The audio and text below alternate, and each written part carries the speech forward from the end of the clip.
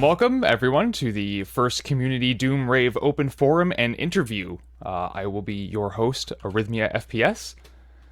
Thank you all for being here, and thank you, Rebel Duck, for allowing us to use this server for this fantastic event.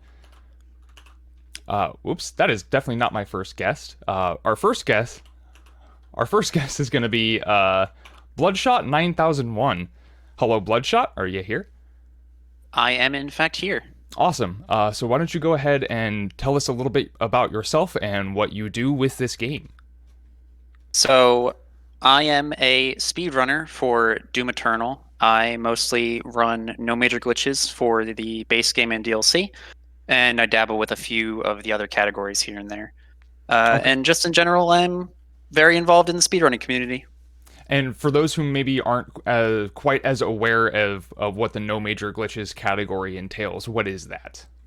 So the no major glitch category is, as it sounds, a category with no major glitches. So if you've ever seen an any percent speedrun of the game, you'll see players shoot out of the maps and rocket out and skip right to the end of a level. No major glitches prevent those types of glitches that are very encompassing of an entire run. So it usually shows off some of the lesser glitches and has a wider variety of them. And it's usually a little bit more. It's obviously longer, but it also has more fights, and I think it's very interesting. It's about as close to glitchless as you can get in, unfortunately, a game as glitchy as Doom Eternal is. Fair. So when this came out, what was the first thing that kind of drew you to the game initially? Was it speedrunning right off the get go, or was it just like the overall aesthetic of the game and its combat, or what? So I was a really big fan of Doom 2016. I had been playing it on Xbox One for a long time, and once I got a new computer, I got it on PC and loved it. And I never did any speedrunning beforehand. I always kind of liked watching speedruns and always enjoyed a lot of content. Bite Me's 2016 100% at GDQ was one of my favorite runs.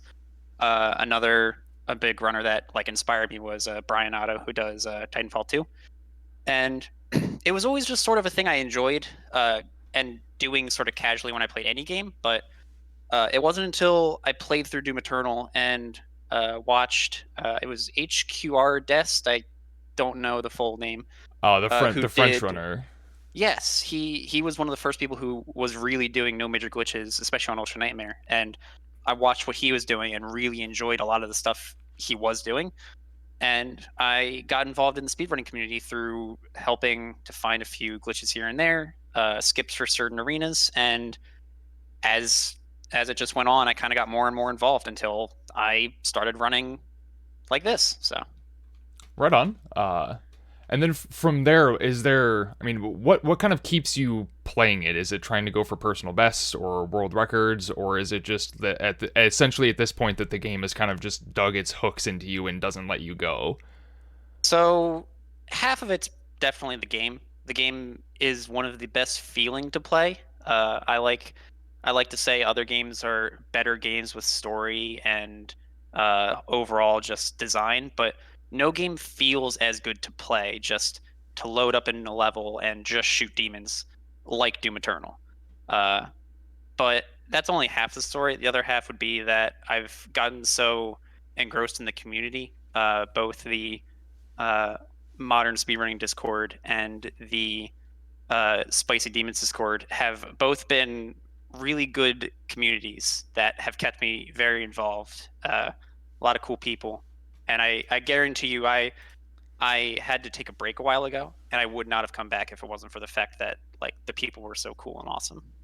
Right on. That was actually something that was going to be brought up later. So we might as well just jump into that right now. when Stupid you speedrunner doing skips. yeah, fair.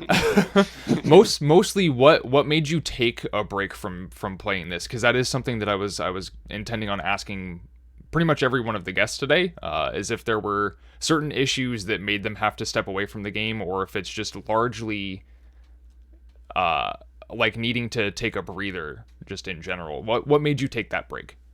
So I probably wouldn't have taken a break if it weren't for a event called BTRL. It was Break the Record Live. We were the Doom Eternal speedrunners were asked to partake in the event to break the record, and because of the lead up to it, there was something like a month or two for qualifiers, and only the top 7 times were going to be accepted. And a lot of people were just grinding out runs over and over and practicing for BTRL. And it was just such a short time frame, and like so much grinding was done that, to my knowledge, almost everybody who partaked in BTRL took a break. Except I also had GDQ like 3 weeks after, so I had to keep playing and practicing for that. And once that was done, I ended up taking at least a month break because I had played way too much of Doom Eternal. So Fair.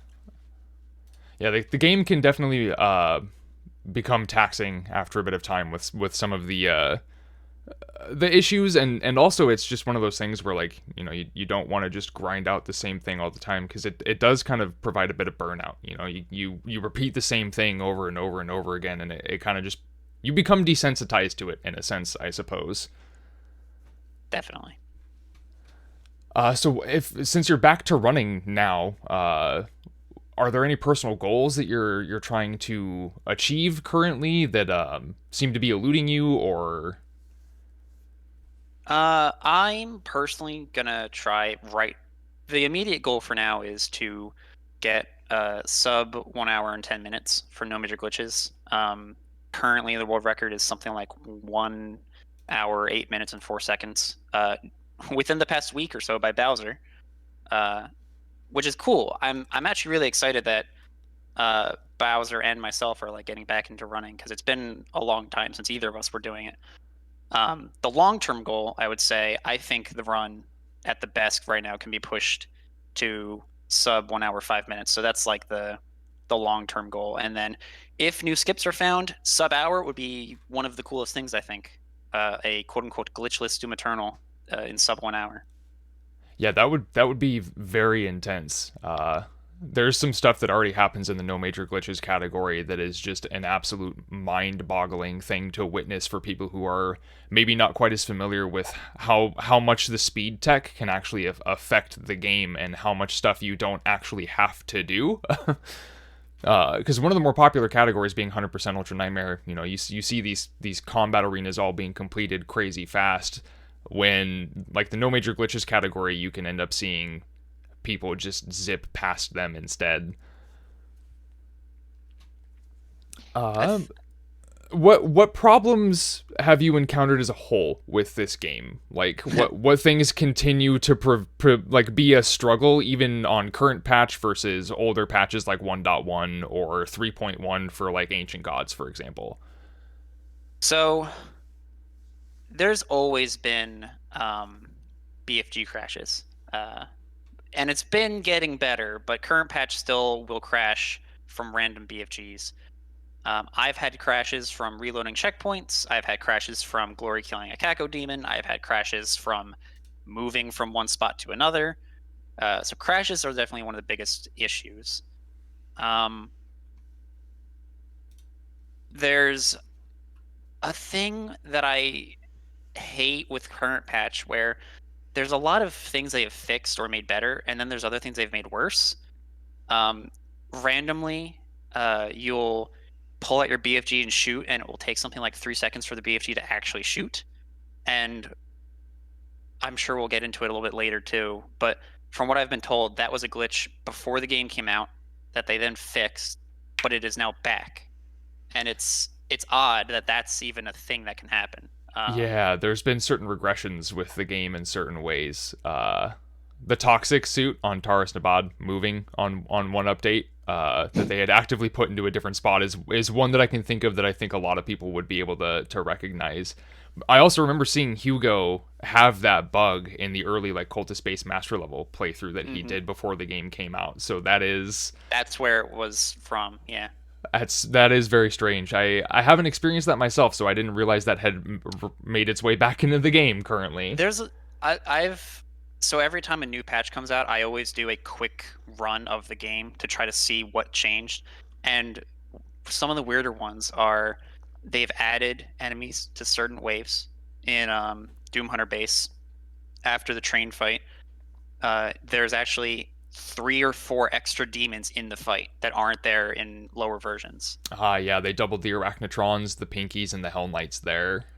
And in Cultist base, when you first fight Mancubi, uh, in the first version of the game, the Mancubus spawned in the farthest hallway. In 1.1, it spawns on the platform, but it can't jump down. And then in version 3.0, it can jump down. So things just kind of change, and it's a lot of small stuff, but it's a lot of small stuff that kind of outside adds up and doesn't make much sense. And it wouldn't be as big an issue if a lot of this stuff was documented. But even when they try to document like campaign changes, there's probably like twice as many that aren't documented. Yeah, there's been a lot of stuff like that recently, like the Unmaker change and the buff to the Holt Slayer Gate in Ancient Gods Part 1 going completely under the radar until, about a day had passed from that update being released and people being like, hey, wait a minute, this is different now. Even damage values, some enemies just take less damage now in current version and stuff. Yeah, Just a lot of weird changes. the Archvile's evasion for like frag grenades and lock-on burst in more recent versions as well. Yeah, there's a lot of stuff that changes behind the scenes that they don't put in patch notes. So that is something that is interesting. And that is actually something I would like to see them improve upon in the future, but we'll see how that goes. Continuing on, I know the answer to this, but have you tried any of the modded content, or more specifically mods that directly impact gameplay, not necessarily just like the master levels or like Horde Mode 2, the randomizer, that sort of stuff? Anything that actually changes core gameplay stuff? So the only one I've ever really looked into or played with was a change that prevents the Marauder's shield from activating from friendly fire. Um, and I think it's a beneficial change. It's one of those things where I like to look at the design of a game a lot and talk about balance versus just general game feel. And I don't think the Marauder is much harder because it will randomly pull out the shield, but it's more frustrating when there's little that you can play around. As in, other than maybe moving away so the Marauder chases you away from every other enemy, which isn't always possible, there's no counterplay to demons shooting at you and the Marauder getting in the way. And then having the Marauder have its timing ruined when you're trying to shoot it, and it just feels better to play when you have that mod installed. And it's a confusing thing to me that they even allow the friendly fire to affect and summon like the dogs from the Marauder. Yeah, that's definitely kind of an odd one, and I know that frustrates a lot of people, myself included. Because it's one of those things where you can learn the appropriate setup for a Marauder, and the game can sometimes just say no instead, just due to whatever demons happen to be placed around him. And in base campaign, there aren't that many instances where that's a real problem, but like the Mars Core Slayer Gate, for example, is very, very Maker drone spam heavy and Prowler spam heavy, so it's very hard to fight him in the way that he is intended to be fought there, which is why you see people take, the Ice Bomb trick with him on earlier patches, or staggering him initially and then taking a BFG out and just getting rid of him immediately, because he's very problematic in those scenarios. For me, the biggest problem Marauder is in Blood Swamps, the after the giant tentacle, there's a swarm of fodder demons, and once you kill a bunch of them, you kill a Pinky, and then the Marauder spawns. And the best way to fight him is to like meat hook jump up to a higher platform that he can jump to that the other things can't, and then fight him on the tiniest platform you've ever seen, which presents its own issues against the Marauder, but it's better than trying to falter him while there's a bunch of fodder demons shooting at you at the same time. So Yeah, that is something that I have also modded out in certain instances, and then go back to playing default and stuff. But yeah, that is that is a huge inconsistency with the game, and removing the player's control from scenarios that they are already playing on the back foot on, which is an odd decision with a character like that. Out of curiosity, have you played at like different frame rates locked, or have you started doing like locking your frame rate only in certain scenarios because of some of the frame timing dependent stuff with the game, like the revenants on Doom Hunter base in the lava portion, or getting demons to behave more according to what they're supposed to do rather than ice skating towards you? Do you play at varying frame rates? So, yes, I'm going to talk about this in two ways. I'll glance over speedrunning, but I like to test a lot of tricks on higher and lower frames per second. Meat hooking is the biggest like trick in No Major Glitches, and the higher your FPS, the faster your meat hook swings will go, and that can make some skips faster or slower depending on if you have to death warp or if you can just make it across a giant gap. Or I have just recently, with the help of Bowser, discovered a skip in Final Sin that is only possible if you have a high enough frame rate, because Final Sin is a very like resource heavy level. And I find that very unfortunate. I like the meat hook tricks, but it's unfortunate that like you have to have a high FPS to get the best versions of it. I don't think there's a way to really fix that other than maybe having them give like 150 FPS hooks to everybody and having that BR a lot, but then that has its own issues. So it's a big can of worms I don't want to open. Fair. And then for like generally hard content, yes, I have seen several players who have been considered high level and they had been playing at lower FPS, and I originally had played at higher FPS at the same content, and it was odd that a lot of times I would see those players sort of just strafe to the left and then to the right and then dodge shots that were almost impossible for me to do so. So I did some testing, and if you lock it to 60 FPS, the game quote unquote runs slower. It's really big bag can of worms here. At lower than 60 FPS, especially lower than 30, you can actually see the game slow down. The game speed actually is slower. At higher than 60, the game itself doesn't seem to run slower, but it's more or less been confirmed from various sources that the game is easier at 60 FPS than at 150 than at 250, because either the demon AI or their shots or something in between is faster. And it's like a negative against the player.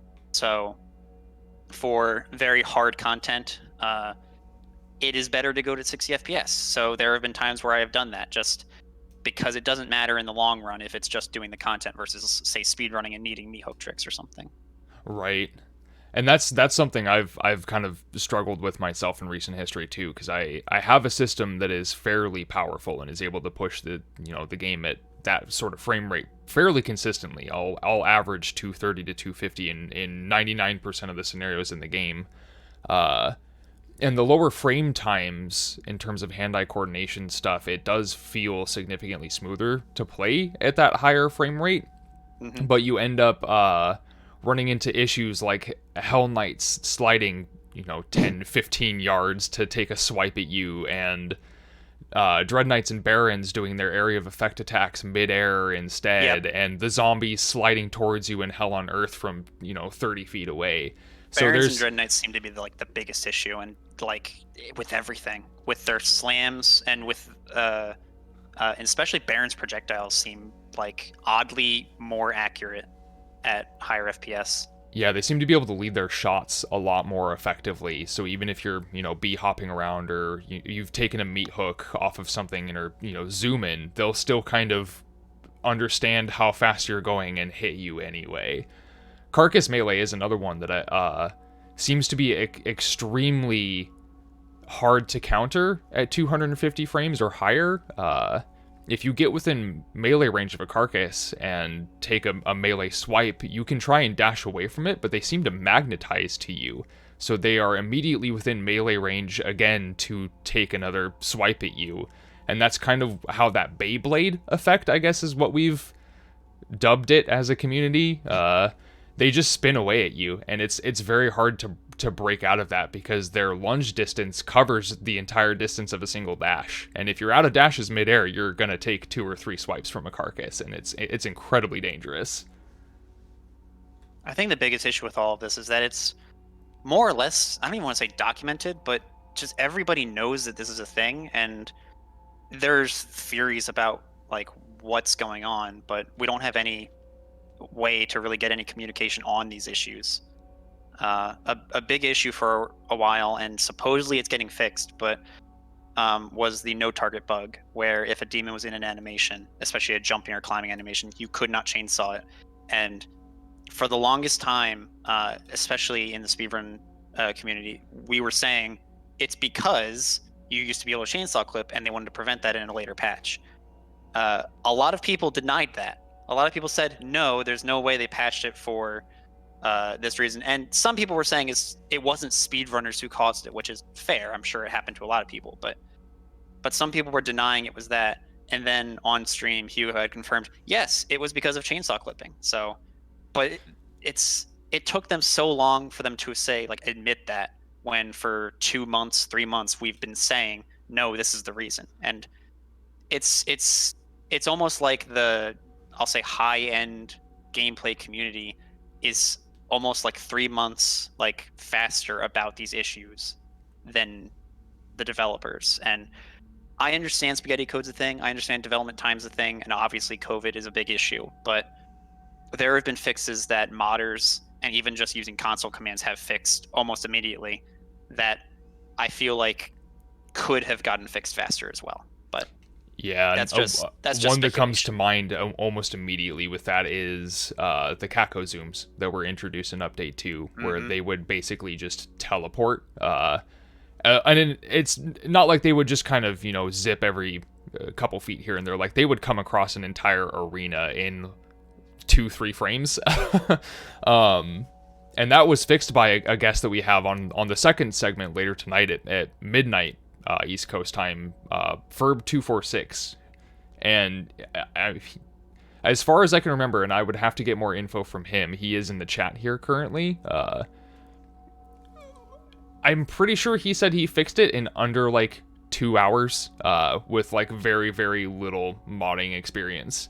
And that's something that affected a lot of people. I was, trying to get my Ultra Nightmare runs done on Update 2, and I ended up losing, 4 separate runs to Kako's literally teleporting essentially right in my face and biting away all of my health and armor. So that was something that I found odd, that they wouldn't hotfix out just that one issue when it was clearly not as difficult to get rid of the problem.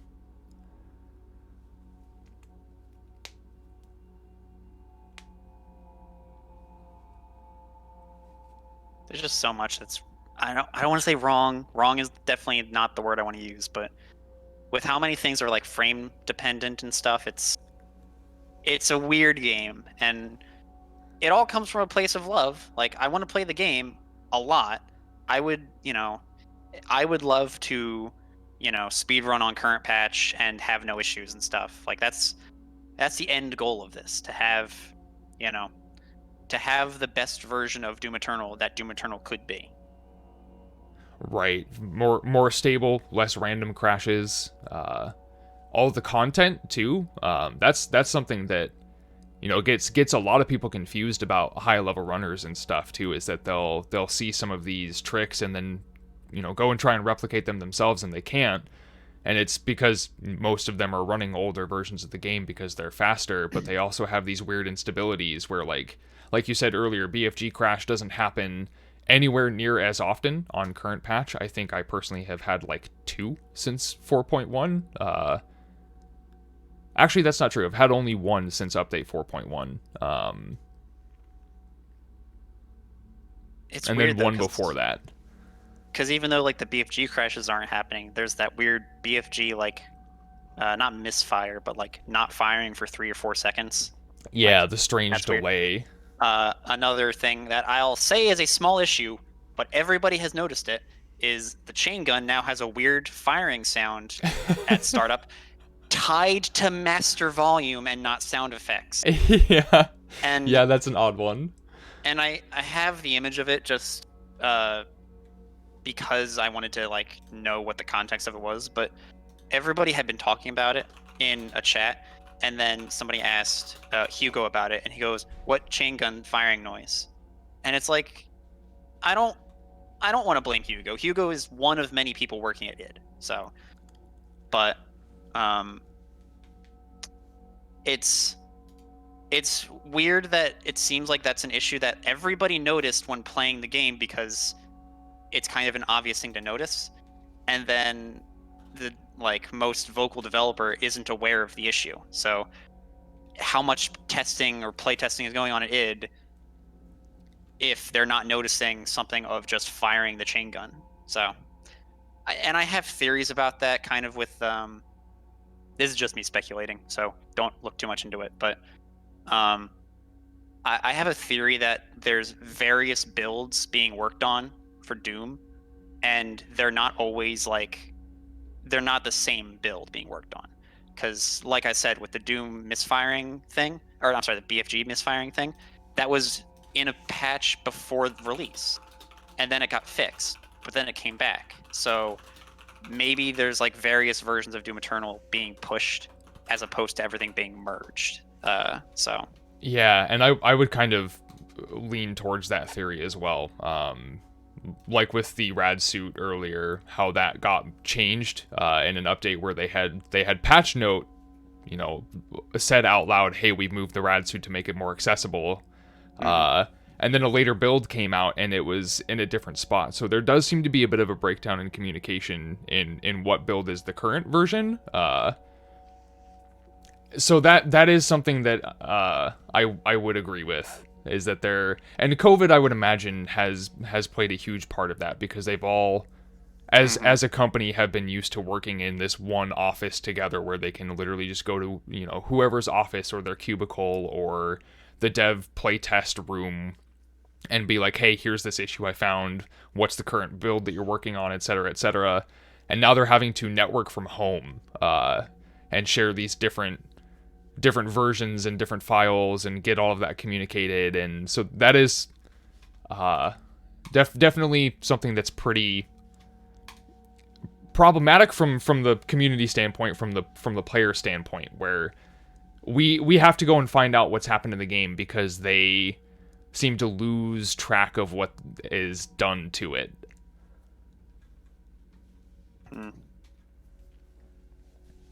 Oh, well, on that note, I suppose that's pretty much everything that we interview-wise have. What do you hope to see happen with this game in the future, either in terms of like content or polish past stuff? What's your hopes for Doom Eternal? I think I would a lot. I think the simplest thing I'd love to see, more communication from id, a little bit more, being humble about stuff like, "Oh, this is an issue, we will try to fix it," as opposed to not talking about the issues for a long time. Design wise, I hope they don't force metas on us, like big issues with I take big issue with the necessity of a single weapon on a demon as opposed to designing a demon where the weapon just is useful. Like the microwave beam needing to be used on a spirit is dumb. But the microwave beam, stunning, spirit buff demons, really cool, very intuitive. It's kind of just a natural progression of the meta. So that's just the design stuff. And my pipe dream, absolute pipe dream, not going to happen. I would love to see a speedrunner patch or like a speedrun version of the game where they like cater it towards like removing cutscenes that are unnecessary, like inserting batteries, reverting some changes. The biggest change that nobody else is going to notice is the portal on Exultia not letting you leave early. That's such a dumb change, and I don't get why they did that. I would love to remove a few invisible walls, but like depending, I kind of understand why they would or wouldn't. And the biggest change I want to see in the DLC, and for both the second one and if they could do it for the first one, add combat rating to the DLCs, because speedrunners had to get a third-party software installed into LiveSplit to track the combat encounters in the DLC because they removed weapon points. But the weapon point code is still in the game. Yeah, And I did find that odd how there wasn't any sort of demonic corruption meter even to measure that sort of stuff by as well. So, and I understand it's because weapon points aren't a thing, but I think what they should do is just tie the 100% combat rating to the skins in the map, or just add them, because then you know if you've 100% done the map, basically. Because it's unfortunate that 100% runners have to use a third-party software. I want to limit the amount of third-party software being used, and it's it's unfortunate. I think that's just the one change I want to see in DLC 2. Awesome. Is there anything else that you wanted to touch on? Are there any specific issues that you think you could replicate live that you wanted to stream into the Discord that I could then display for people? Or, I mean, I know that can end up being a bit of a rabbit hole, but is there anything that you think is important for players to know? Not at the moment. I'll think on that, and maybe during the open content section, I might pull a few things out. Maybe an example of some of the, I'll say, BS in the game. But right now, no. I do have, if I can plug the link, by all if means, people are curious. I have been working with people on a document, a Google Doc that documents a lot of both speedrunner issues and why is my phone going off? Speedrunner issues and general combat or campaign issues. So I split it into two sections. One is issues with like speedrunning, such as invisible walls, but less invisible walls and more like the portal on Exultia not working early, that kind of stuff that to our minds don't affect gameplay much other than speedrunning. Stuff like reloading checkpoint can't be done for 10 seconds after you hit a checkpoint, but you can still exit to main menu and continue game, so whatever. But then it has general combat or campaign issues, such as Marauder doesn't falter on a staircase, or sometimes when you BFG and kill an archvile, it will still summon stuff. Those kind of things. A lot of those things are being documented. We're trying to get footage of all of it happening so that there's evidence of it.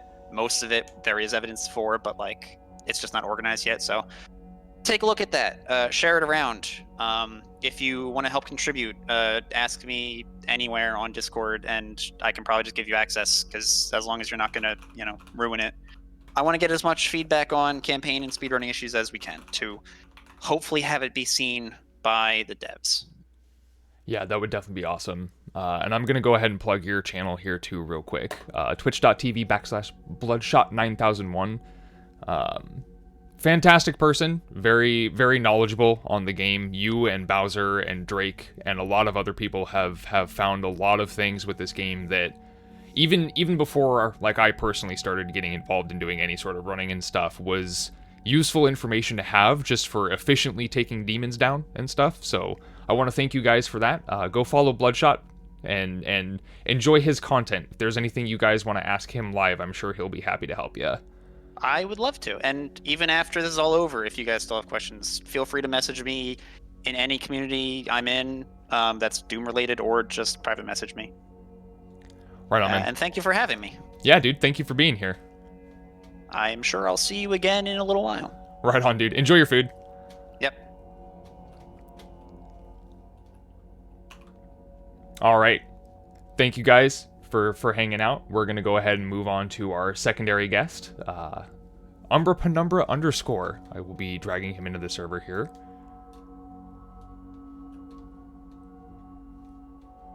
Hello. Hello, Umbra. How are you? I'm doing well. How about yourself? Doing pretty good. Thank you for joining us. Really appreciate it. Thanks for taking time out of your day Thank you for having me. come and be a part of this little community. Of course. So tell us a little bit about yourself. Who are you? What do you do? Sure. All right. So yeah, my name's Umbra Penumbra. You may see people that call me Purple Boy. Basically, I'm a Doom Eternal speedrunner. I speedrun Ultra Nightmare 100%. I used to do 100% restricted, which people know as the category that Zai and James and Zamite are currently running, right? And they're juicing at the 2-hour mark right now. Absolutely or already correct. they've broken the sub 2, right? Let's be real here. We were seeing Arrhythmia showing it off with the no HUD on current patch. I'm trying to show that off as well. I used to do that category and now moved over to NMT is the abbreviation that we use, but it's Natural Masteries. This is one that I saw Byte when he was running the game, right? That was the category that he was running, where you don't use the mastery token, so you have to naturally master every weapon. So that is my current category that I play. And that's my primary kind of motivation in the game when it comes to speedrunning, is that particular category. I do dabble in modded content recently, right? I've been doing horde mode and such like that, but primarily, yeah, speedrunning UN 100% NMT is what I do. And no mastery tokens means everything has to be essentially naturally mastered, where all of the weapons are essentially, you complete them in sequence where you actually go through and do that mastery and find the routing for that in specific areas where that becomes the most optimized, correct? Yes, precisely, right? So for example, like we'll take Full Auto, right? Full Auto for its mastery requires 15 pinky kills, right? You have to kill 15 pinkies with it. So, in 100%, that's generally a mod that people use the mastery token for, because killing the pinky with the Full Auto, right, can be a time loss, right, in terms of 100% restricted. But in NMT, we do actually have to go ahead and do that. So yeah, everything has to be, we collect the mastery tokens, but we will not use them in the run. Very good. So when you first saw Doom Eternal, what initially drew you to the game? Did you come to it with the intent of speedrunning, or was it just like the overall vibe and the gameplay that made you go, hey, that looks pretty neat, let me get at that? So I played, so when I was a little kid, right, I had played some of the older Dooms, Hush Hush, and like, obviously my parents would be like, oh, that's too gory and such. So, you go to a relative's house, they're like, hey, I have Doom 2. And I was like, oh, right. And you played it like that. And then 2016 came out, and it was one of the first games I played on my gaming PC when I built it. And it was refreshing to play that versus coming from Call of Duty or something, right, where there's no reload mechanics. It's just straight, you have your weapons, go kill the demons, right? And it's just survival and good gameplay design, and I loved it. And because of that, when I heard Doom Eternal was coming out, it's the only game I have ever pre-ordered. I'm not someone who recommends people to pre-order games. I'm not someone who does it generally, but I was like, you know what? This game looks really cool. I think it's going to be well deserved of the money. And now I'm looking back, and I'm really happy that I did that. It was a phenomenal game when I saw the design for it. I saw the art style and all that such. And then when I started playing it, when it came out, man, everything felt so intuitive. Some of the mechanics, and I can talk more about that later on, but those were the things that kind of drew me into the game in terms of buying it and then first playing it out. And then what's kept me there, right, when I saw a lot of, when I went onto Twitch, right, at the time when the pandemic hit, I was like, oh, I want to see if this game, people live stream and such. And that's when I started seeing people in the community, right? The first people I saw were Byte and Ferb and Alu. And I was like, oh my goodness, right? Speedrunning, like these people playing Ultra Nightmare, that's actually a category you can do. Like Ultra Nightmare is actually possible to complete in this game. Wow. and it got me hooked on ever since. So I never started out playing this game with the intention of speedrunning. I've never speedrun any game before in my life prior to Doom Eternal, but I started realizing that it looked really fun. The skips mixed in with trying to optimize the combat looked like a really fun dynamic, and I was like, hey, I want to dip my toes in that and see what it's like, and I've been loving it ever since. So it kind of felt like a natural progression after you felt comfortable with the mechanics and the movement and combat loop as a whole, that like the next natural step was to try and complete the game in a certain fashion as fast as you possibly could, essentially. Right. And I think, as you just said, right, that natural progression for me is exactly how I'd put it, in terms of I wanted to get better at the quote unquote Doom dance. And I saw speedrunning as the way to do it in terms of trying to optimize your combat and your movement. I was like, oh, this will be a way for me to get better at the game and kind of really kind of get that Doom learnings into the bloodstream, so to speak. Right on. So what continues to draw you back to the game? What keeps you playing it? Is it just the general feel, or do you have goals that kind of go along with that? I guess I can kind of combine two of these questions here in one go. But what draws you back to it on like what is essentially a daily basis? Because I you and I hang out like on a semi-regular basis. Right. I see you play this just about every day, and there's very few days where I don't see you sign in to play like a couple minutes of Doom here and there. Yep. So what Very draws true. you back? Yeah. So even from the beginning of the game, to me, the thing I love about Eternal is the gameplay loop. In terms of when you're in combat, let's say you need armor, there's a button for that. Flame Belch, right? Things are getting way too hectic. Oh, hold on, I need a second to breathe. You got chain gun shields, you got ice bomb. Cool. Well, when ice bomb actually freezes the enemies, right? You have those mechanics, right?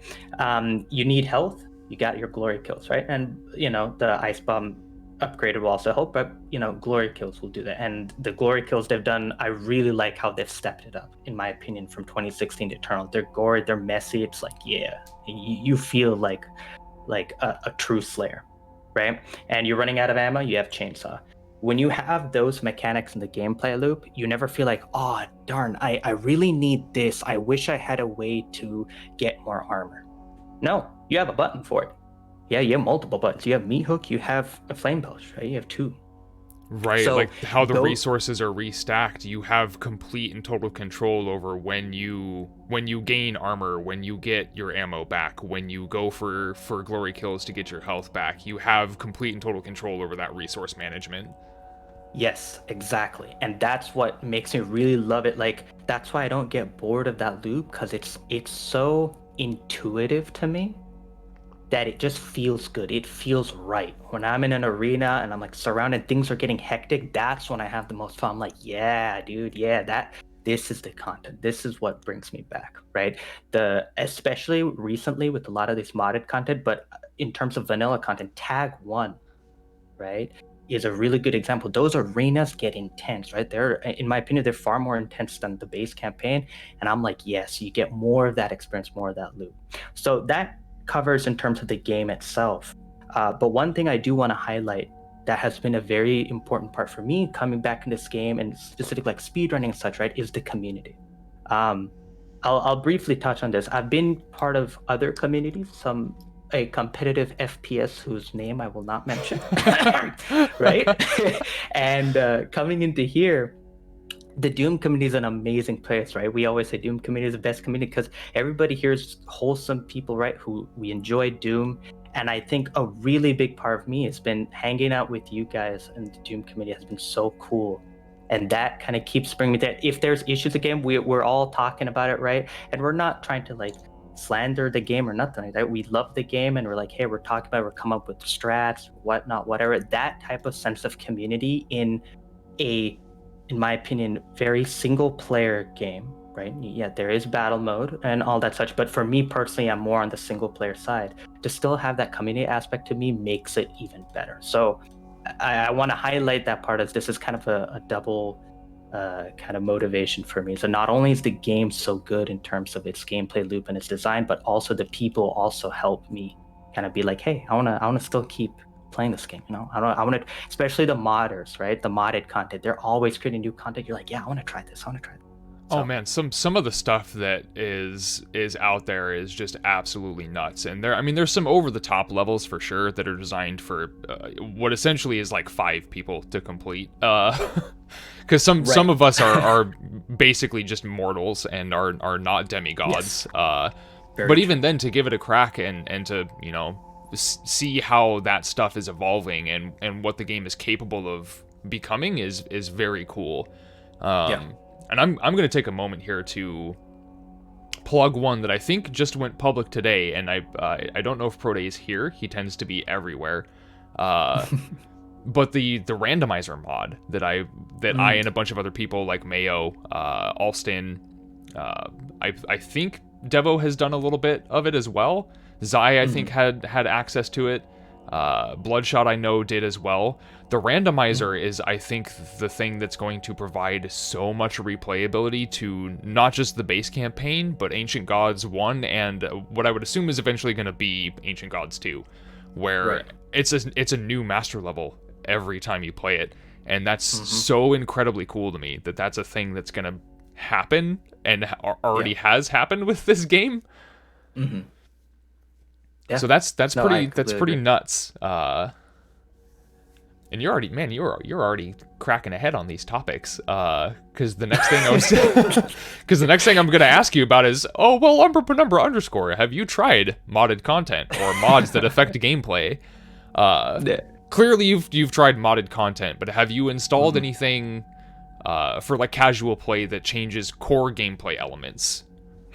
Right. So in regards to those core elements, like things like Bloodshot mentioned earlier, right, in terms of Marauder faltering and all that, or sorry, the Marauder doesn't pull up a shield on friendly fire, those things. Those have been things I've considered, right? The Kaka Zoom one was thing that I was really considering when Horde Mode 1 came out. Oh boy, right? The thing for me is, I think at one point I will be probably using those.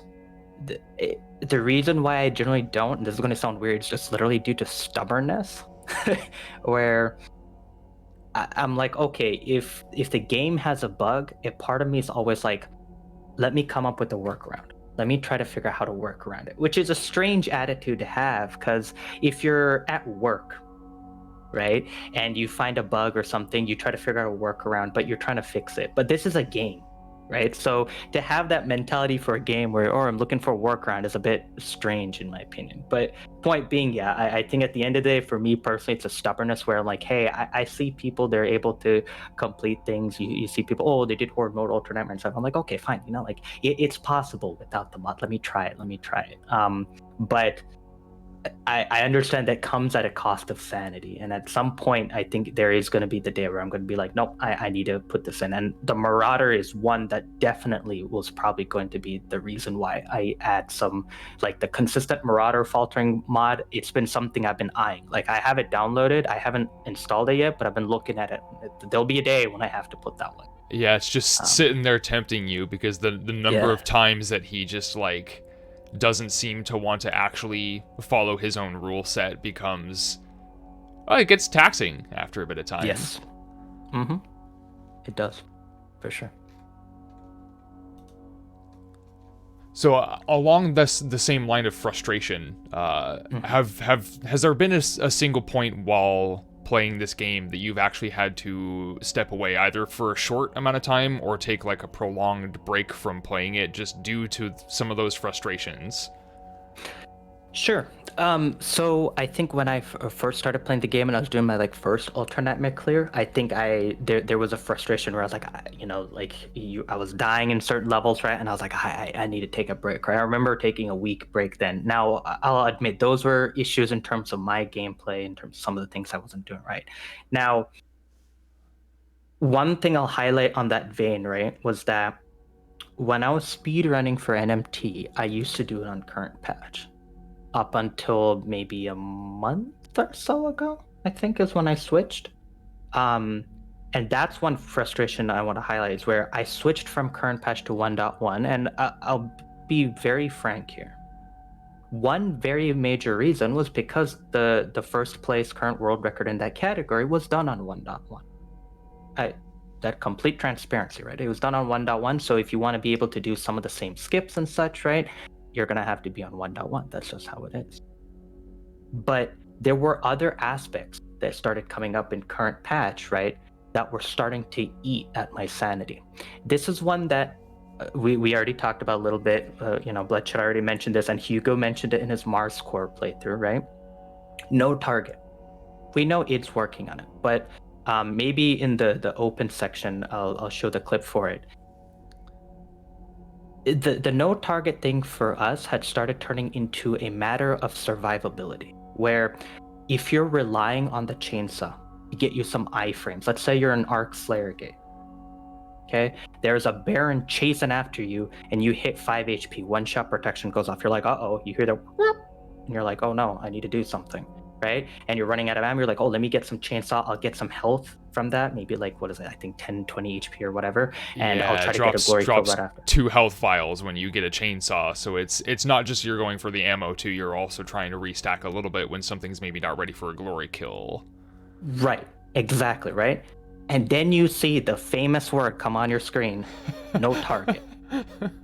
What happens on current patch? Congratulations, your run's over. You're listening to Novik. Novik's giving you a speech about how you're the only person they're sending. On 1.1, you may be alive. That was those types of frustrations were stinging for me, because I was like, oh, what the heck?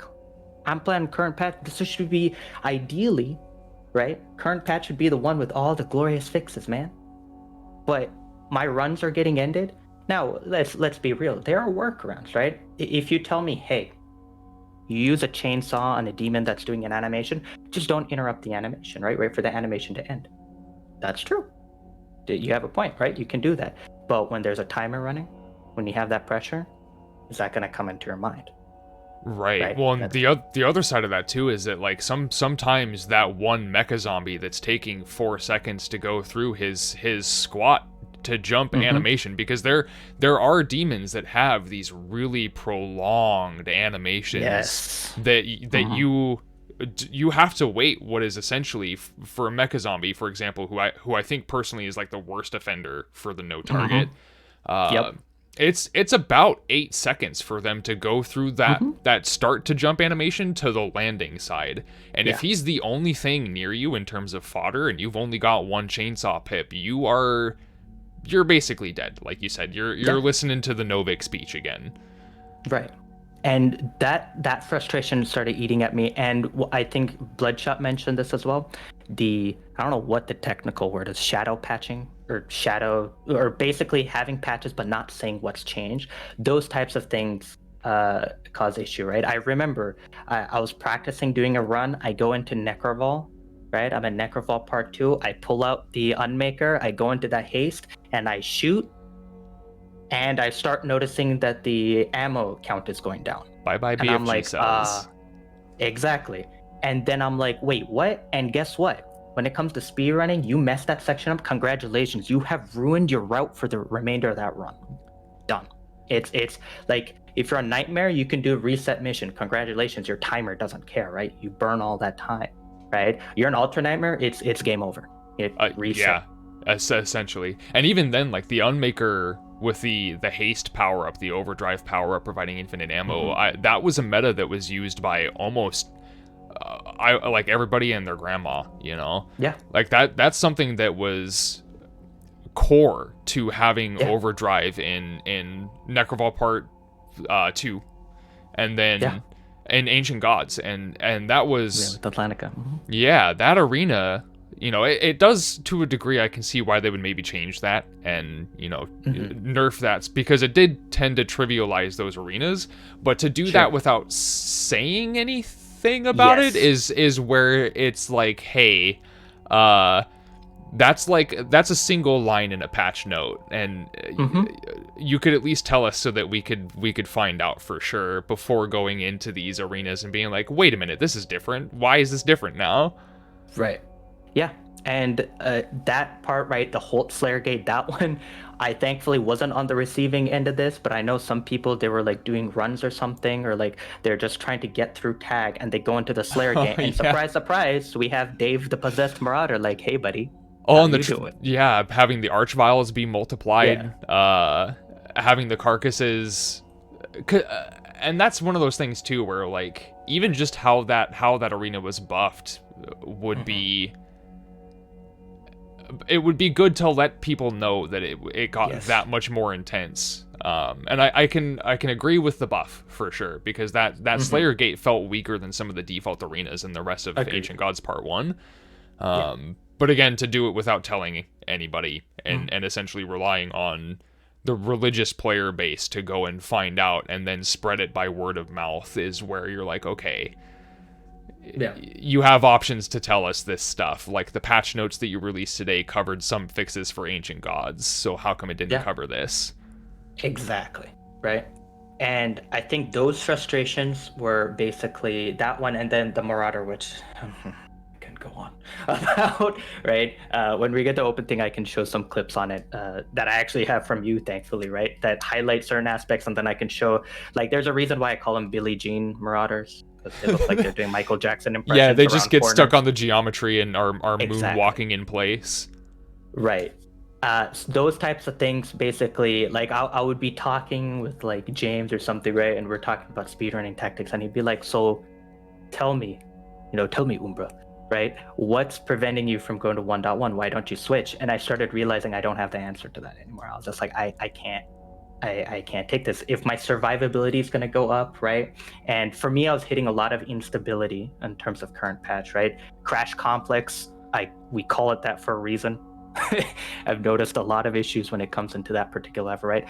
When I went down to 1.1, yeah, there's BFG crashes, but I wouldn't get some of these loading crashes and things like that. And I was like, okay, for speedrunning, I'm just going to go back. At the end of the day, I want to be able to speedrun on current patch. I want to be able to play on that one, and I enjoy it. But these types of things were basically what caused me to be like, okay, do I keep pulling my hair out, or do I just say, you know what, let me just go to 1.1, where I know some of these things, right, will work. Unmaker, I know will be fine, right? And that's, to me, is more of a design squabble that I have with the game. Right. Marauder, if he's trying to be a jerk with his shield, you throw the ice bomb over his head, like, bada bing, bada boom, he's done, right? And then the skips and all that. But I think Bloodshot covered those in terms of the skips getting patched out and such. Right, and that's something that I think we'll probably touch on later too, during the open conversation between all four of us. Right. But that is something that I think a lot of us want to see from future patches in the game, is to not necessarily even make it better for speed running exclusively, but to make it better for everyone, because the no target thing being done to prevent players from clipping out of the maps and falling out of bounds and stuff, that is used in a specific category on a very old patch, but that affects quite literally every person playing this game at any difficulty level, whether they're trying to speedrun it or 100% it or not. No target chainsaw gets literally everybody killed. Yeah, exactly, right? And let's be real, right? We need to make sure we're getting credit here that they are aware of it, right? They are aware of it. They've said, hey, look, we're looking into our stuff. And in the Mars Core 1, Hugo exactly said what we just said, right? Where it's the animation, there's an animation problem where if the demon is in specific animation, your chainsaw will not override it. It cannot be interrupted. Cool, I'm glad they figured it out, right? It's February 20th of the following year. Yeah, this game is having its its 1 year anniversary in literally a month from today. Yeah, right. So, and I get it, as someone who works in engineering, right, and being impacted by COVID, things have gotten harder, to say the least. But some of these things, right, and I think I'll touch on that later on. But these types of issues definitely have caused the frustration, to say the least. And I real quickly too, just to kind of bring this up too, I do want to give them a massive shout out, id Software as a whole, for making this game and doing what they've done, because it is absolutely, it's a technological marvel, to be completely honest. The fact that this game runs on a Nintendo Switch at 30 FPS and then can also go on to like a brand new high-end gaming PC and hit these 400 to 500 frame per second marks in certain areas at full detail, ultra nightmare settings, is absolutely nuts. So like that's massive. This game engine is incredibly impressive, but it's also a little jank in certain areas. Yeah, no, I want to piggyback on that. Say, like, for me to spend more than 600 hours on a video game means that you've got my attention, right? Yes. There's something there that I'm really, really enjoying, right? And Eternal is one of the only games, I think, period, that I've ever played that has commanded my attention for that long. And that's what I think is amazing. And the DLC, right? Where you've played other games where the DLC comes out and you're like, what on earth is this? This is a disappointment. Nah, Tag 1, man. Like, let's be real. When we all played at the final boss, kind of, we were like, whoa, what is this? Right? But regardless, it felt like a perfect addendum. You started off with all your gear, but they weren't being like, oh, we'll let you off easy, right? They're just like, no, I'm gonna throw a Mancubus at you immediately with some Revenants, some Hell Knights. We're starting. Let's go.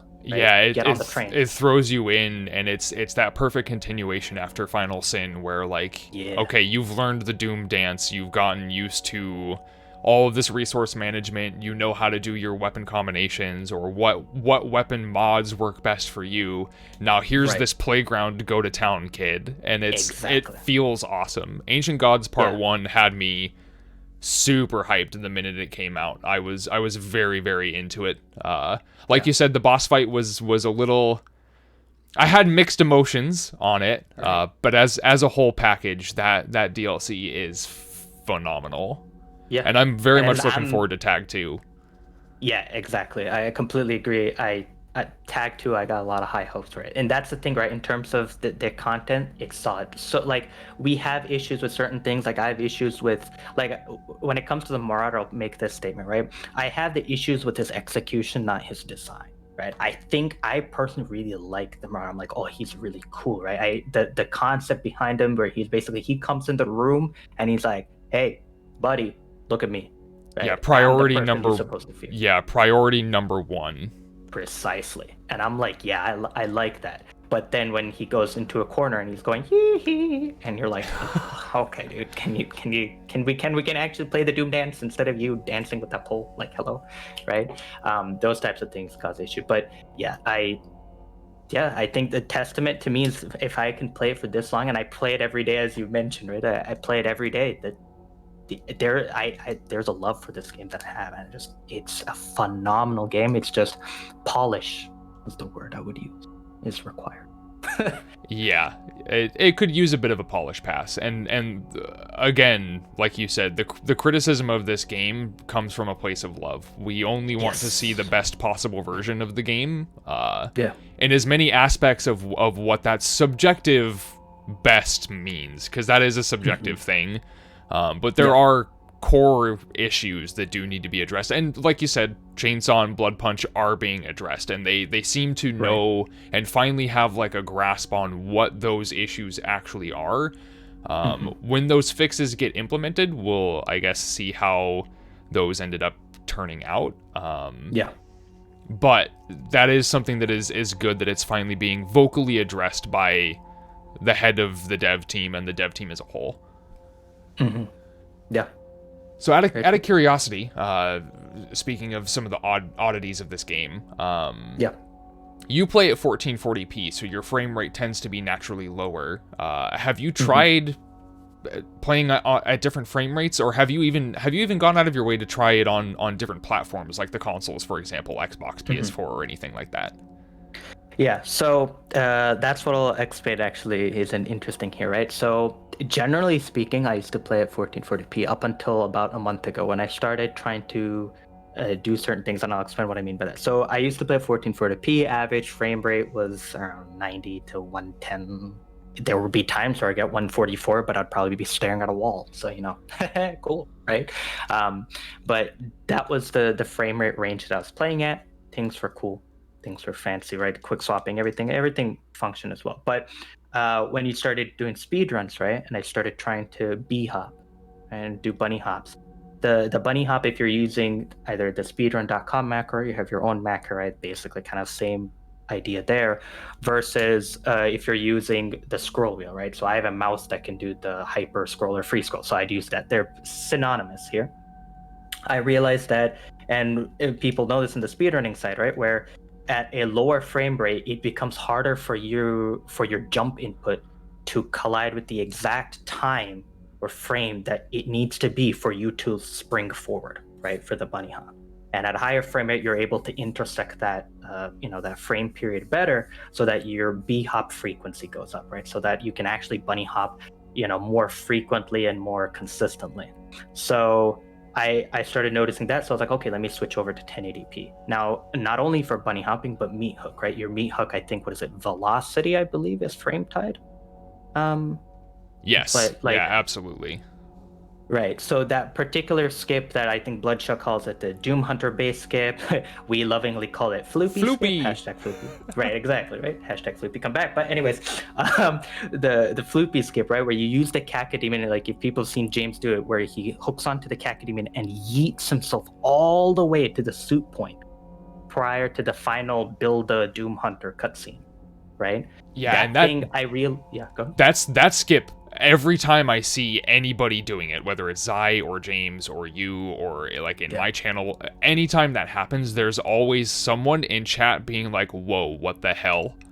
Exactly. That's so cool. I didn't know you could do that. And so like that's huge. It's big. So and the frames are a big part of that. Precisely, right? And I realized that on 1440p, if I were to do it right now, I can't do it. If I do the exact same inputs, I can't. Like, I don't get the velocity, I'm just gonna fall, right? And so I switched over to 1080p. And on 1080p, my average frame is bumped up, right? It's like 180 something, right? It's usually 180 to 200 at certain elements, right? And I noticed a very distinct difference when it came to speedrunning tech. The hop frequency went up, right? I'm able to do spear skip. That floopy skip thing becomes way easier now, right? It's very consistent. But then as you guys were talking with Bloodshot, right? You start noticing other things appearing. Like the pros for and me, cons. Exactly. For me personally, when he was talking about Barons, that's one thing I've noticed. Like I was playing, this became very apparent in Horde mode for me. Like the new one that Protein Solar came out with, Horde mode, Trial of Dark Lord. That one, I'm getting aimbotted by Barons across the map. And I'm like, hello? How do you know I'm here? Right? And I started seeing these things. I'm like, wait, hold on. These shots are able to track me so much better. And then this is one where people say Dread Knights and Hell Knights in terms of their melee attacks, right? I think Buckio, right, did a great video on this where comparing their lunge, right, different frame rates. I can tell that one for sure on 1080p. These guys will zip to my location, be like, hey, would you like a kiss?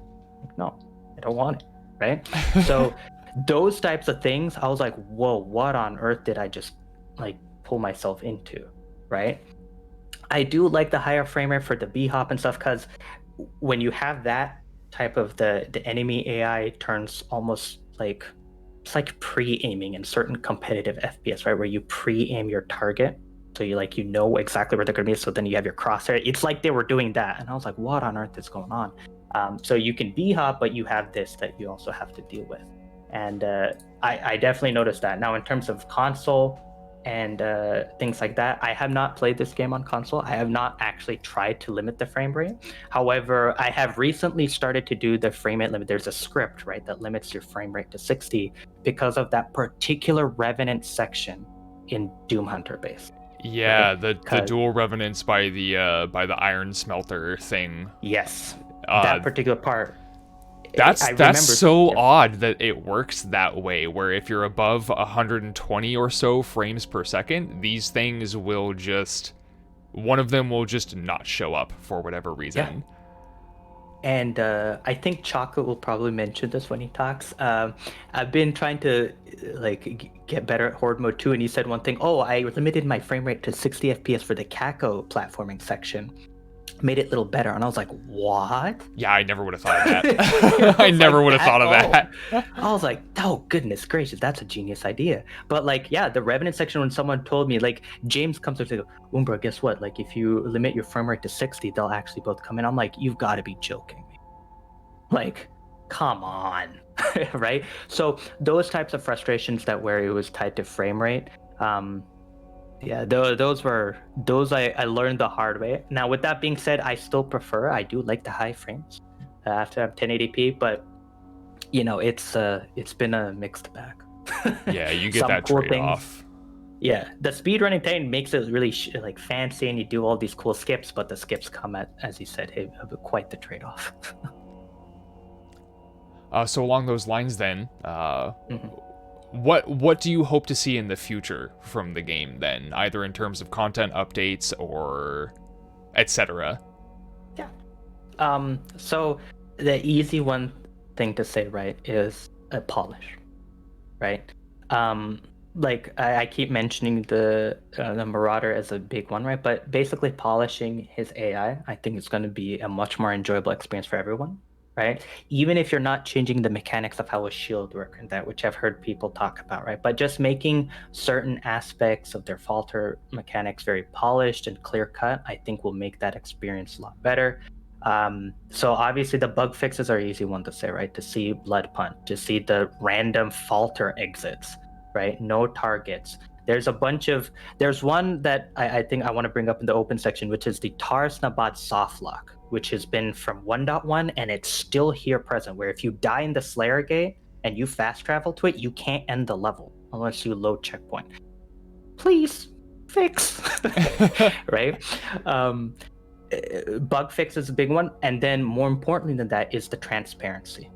And the transparency has twofold, where every time a patch comes out, telling us exactly what's changed helps. Because, haha, funny, we changed the whole Sergey. Okay, cool, great, right? But it's not always conveyed with that tone, right? When you're starting to put things like possessed marauders and triple arch files, it's not sometimes for some of us it's haha, for some of us it's why on earth, this is way in the wrong direction, right? This is horrifically hard, right? Right, and it's hard to tell whether that's something that they intentionally leave out of patch notes to shock the player, or if it's something that got lost in the mix that wasn't communicated to the people who are writing and posting the patch notes. And that's something that is very hard to figure out, whether we're being trolled or they're just forgetting to tell us. Yeah, and I don't like I having that level of confusion, I don't feel like is a good thing to have. Now that comes on the patch side. Another transparency I'm hoping to see is when it comes to our bug reports, and then we're talking about, right? So Bloodshot mentioned there's a document for speedrunning bug reports, right? In Spicy, there's a document where people can say, hey, look, here are some issues we're having, all that such. When you're working on a bug, right, it would be good to inform your community saying, hey, we're working on this, right? When we got a message in Spicy from Hugo saying that, hey, we're working on Blood Punch, they're hard to fix, but we're working on Blood Punch, no target, and the falter exits. Oh, dude, Spicy exploded. Like, everybody was elated when they finally, came out and said something about that. Exactly, right? We're the Doom community here. We're going to be really happy to hear that, right? We understand, as we've all said, right? We understand that literally 2020 has been a very strange year, right? But when you have that transparency with us, we'll be like, hey, okay, thank you for letting us know, right? So then we all could cop down and be like, okay, we understand they're working on it, right? But when you don't hear it, right? The time it took for that message to appear in Spice, it was how, like, months. So then at that point, what's the difference between you working on it and not updating someone versus you not working on it at all? To us, we can't tell the difference. To even just acknowledge that it's a thing and then come out and say, hey, this maybe isn't like our main high priority, like we're aware it's a problem, we'll try and get a fix out eventually, maybe, or even just to tell us like, hey, we don't think it's that big of a problem, there's other stuff that's bigger on our plate right now, would be that little bit of communication would go so much farther in alleviating some of the frustrations that a large majority of the player base ends up feeling about this stuff. Yeah, wholeheartedly agree, right? If they came up to say, hey, look, I'm sorry guys, we haven't been able to go over some of these core bugs, we're working on it, but right now we're prioritizing tag 2. Perfect, dude. That you tell me that, I'm a happy camper. Absolutely. I'm like, all right, I got would be you. down I'll for wait that. after tag 2, right? And I think that behind the scenes, a lot of us are hoping that's what it is, right? And that's probably what it is. But like, inform the community, and I'm sure we're not going to be like pitchforks and like, hey, no, why you doing it? We're obviously going to understand, right? We're going to be like, oh yeah, that's completely cool, dude. We get it, right?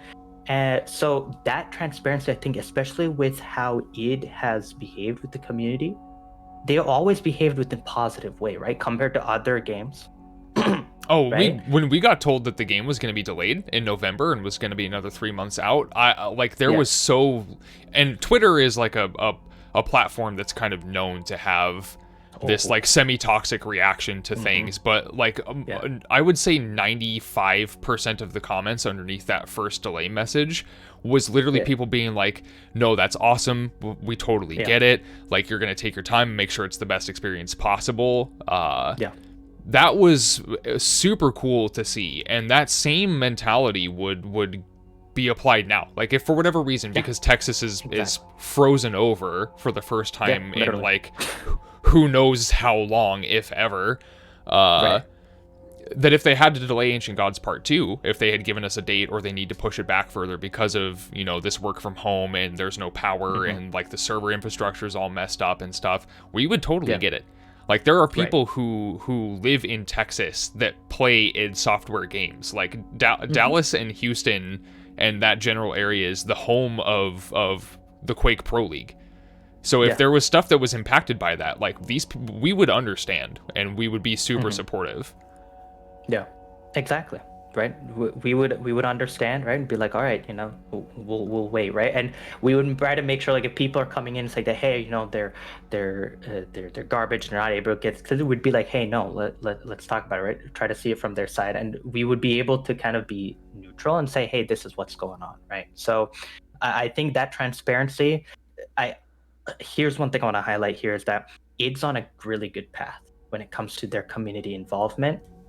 You just got to keep going down that path, in my opinion, right? Just keep going down it. The more transparency I'm telling this community,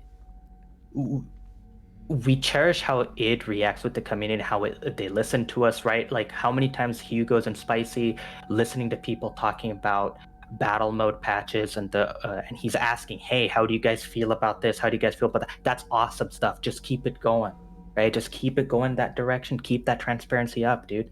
And literally, it's going to be one of the best, in my opinion, community to developer interactions. And that's the final point I want to make in terms of hoping to see in the future is keep up the good stuff, right? Tag 2, I want it on the same vein as Tag 1, right? Just the content's great, keep it chugging along, right? That's what I want to keep seeing. Right on, man. Well, thank you very much for joining me, Umbra. I really appreciate you taking time out of your day to come and hang out with us. We'll probably bring you back in about another half hour, 40 or so minutes once Chocolate Vanilla gets through.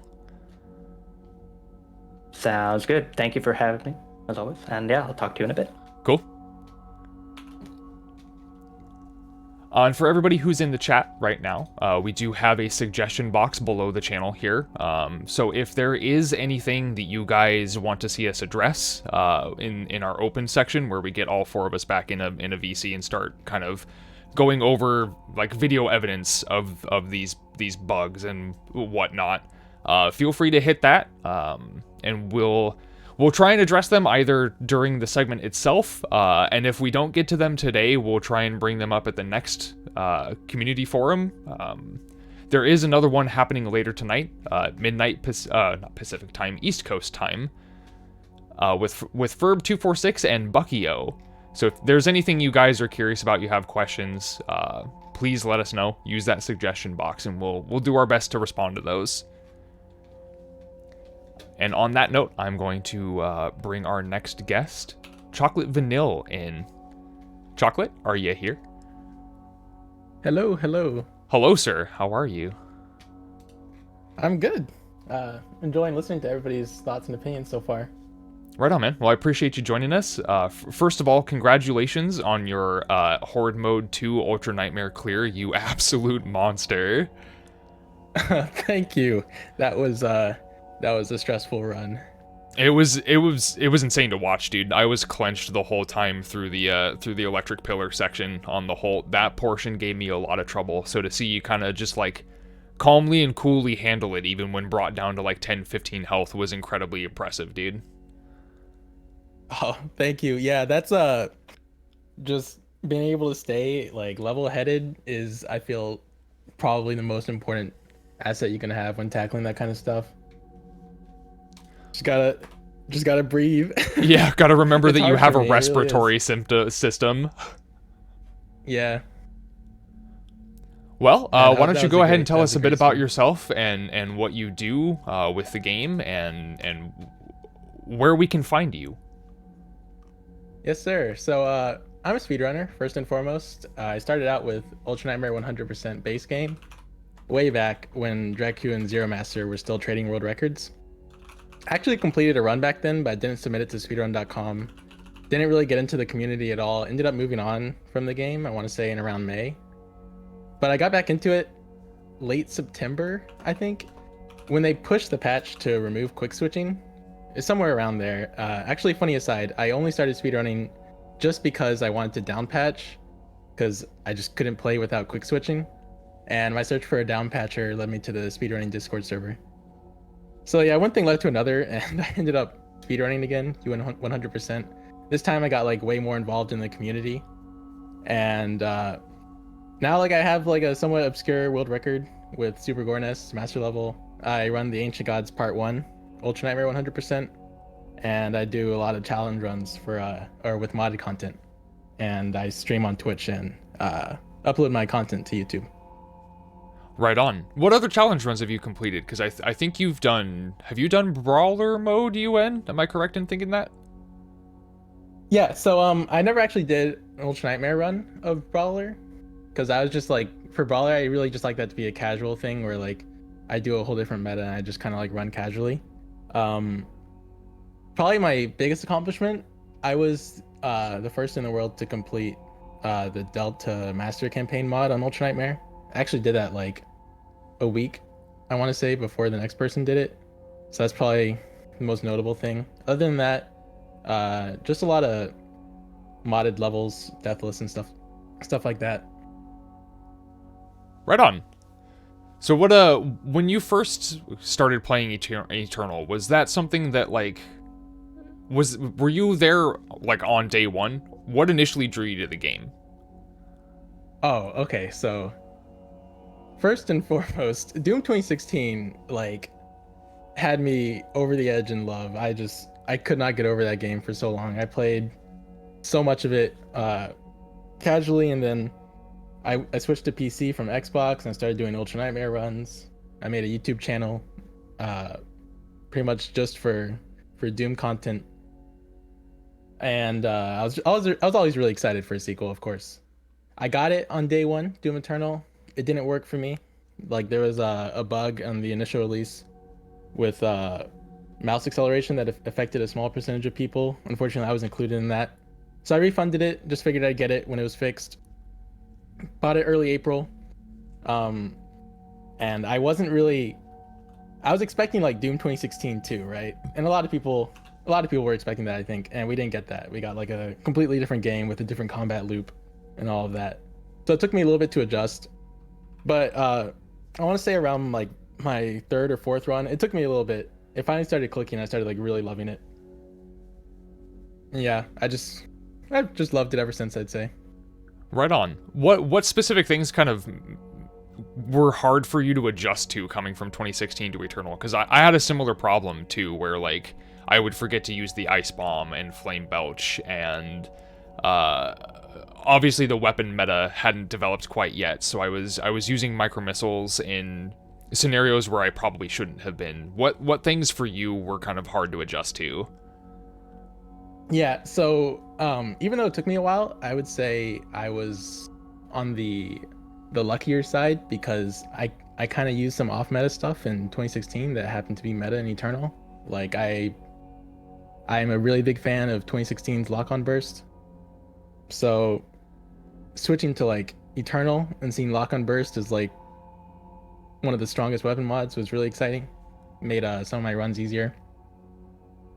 But there were some things that I just did not know how to do. Obviously, like quick switching with the Precision Bolt is something that kind of only developed later on.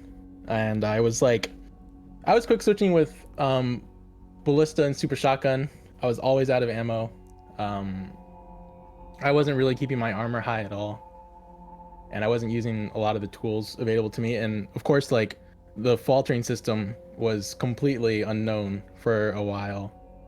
And bunny hops were a thing that I didn't know existed. So, all of that led me to like have kind of a worse experience than I was hoping. I was hoping I'd have. I was hoping to just be able to like cruise through it, you know, in 2016 fashion. But and that's actually something I want to mention. Kind of what like keeps me coming back to Doom Eternal is like the sheer depth of the gameplay. Like it's just such a complex system, and like once you start to really get into the nitty gritty, there's just so many different ways to improve that even the best players in the world right now are still constantly improving. Yeah, there's a lot in the game that is.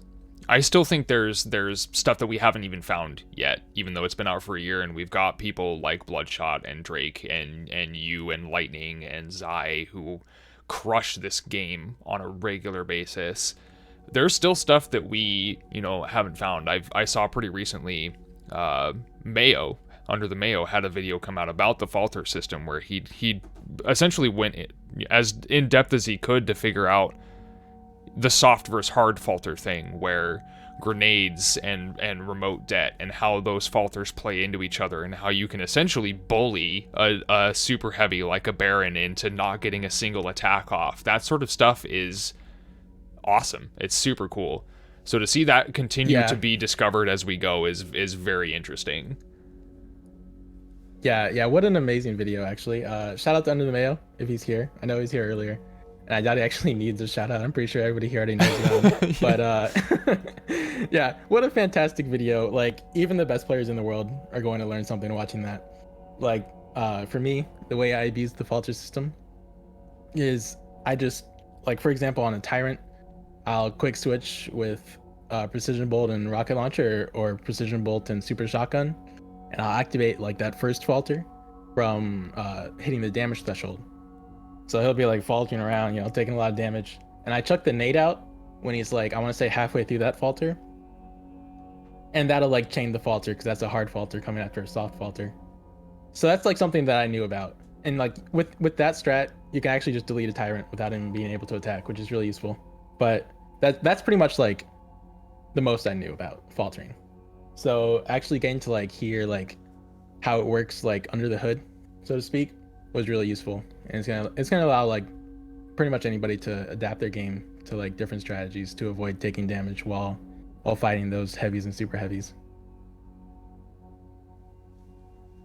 So what personal goals do you have kind of based around the game currently? Are there any runs that you're trying to complete? Are you going for world records? Any challenge runs you want to get done? Because I know, like I said earlier, you just crushed, absolutely destroyed Ancient Gods Horde Mode 2, done by Prote on Ultra Nightmare, which is just a mind melter for me. Is there anything else you're trying to get done? Any goals in the short term or long term? Yeah, absolutely. So like, I feel like it's important to always have a goal. For me, that's kind of just like Ultra Nightmaring, like all the crazy hard mods that come out one at a time. So first I did Delta's Master campaign, and like I knew Horde Mode 2 was coming out really soon, so I wanted to get that done like out of the way quickly. Now that Horde Mode 2 came out, like that was actually giving me a lot of stress because I think a lot of people can relate to this. Like I just hate losing. And it's not like it's not losing to other people that makes me mad. It's losing, I feel like, to myself in these single player challenges that I feel like I can overcome, but like I just end up not being able to so many times. Like I died in the Kako platform room 3 times, and like it takes like 2 hours to get there. So I died there 3 times. It was really frustrating. But I couldn't accept like not doing it. I thought about going back to speedrunning first before doing it, and I was talking with some people about that, but in the end I couldn't leave it alone. So but now that that's out of the way, going back to tag speedruns for now. Okay. Are you going for the world record on that? Because it's Frosty currently who holds that one. Am I correct in thinking that? Yes, Frosty has a 42-minute run in that category, which is just insane. And we found some optimizations since then, so that time will be brought down. Will I go for the world record? Probably not. Like I said, like I hate losing, but it's more like I hate losing to myself. I'm not like hyper competitive, especially with like people that I'm good friends with, like Frosty. Right. So yeah, I I want to do the best that I can do. You know, I accept like being slower than other people. That's just like a human limitation. Not everybody can be the best, you know. But like I want to see how far I can go. And if I think like I can do better than a run, then I'm not going to be happy with it. I'm going to keep trying. But do I go for world record? Not really. No. Yeah, that's a really good mentality to have though, man, for real. Like that's one of the reasons that I try and do 100% Ultra Nightmare too. Like my times are not great. But I know that I can do better than what I've done, and it's like you're competing against yourself to push yourself to be better at something that you enjoy, and that's an incredibly good mentality to have, man. Thanks. And yeah, that's why I love speedrunning. I mean, speedrunning is like it's as challenging as you want it to be. Yeah, you don't have to like try for world record, and you don't even have to like try for sub 3 hours or sub 4 or whatever. You just set your own personal goals and work towards those, and it's a very what's the word, like I want to say healthy experience, besides like, you know, when you run into bugs and you start getting really frustrated. it's just something to work for, something to work towards. So speaking of bugs that kind of become a bit of a wall when it comes to doing, whether it's speedrunning or just UN in general, or even just like nightmare runs that kind of get messed up and force you to lose an extra life or load a checkpoint, what bugs have you run into that you think tend to be the most frustrating and the most common? Oh, I can't even begin. I can't even begin to list like a few. Yeah, it's a can of worms for sure. Yeah. So I actually have a video documentation on bugs in patch 4.1 that I feel like ideally would be addressed by id, but I just wanted to get them out there so the community knows about them and they know how to like best avoid them. Probably, I mean, so the worst ones are like the big three that everybody knows about. Hey, like everyone. The fall train being broken, chainsaw not working, and blood punch not working. Those are the ones that I think come up the most often and get people killed the most. Some other ones, Kako Zoom is extremely obnoxious. Marauders have like 5 individual bugs that all break their function in various ways. Yeah, it's like just, the shield being pulled up, the lack of faltering on slopes, etc. Yeah, their AI will just turn off sometimes, and they'll teleport during attacks. It's just a lot. Yeah, the animation canceling is kind of crazy and becomes significantly more problematic at higher frames. Yeah. There's a lot that goes into gameplay at higher frames that makes it more difficult, I would say. Are there any specifically that you think affect not just like high level runs, but like hit everybody, and they maybe just don't see them or understand why it's happening? Yeah, at high FPS. Yeah. So any melee demon is going to be significantly more dangerous, coming from like 30 FPS to 60 FPS to 150 to 250. And it's like, it doesn't scale linearly, but it is definitely noticeable the higher you go. I would say Dread Knights go from kind of like easy to take care of, I would say, at 60 FPS, not really that big of a threat, to possibly, in my opinion, the most dangerous demon in the game besides Bloodmakers at 250. If not the most dangerous demon, definitely the most dangerous heavy demon, because they can jump at you from out of line of sight, like 20, 30 yards, not even kidding, and hit you like midair.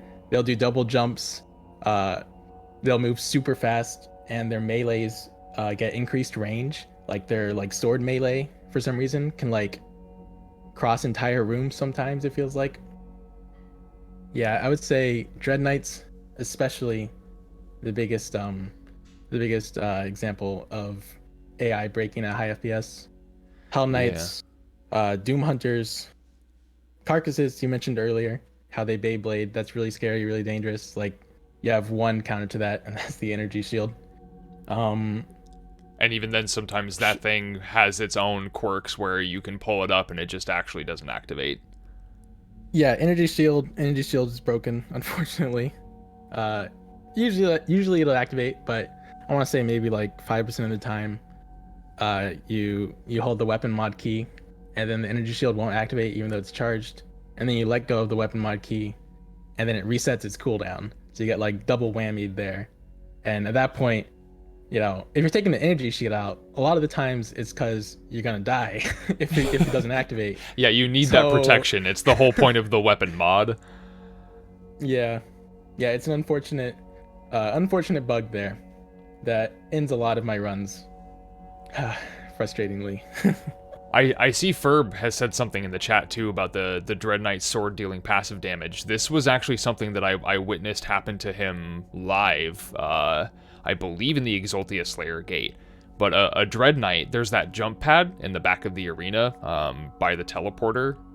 Ferb went up the jump pad and this Dread Knight kind of followed him, but as the Dread Knight jumped up with his sword straight up in the air, Ferb took literally 95 damage and went into one-shot protection, and the Dread Knight didn't even swing his swords. Didn't actually go through an attack animation or anything, which is if that's a bug, okay, fair. But if that's an intended design thing, it's not conveyed to the player very effectively. And that's the first time I've ever seen that, but it felt like it happened to me before, and I just couldn't quite figure out why. It's happened to me, and it happens to me much more often on another demon, and specifically it happens at high FPS. That is the Doom Hunter. You can falter him like whatever way you want. Like let's say like Heat Blast, and he's falling backwards, like he's just stuck in this animation. And like you walk up to him for the super shotgun, and suddenly you've literally ticked like 150 damage, like while he's faltering. It's really weird, but that happens to me a lot. I wish I had a clip of that, because that's actually a bug that I only noticed, I want to say like a couple of weeks ago, and I haven't updated the bug videos paste bin to include that. But that is absolutely an issue. Yeah, I've had that happen a couple times too. Do you think that one's frame rate dependent more than it is... Like, do you think it has a higher chance of happening at higher frames, or is that something that is exclusively high frame rate dependent? I think that's actually exclusively high frame rate. I think what's happening is he's entering his animation, his melee animation during the falter, because falters have a lot of bugs within them. It's hard to describe without like just pulling up the bug video, but basically falters can be interrupted by other animations, and they can also interrupt other animations that they're not supposed to.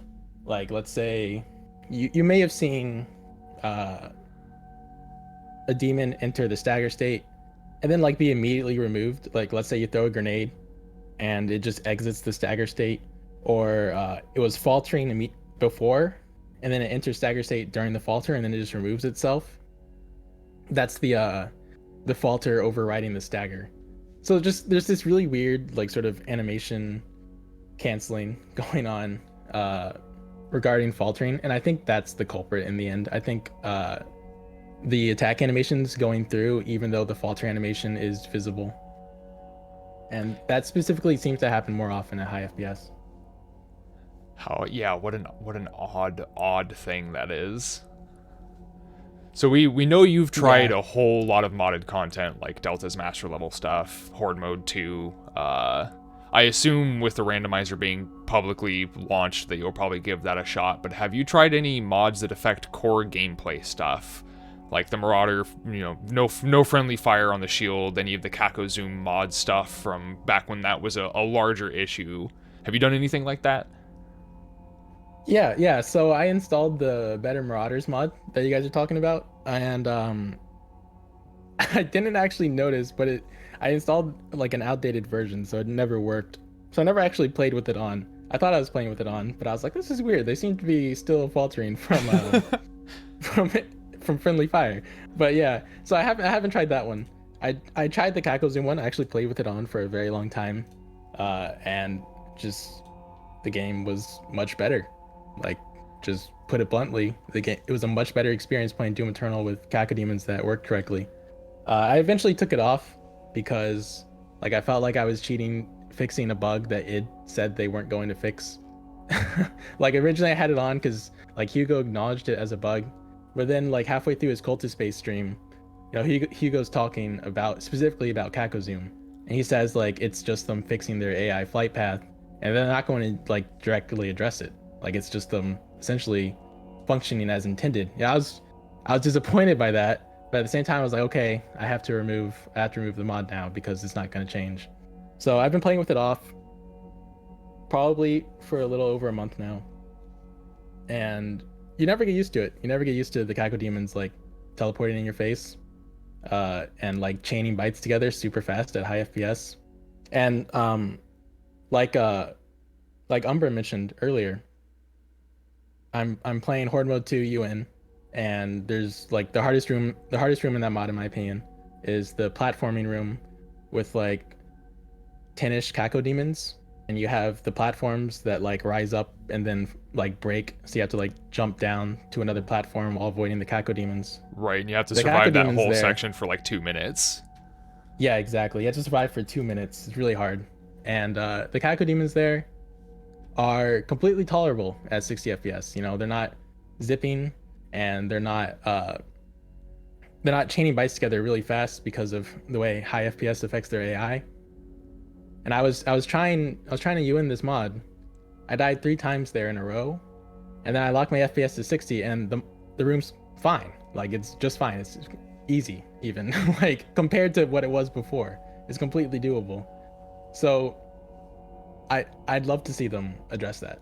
I'd love to see them like take a look at how high FPS affects the AI and Kakozoom specifically, because I think that's a bug that needs to be looked at separately and not just like accepted as a byproduct of Cacodemons fixing their flight path.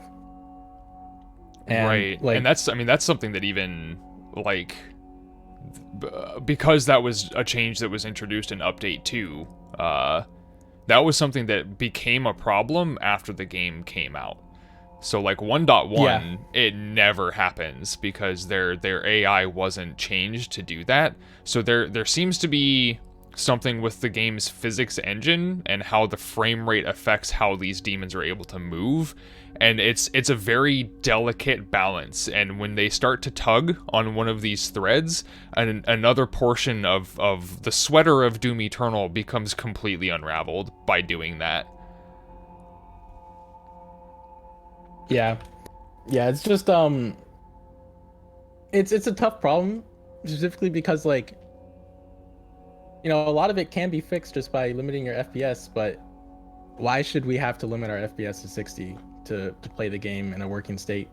You know, like Right, like that's kind It's of the just a point of worse having a experience. high-end gaming PC, or even not even necessarily a high-end one, but like because this game is so well optimized, systems that are 4 to 6 years old can still push this game at 120 to 144 frames, easy peasy. And that's yeah, like my the PC's input lag. My PC's 4 years old. Yeah, dude, like there's people out there who have like GTX 1060s, which is like one of the most popular GPUs on the face of the planet still.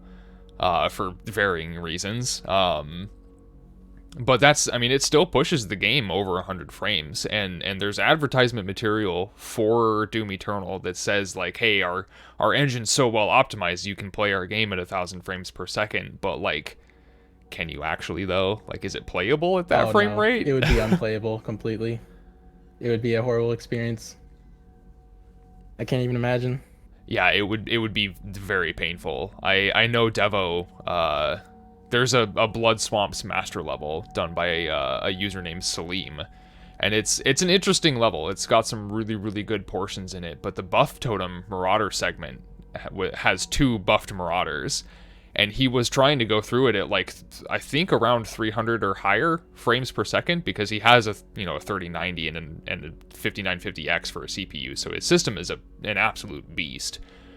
Yeah, And he that'll do kept it. he kept dying on repeat over and over and over and over, and he dropped down to like 144 and got it done on the first try afterwards, because the way that the AI was operating and how they would just ping pong him around crazy fast just didn't happen at 144, which is nuts. Yeah, and 144 is a big step up in difficulty from 60. Yeah, This is the thing. absolutely. I started playing at 144 when this game came out.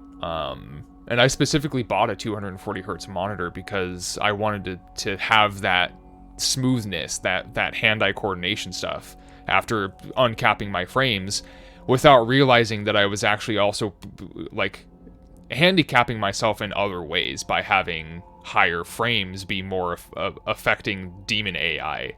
And I half regret doing it because now I've adjusted to having these really good frame times where I can feel the game a lot better and it feels smoother and I can move faster. But I also have to compensate for like the Hell Knights being able to just slide at me from 20 feet away. And yeah, it's an odd trade-off to take when so many other AAA titles or even fast-paced competitive first-person shooters, like if you look at Apex or Quake Champions, things like that, where the frame rate being high is purely an advantage for the player with like no downsides, essentially. Whereas this game is incredibly... you get advantages, but so does the single-player demon AI, which is a really odd thing. Yeah.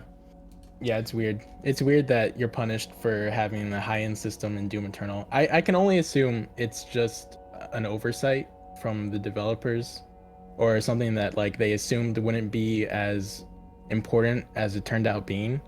But the game is so hard, and especially once you start getting into modding content. I mean, the modded content is just obscenely difficult at times. Yeah, some of it's cracked. Yeah, where these things, you cannot ignore them. You cannot ignore that a Dread Knight will just chain attacks together without taking any break. Like, he'll land, and the moment he's landed after one ground pound, he's entering another one. Like, these are things that just change the flow of the game in such a way that, frankly, playing at like 30 FPS on the Switch, it's a different game. It is a different game compared to like speedrunning at 250 FPS.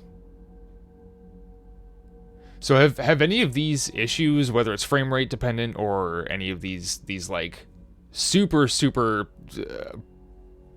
prevalent bugs like no target and blood punch and stuff, have any of those frustrated you enough to just like either temporarily step away from the game, like could be like take a 3-4 hour break or be done for the day, or take prolonged breaks too, where you're like, okay, I'm not going to touch this for like a week? Has that ever happened to you? Yeah, I'm a really stubborn guy. Like, I just don't like stopping on a loss usually. Sometimes it can't be helped because this content's really hard, or like the speedruns just aren't working out. But I usually won't stop just because I've hit a bug. Instead, like, I'll just slowly get more and more frustrated until like I'm at almost full tilt and I just have to like either win or get off for the night because it's been 8 hours and I'm still on a losing streak. Yeah, the boiling point. Yeah, that's just how it is sometimes. I took, I want to say, like a 2-week break between UN 100% and Tag 100%, maybe like 3 weeks actually. It was a while just because I was burnt on the game. You know, grinding speedruns is tough and the bugs are numerous. It can't be helped, especially when you're playing down patched. It's a tough experience, but it's really fun. It's really fun, especially when you get the run. But sometimes, yeah, I did have to take that break. Whether that's because of bugs or just because I was playing the game so much, I can't be 100% sure. But yeah, the break was necessary at that point. Yeah, and I feel like that's oftentimes it's a mix for a lot of people when they step away, because there are things that players do where they end up being mistakes and stuff and you get punished for it, and that it can be frustrating for sure. But then there's also stuff that like causes people to die on Ultra Nightmare runs that is very clearly not intended to happen. And I've seen it's happened to me. I've seen it happen to a lot of other people where like just some straight BS happens and you've got to step away and be like, okay, I'm done for the day. I can't do this anymore. I'm gonna lose my mind. Yeah, I'd be surprised to hear if there's anybody who like does UN runs all the time and hasn't experienced that. Like, I mean, the bugs are just so common that dying to them is almost unavoidable. And Hugo has a great quote from, I think it was before Doom Eternal came out, and he was talking about Doom Eternal. He said, and I'm paraphrasing this, of course. He said something along the lines of, when you die and you know it's your fault, you want to get back in there and you want to like improve and do what you could have done better in order to like clear the obstacle. But if you die and it's not your fault, you're just going to get frustrated. And unfortunately, that's a great mindset, but in practice, Doom Eternal is very often the latter. And it's really it comes down to the bugs in the game, how numerous they are, probably because the system is so complex, like such a complex system. There's bound to be bugs here and there. But, the lack of communication, the barren patch notes, like the patch notes where they change so many things and all they talk about is battle mode, stuff like that. It gets on you, man. Like it builds up. And a lot of people I talk with, they love the game, but they either feel like it's getting worse because there are more bugs coming in each update, and like they're getting more and more frustrated, or they feel like id like doesn't even care at this point. Like id a lot of people in the speedrunning community think id doesn't even like us. Frankly, I kind of agree with that because they seem to patch out everything speedrunners use and they refuse to talk with us about anything. So I don't even know if id cares about speedrunning at all. I don't know. It would just be great to have some communication. Yeah, just to have a bit more of that like open line of dialogue stuff, like you said with the patch notes where things get changed behind the scenes, and then again, people like Bowser and Drake and the more involved people in not even just in the speedrunning community, because that information goes miles for a lot of people. The damage outputs required to kill things, the chances of an archvile teleporting away from a frag grenade or a lock-on burst and stuff. That stuff being changed behind the scenes without having it be told to anybody, and then digging through on our own to do that kind of work to figure it out is... That creates a rift between the people who are like religious players of this game, like literally every day, thousands of hours, some of us, like it's kind of nuts. And it's strange that they like, not even necessarily like the little tiny ones, like the little tiny bugs and stuff, or like the little tiny changes that don't impact that much, but to have these huge changes to a DLC and then not even bring it up. Like the Holt Gate, for example, is a really, really good one that I think everybody can relate to who's played Tag. To see that change and then have them not even address it is just like, wait, well, hang on. Yeah. Like, yeah, why did they do that? Like, why not tell us? It's so strange. Yeah, you have to imagine there were the poor people out there who were like, going on their first Ultra Nightmare completion, and they were like, oh, I'm gonna get like all of the gates, and they don't know that the whole gate is like 3 or 4 times harder than it was. They go in and like their nightmare run's gone, or their Ultra Nightmare run's gone just like that. Like there has to be people out there like that, right? Absolutely. That kind of communication is necessary. Like it's really necessary on patch notes, where you talk about what you did in the patch. Probably the biggest change in the patch for single player gamers is just not even there. Yeah, it's a very odd thing. So along those lines, because we cover frame rate stuff and the different, like you said, the Switch 30 FPS being a completely different game than 250 FPS PC, or higher even, because the 250 FPS thing, I think is just like what the speedrun community as a whole has decided is the cap for what makes it fair for everybody to kind of compete on that. But the game can easily push 400 to 500 frames on the latest hardware, but like even like my system is about 2 years old at this point, and it's fairly high end, but I can touch 340, 350 frames in certain areas, which is crazy. Have you played Eternal on any of the other platforms, like Xbox One, PlayStation? Do you have a Switch copy or anything? Because I know you play at different frame rates for specific reasons on PC, but have you experienced any of these problems on different platforms where you don't have control over your frame rate?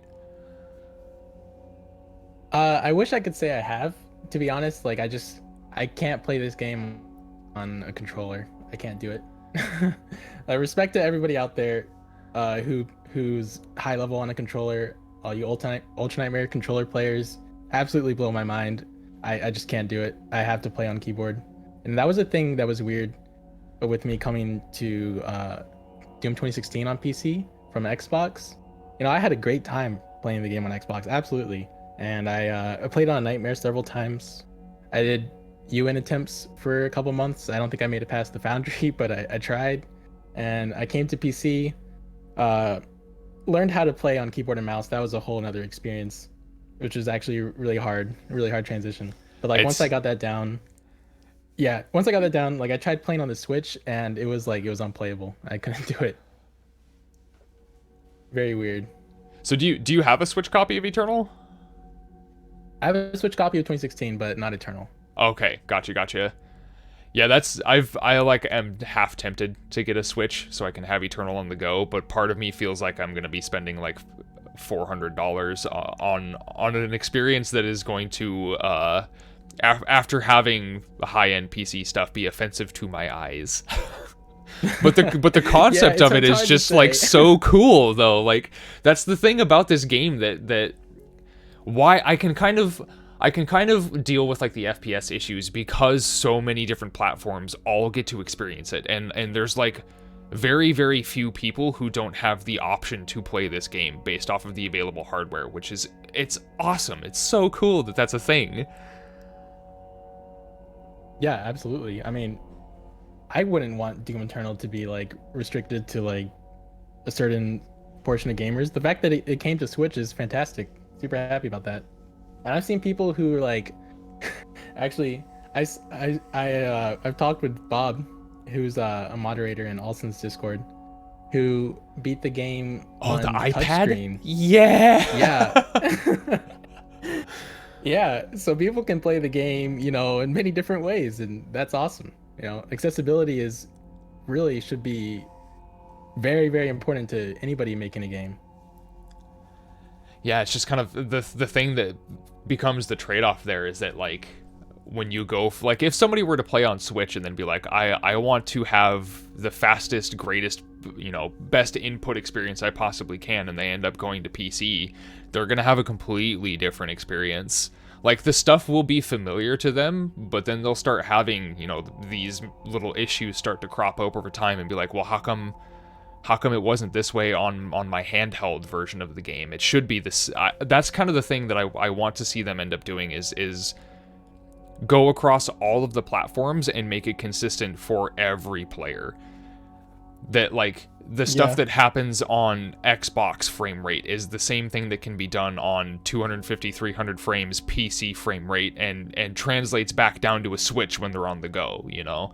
Because it creates that rift where you can see the same game being played through like essentially a prism where it fractures and there's these weird changes that happen depending on what platform you're on, and I would like to see that ironed out. It would be very nice. Yeah, I don't know how feasible some of that is, just because it seems like the game slowing down sub 60 FPS might be like a really deep-rooted engine problem, and something that, like, you know, might not be able to be changed. But if they could address some of this, that would be great.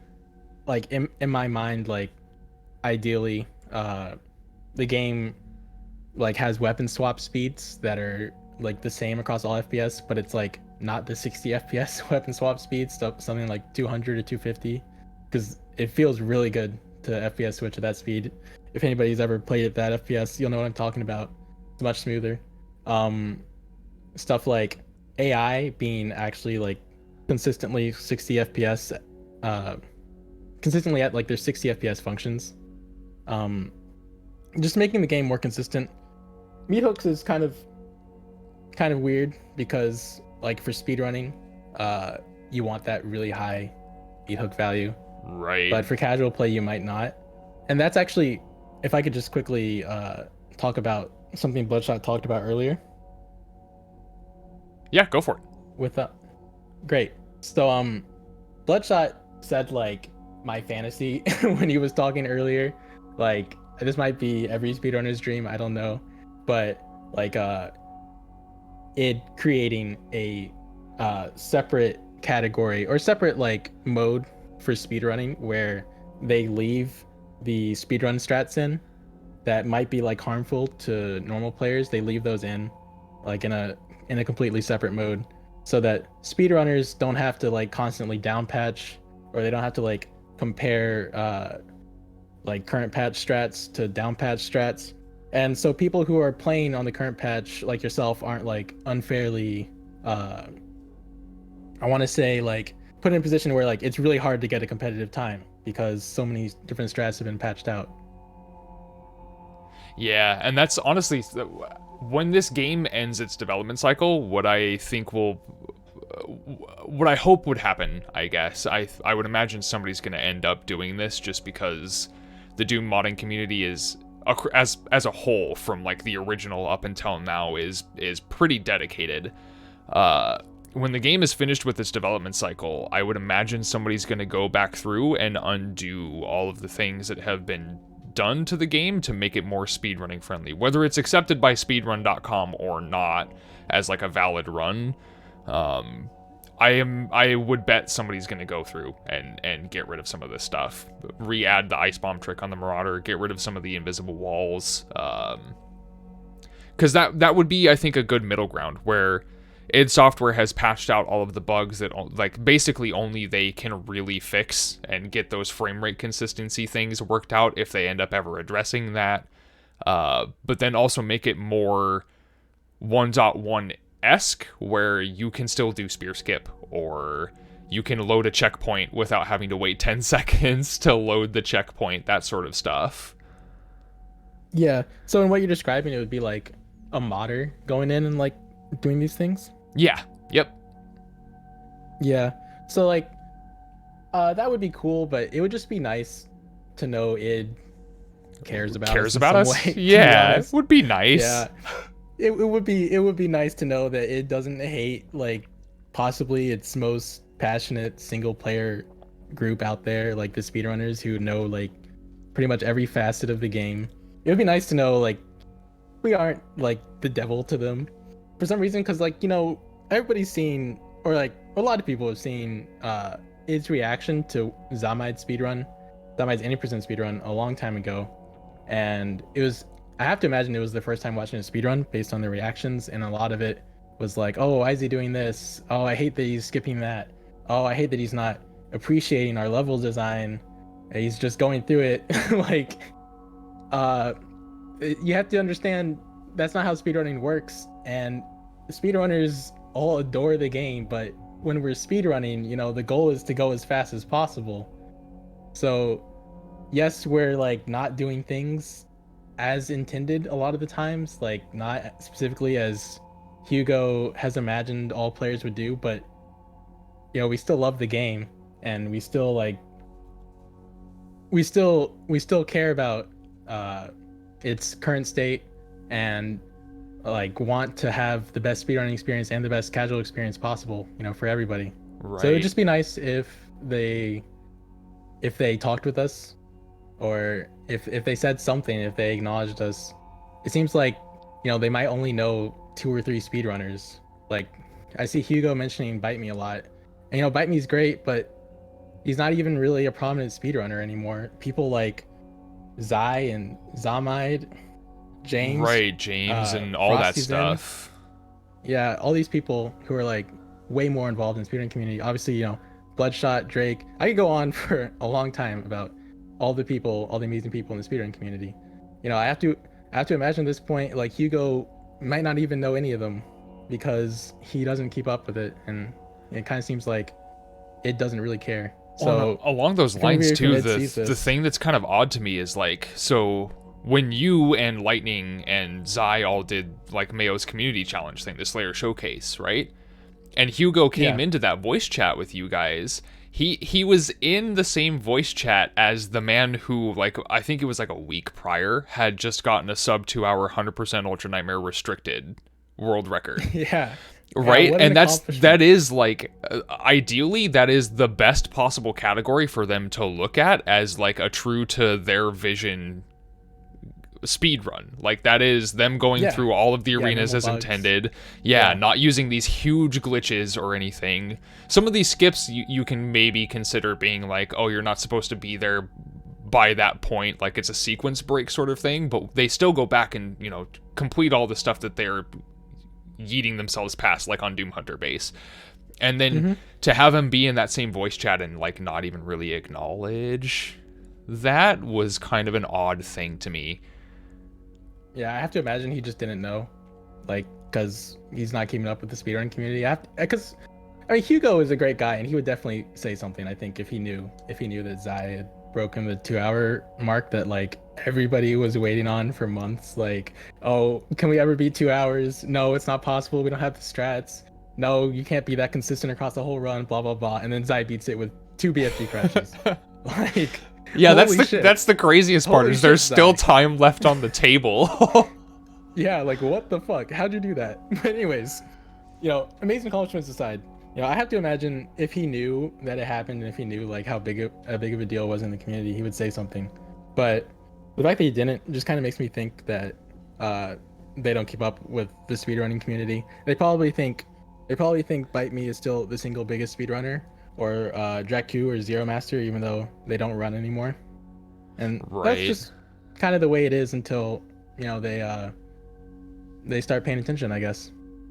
And I mean, they were very like when Byte did his GDQ run for 100% Ultra Nightmare on Doom 2016, like id Software as a whole was very vocal about that. So like they were at one point at least more in touch with what the current state of speedrunning 2016 was than they currently are with Eternal. But that's that same seeming like lack of keeping up on top of what the community is finding out, whether it's speedrunning or just like core gameplay issues, seems to just be a problem across the board more than anything. Yeah, because I've talked with some battle mode players, and they seem to have similar problems. Like I kind of assumed that it was more involved in battle mode since they have like a kind of id recognized Discord server that they'd have more communication, but it seems like that might not be the case.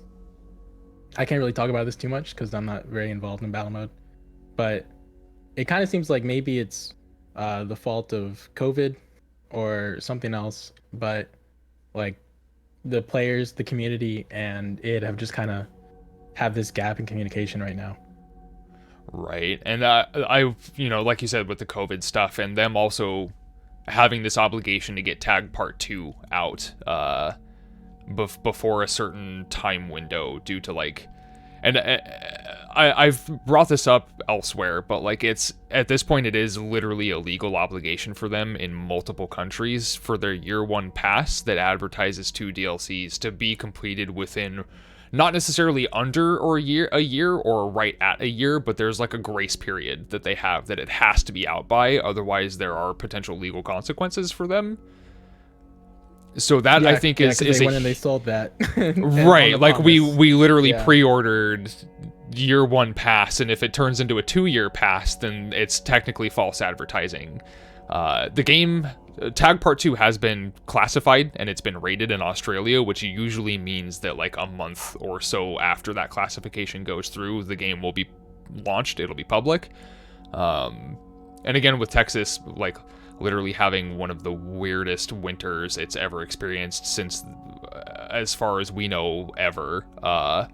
Yep, it was maybe pretty the bad. 90s. That could be delayed a little bit further, but they are still, I'm sure they're grinding out the last portions of that to make sure that they can hit that window. Yeah, that worries me because like I just hope everybody there is safe. You know, I'm also a Texan. I'm in Houston. It was really bad. We had no power, no water, no cellular reception for over 48 hours. It got like sub 40 degrees in my house. So like it was not a fun time, and we were like on the good side of that compared to a lot of people. So Right. I just hope they're doing all right. I can only imagine the stress that they're under at this point. So I don't really know what to say.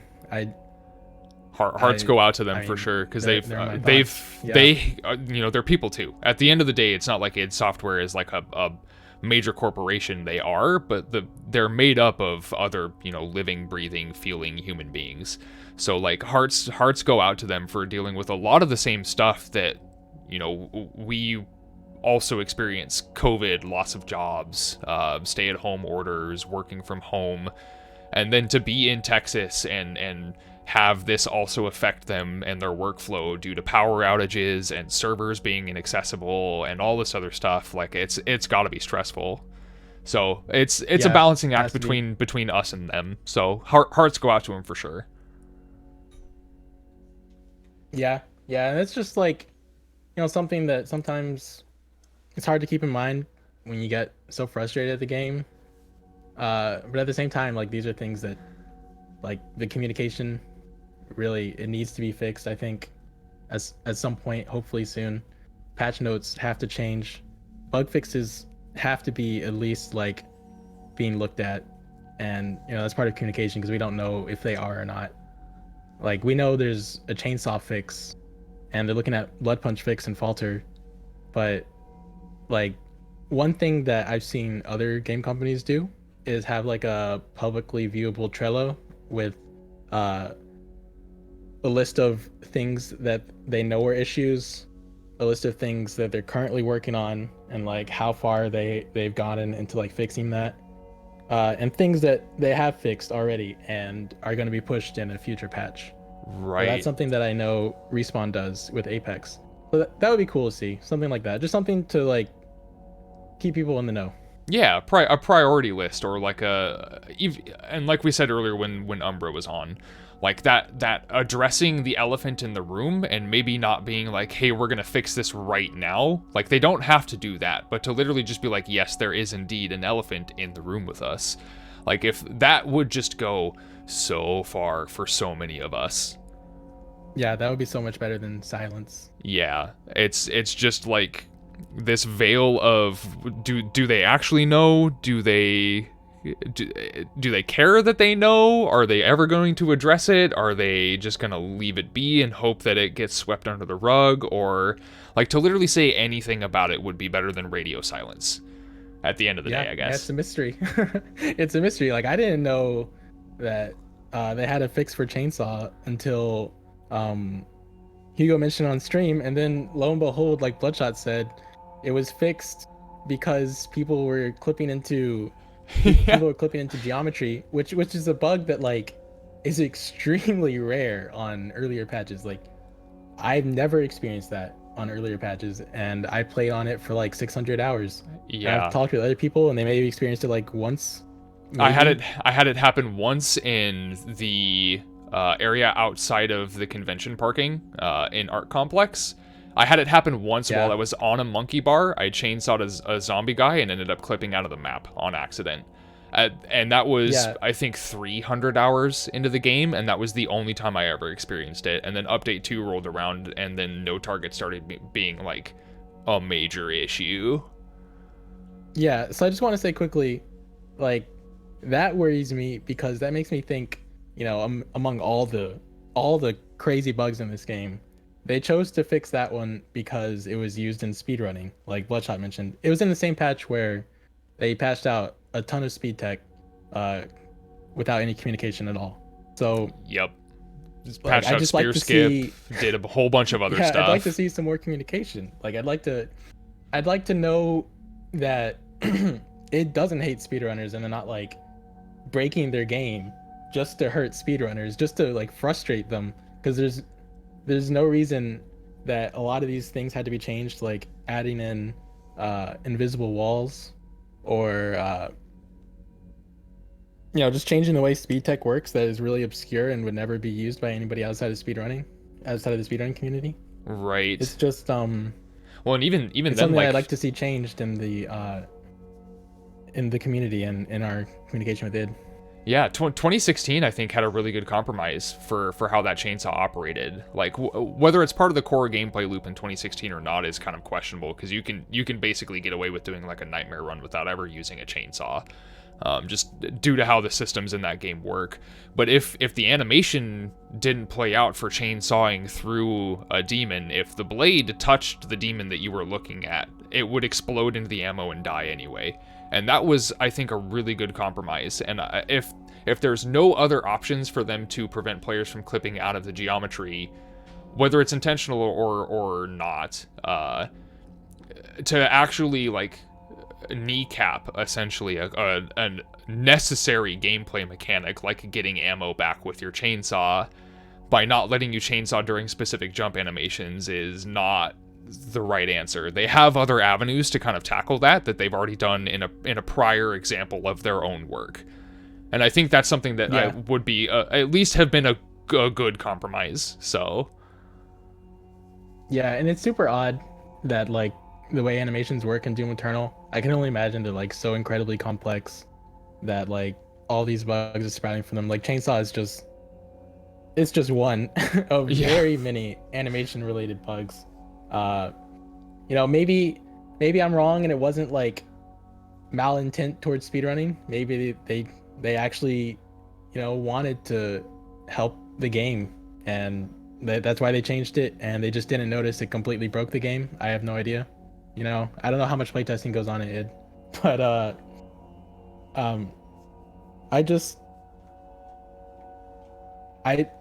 I it's tough. It's tough to talk about. There's just so many animation bugs. It's like overwhelming sometimes. yeah, You know, falters with animations, staggers with animations. As a trade-off pain too, elementals. like you couldn't glory pain kill elementals in anything the sky midair in sometimes don't stagger. 2016. And that's something that they actually brought up in Eternal. Like you can glory kill stuff in midair, and that was something that you couldn't do in 2016. So like there's more of that like weird, they've progressed in certain ways, but it's also regressed in others. So like, and like you said, the pain elemental not going into its GK state while it's pulling the lost soul out of its mouth. I didn't realize for a long time that was what was throwing off that damage output to get them to go into a GK state. Yeah, like I remember when that was discovered by speedrunners, and that was way late into you know, actual UN 100% speedruns getting low on time. That was discovered quite late. And then like a backup strat for if that happened was discovered even later. So maybe stuff like this is obscure and they just don't know about it. But that comes back to like communication, having like an open discussion or like an open communication path with the speedrunning community and other communities that allow us to report stuff like this, because we know about the bugs, I feel like, super early compared to id. I remember Hugo only learned about Marauders not faltering on slopes in December after the Super GoNS Master Level was released, and that's something that we knew about like in the summer.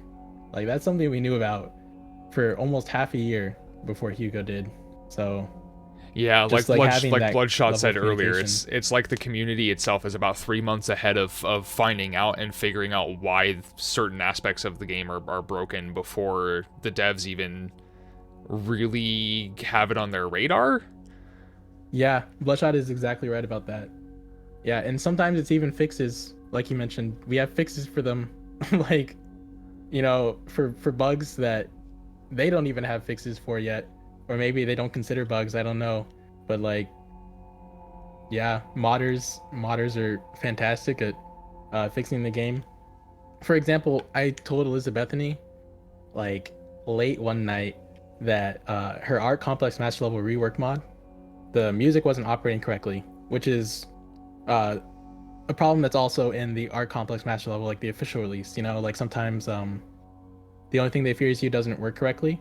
Well, I told her about that, and the next morning she has that fixed, and that's something that's still a problem in the Art Complex Master Level official release. Yeah.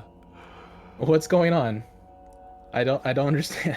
And that's It was just adding some music triggers, and like the problem's completely gone. Yeah, and there haven't really been as far as I can remember, and somebody in chat or you can correct me if I'm wrong, but I don't think there has been a single actual hotfix patch for the game where, like, a prime example of when this should have been done is with the Kako Zoom stuff, because that became like a massive problem for a lot of people.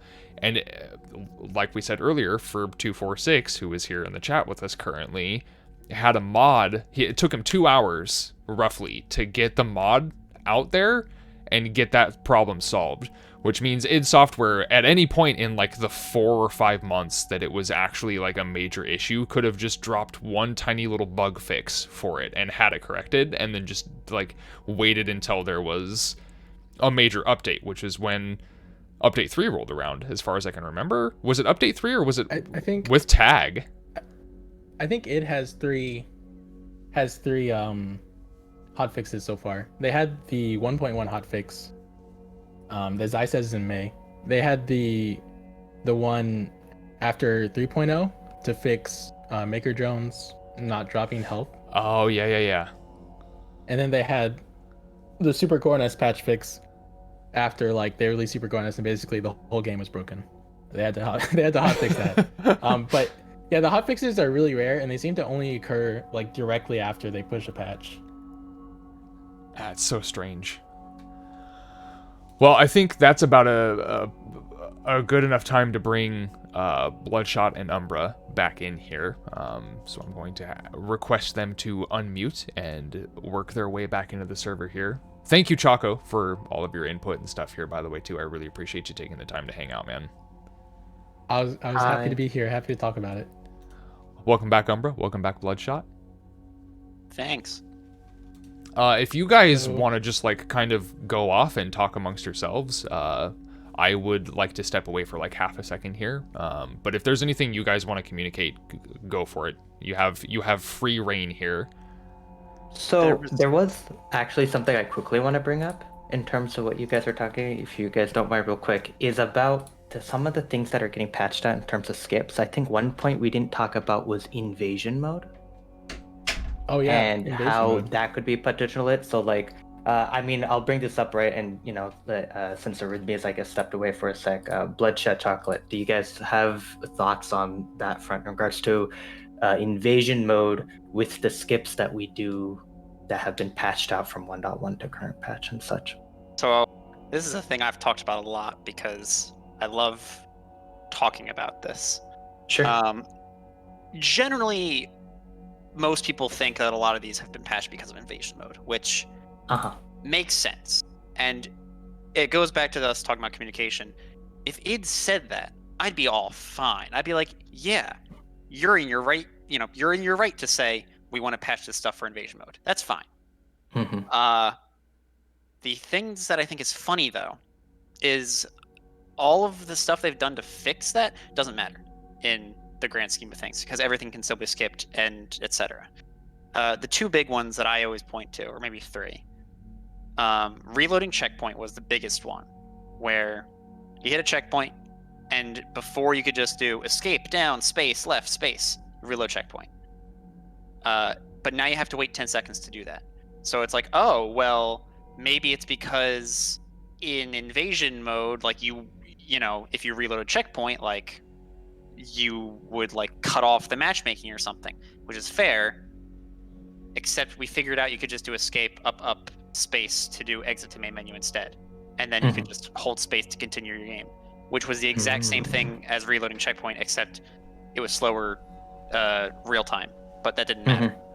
And it was like, if you can still do that, like why even, like either, I'll say quote unquote, fix both or don't fix them. Right. So that was already kind of annoying. And then my favorite one to talk about, and I'll probably show it on a stream later, just because I always love showing why they shouldn't even really bother trying to fix stuff, is the spear skip in Exultia is the most like prominent skip that they patched after 1.1. To this day, there are two ways to do it still. Right. It's just slightly harder, but you can still skip the arena.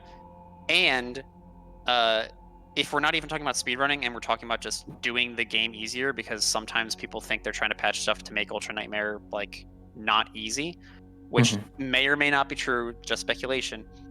But there's a really easy out of bounds to shoot through walls and stay safe.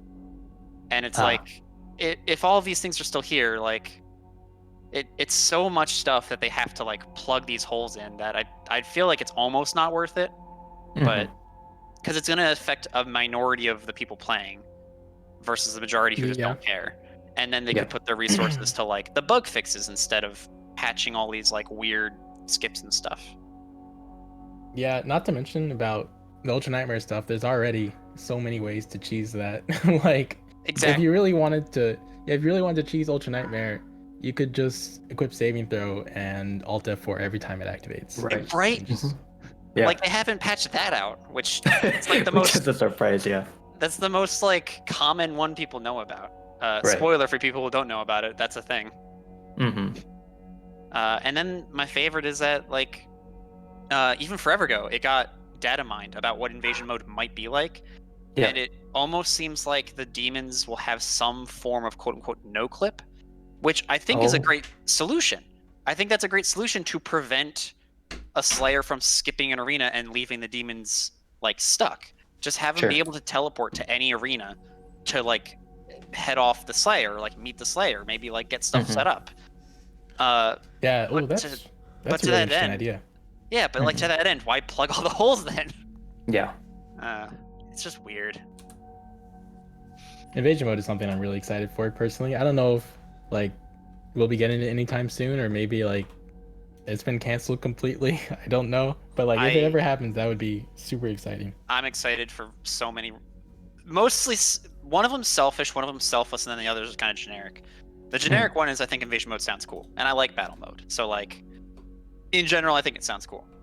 The selfless thing is if it's only because it's theorized that it might only be with friends, that you won't be able to be invaded by random people, which would be kind of sad.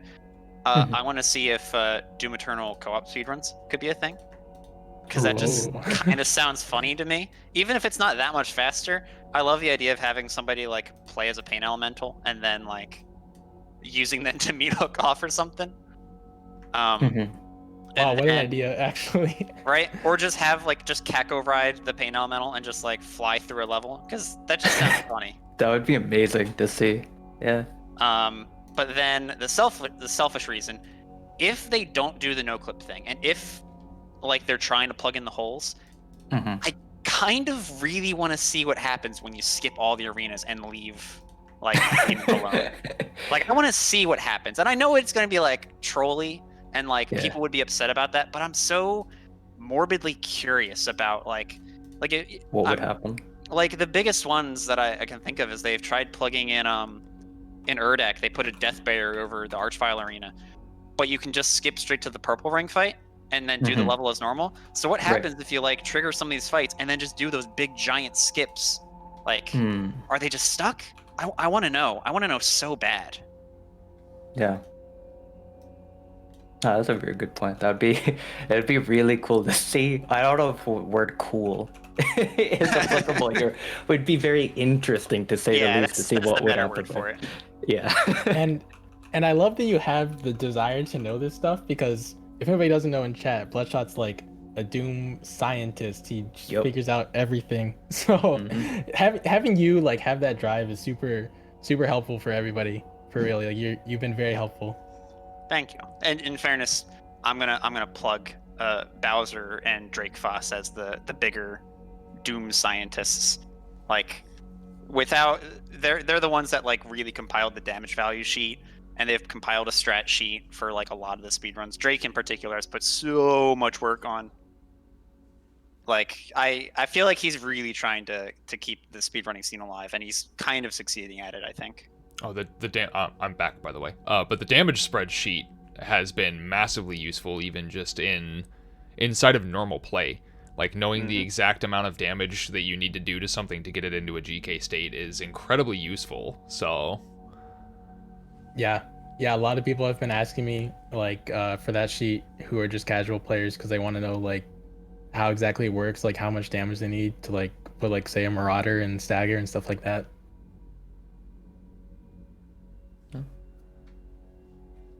And like you said with invasion stuff too, Bloodshot, you mentioned the data mine. Prote the other day had mentioned to me about how, outside of some of this other stuff that I don't think I should be talking about entirely, just because it feels like it's information we're not supposed to know, and it might not ever actually get used in stuff. But you're pretty much bang on with like the no clip, and it's kind of odd that they would add these invisible walls that may or may not end up applying to another half of the player base when it comes to invasion. So like maybe the Slayer can't leave this arena, but maybe a demon can and lay a trap in the next arena afterwards, or something odd, which is a strange gameplay decision to me if that is the case. The fact that like half of an invasion mode gets potentially a no clip ability while the Slayer doesn't is just odd.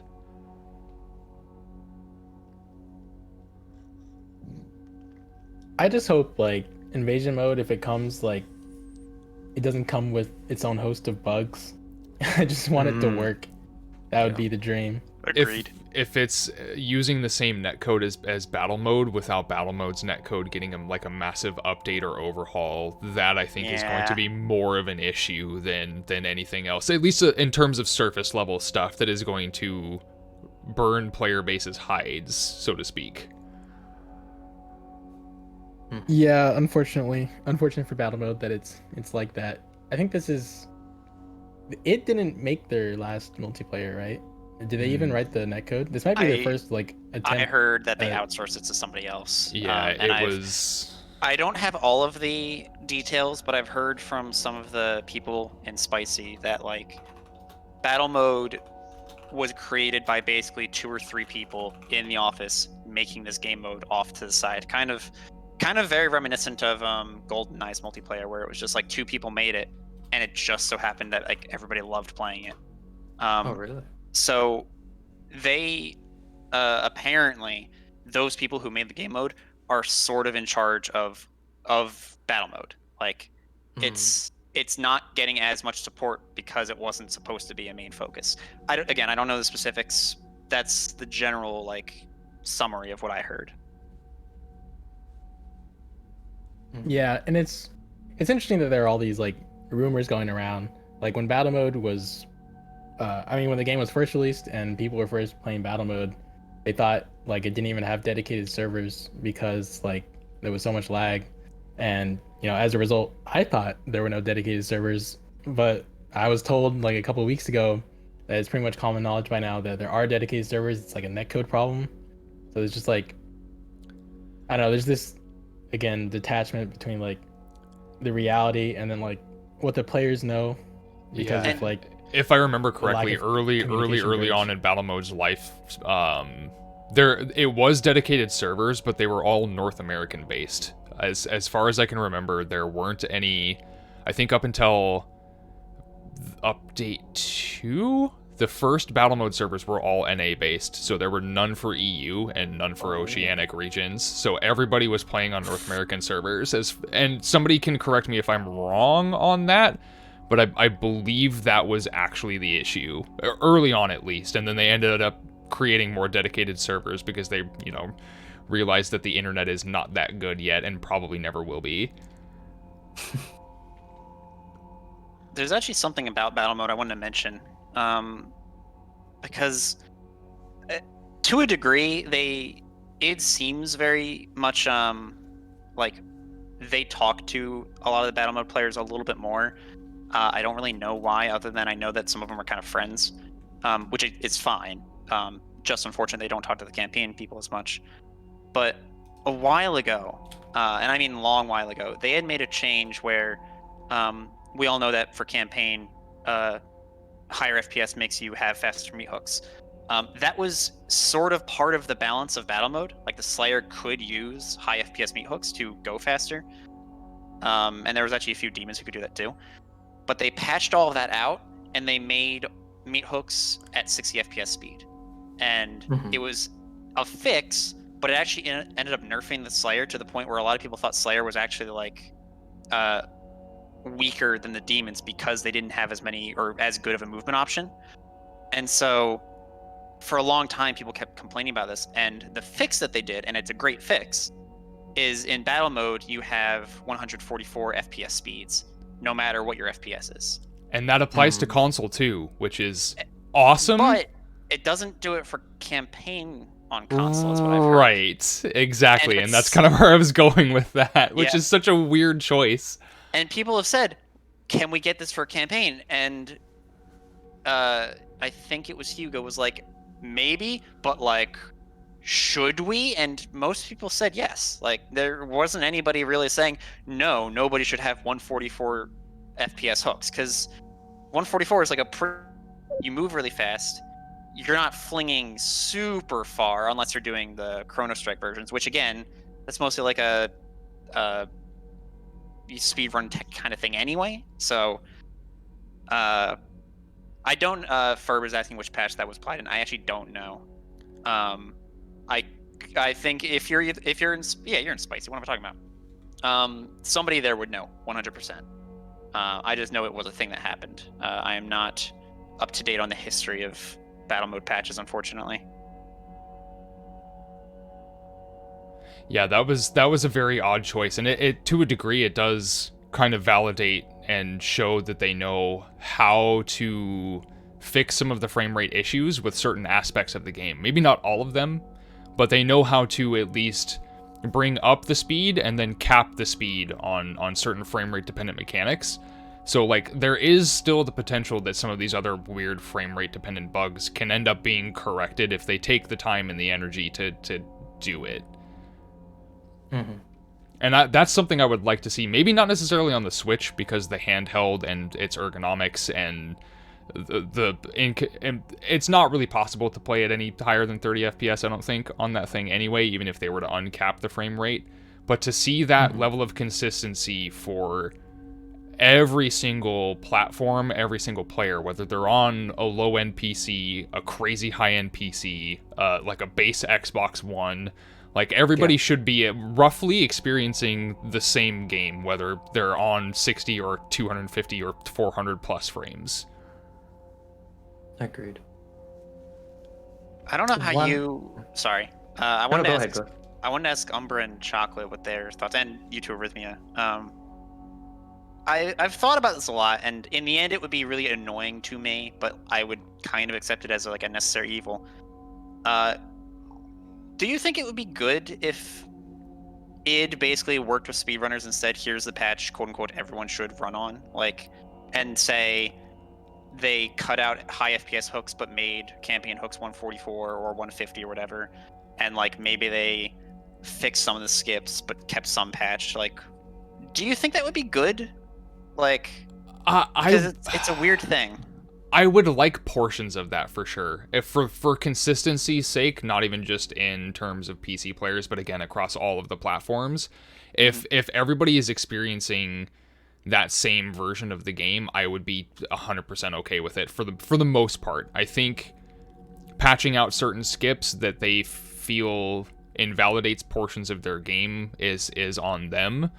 The frame rate consistency is something that I am vehemently really want them to correct and take care of, because it's an issue that shouldn't be a problem in a modern AAA game that released in 2020. Like that's something that comes from like 2005 2006 Havok physics era stuff, and it just shouldn't be a thing anymore because there's not really much of a reason to do that,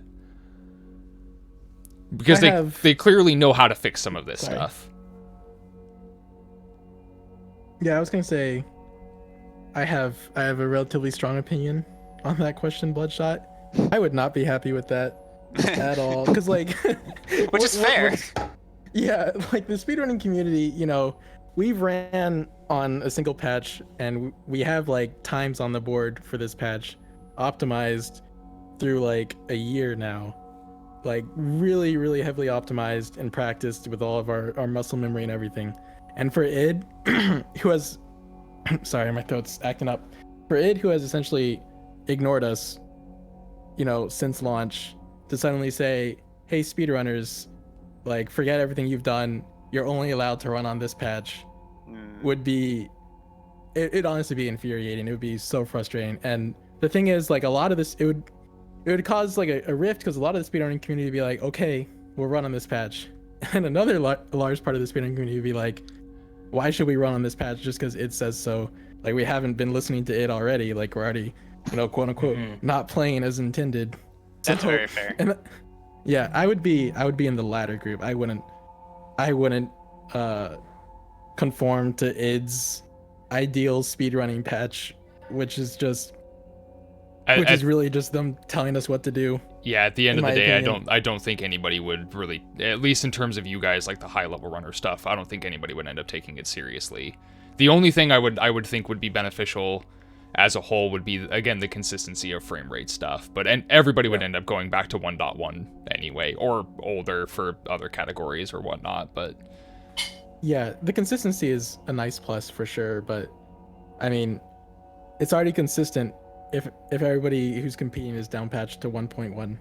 So it's like, I'd love for them to release a patch that has like a lot of the skips they've removed, like put back in the game and stuff like that, and say like, here's a speedrunning mode. What I wouldn't like is for them to be like, hey guys, we're on patch 4.1 and we only acknowledge speedruns done on patch 4.1, and that's it. Like, that's not my idea of working with the community, so to speak. I really think id needs to like take the first step and come talk with us, because I mean, people I think would go pretty crazy if there was like an id representative or like an id communication person, community manager inside the speedrunning Discord. That's something we just don't have, and people feel like isolated for valid reasons. I mean, we basically are. We have no line of communication with it whatsoever. yeah, and it's not for lack of trying either. What about you, Umber? What are your thoughts? Yeah. So what I wanted to say on this is, first off, I find Doom an interesting speedrunning game, right? My understanding is that Doom, in terms of the IP, has had a speedrunning history, one of the oldest speedrunning histories that I've seen, right? Like, in terms of Practically like, invented it. yeah, right. Just seeing like, what was that? I was talking about the Chasm speedrun. I was watching the video on that, and it was so interesting to see. Not a couple months after Chasm comes out, no, years later, people are making seconds worth of just changes in that, and to me, that was fascinating. And so, when I see these patches getting pulled out and such, I'm like, wait, why? Right? Like, what's the point? Like, just from a speedrunning mindset, anytime I see any game that's getting speedrun, right? The goal of the speedrunner is what? We are trying to go from point A to point B as fast as possible, which means we're going to dissect the game, right? We're going to try to find any type of exploit that we can use to go faster and things like that. So coming to the question you asked, right, Butch, in terms of should there, like, if they were to say, oh, do it on this patch, I agree with Chocolate's point where there's going to be a big rift in terms of there are runs, right? Like, let's take the current world record, right? 159. If you were to say, hey, do that on 4.1. Yeah, not gonna happen. Yeah. Like, maybe get close, maybe 201, but like, come on. There are certain aspects, like Icebomb Marauder glitch, we know that, but it's not like, I wouldn't say it's a super time safe, right? You could change with maybe doing some like, there are single cycle methods to do a Marauder, right? So you could shave that time off and reduce that, but some skips, right, and such, especially in Urdak, right, and 4.1, my understanding is that you can't do some of the cutscene skips there. Urdak has a lot. The biggest time loss that I hate telling people is Icon of Sin's first phase doesn't get stun locked anymore. Yes. And it's like Yep. I get why they did it, sort of, kind of, except for the fact that they never told us. Yeah. But I still think it's dumb change, personally, because it almost feels like it's like, oh, people are too good at our boss, let's buff it. And it's like, but yeah. why? That's just the natural aspect of a single player game, right? Give it a year. Yeah, of course people are gonna. And same with the Gladiator. Same with Gladiator. Yeah, It's like, Gladiator. oh, people are too good at killing Gladiator, make it take less damage. Like that. Right. That to me is Whatever. bizarre. Yeah, and so And that's like a combined hundreds of hours of time between multiple players putting their combined Yes. knowledge together. So that's, I mean, it's invalidating to a degree without down patching. It invalidates a lot of that community work, which is like, well, why are we putting in the effort if you're just going to kick our feet out from underneath us when we figure this Yeah. stuff out? Fur brought it up best with the whole Slayer gate. Like everybody thought yeah. it was way too easy at launch, which I do think it was. And then they Mhm. tuned it up to 20 out of 10, and it's like, what? Yo, This was it's like, this was a little bit. can we get a medium here, please? Like, why are we ping ponging that? Now, to their credit, they said they're gonna nerf it in a new Yeah, I patch, which heard. is cool. And it's like kind of them veering towards the right direction of designing things well, as opposed to making things hard, which I think there's a difference between the two. Yeah, carcasses Yeah. should not respawn. But like, I don't know. I think in a best case scenario, because I agree with you, there would be a split or a divide among the community. I feel like if they worked with the speedrunning community to say, hey, what do you guys want? Let's try to put some of it or most of it in. I feel like it would work. I think that would mostly be a good thing. Now, granted, that is of course best case scenario, never going to happen. But like, I would love to tell people, like, I saw Zai mention it, and I've talked to him a bunch. I would give up like 200 plus FPS hooks if everybody, including like low end computers, could have 150 FPS hooks. Absolutely. Agreed. Especially for stuff like Yes. Final Sin, Atlantica, and Holt, where there's like FPS dips from like, oh, I'm at 160, now I'm Yeah. at like 30. Where did that come from? Right. It'd be so nice for everybody to be on the same playing field. It'd be so nice to not have people down patch. It'd be nice to play and unlock all the stuff that's like current patch. Like, there's so much that I would want, and and most of all, it would just be cool to get validated, to have them validate Yeah. like the speedrunning community. Yeah, I think a and lot of that- it just comes back to communication. Right. Just comes back to not having that line of communication with id. Yeah. It's difficult without that, for real.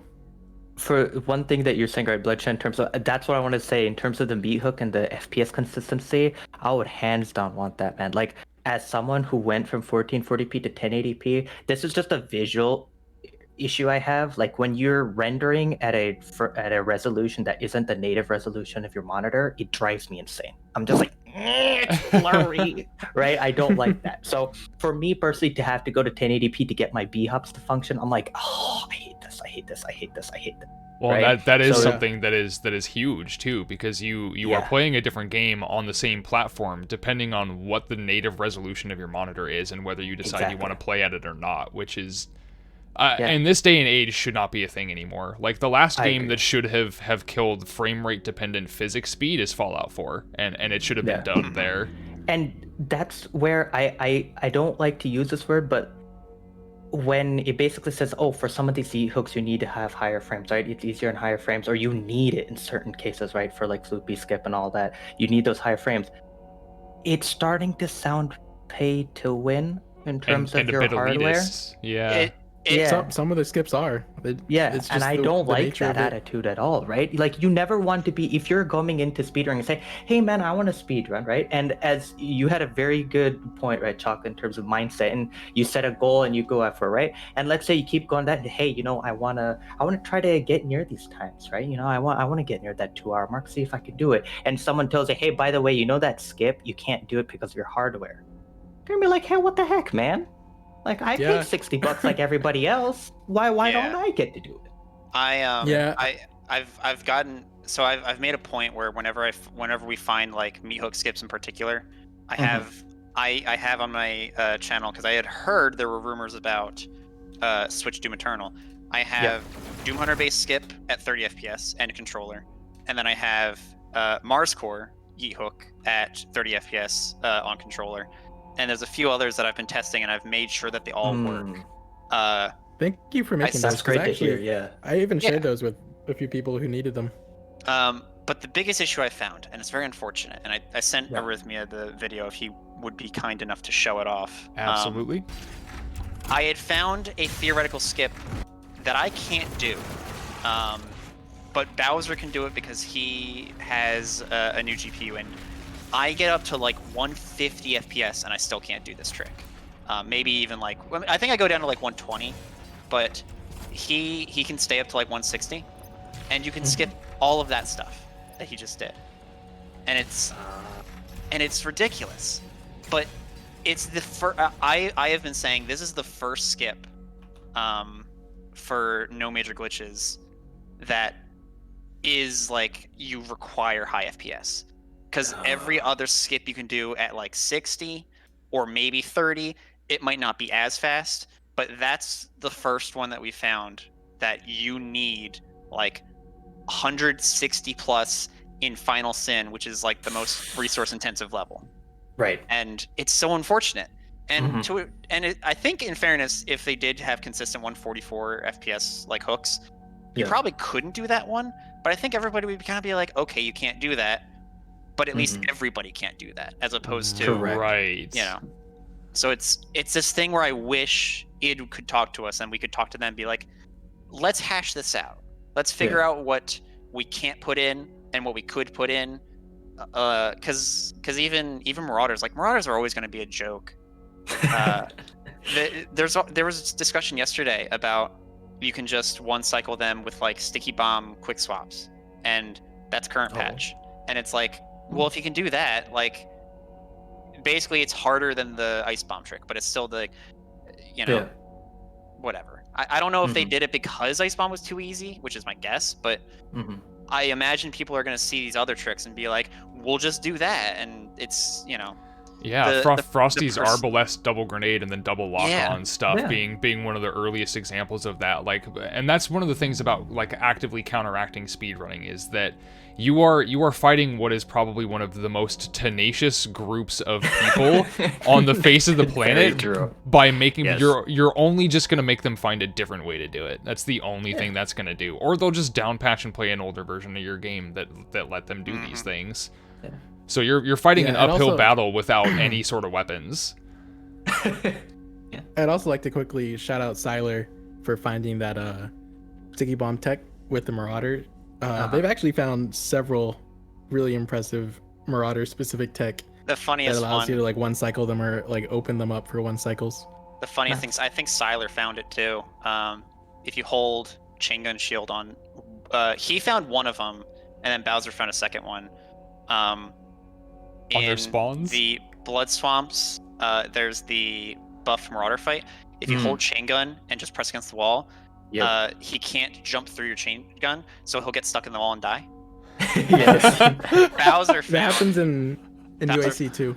Bowser found it worked in UAC, and it's like, we're just gonna find ways to make these guys joke. I found if you keep shooting a Marauder while it's out of bounds, so I know, like, I don't know who the first person to find it was, but like a bunch of people found that if you jump over a pit in Atlantica and then the Marauder jumps over to catch you, you either hook onto him or you just shoot him and he'll fall to his death. Yeah, that's my go-to strat for that guy. Same thing happens in Blood Swamp, where the first Marauder, if you go to where the support rune is, you just jump up the wall, he'll jump down to the pit that would death warp you, you shoot him and he stays there and he is technically out of bounds, so he'll die.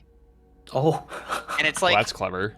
And it's not fast, but I don't know, but they're, you know, id's been trying to patch, like, you know, the easy ways to kill Marauders, except there's all of these easy ways to kill Marauders. Like, Marauders are always going to be a joke.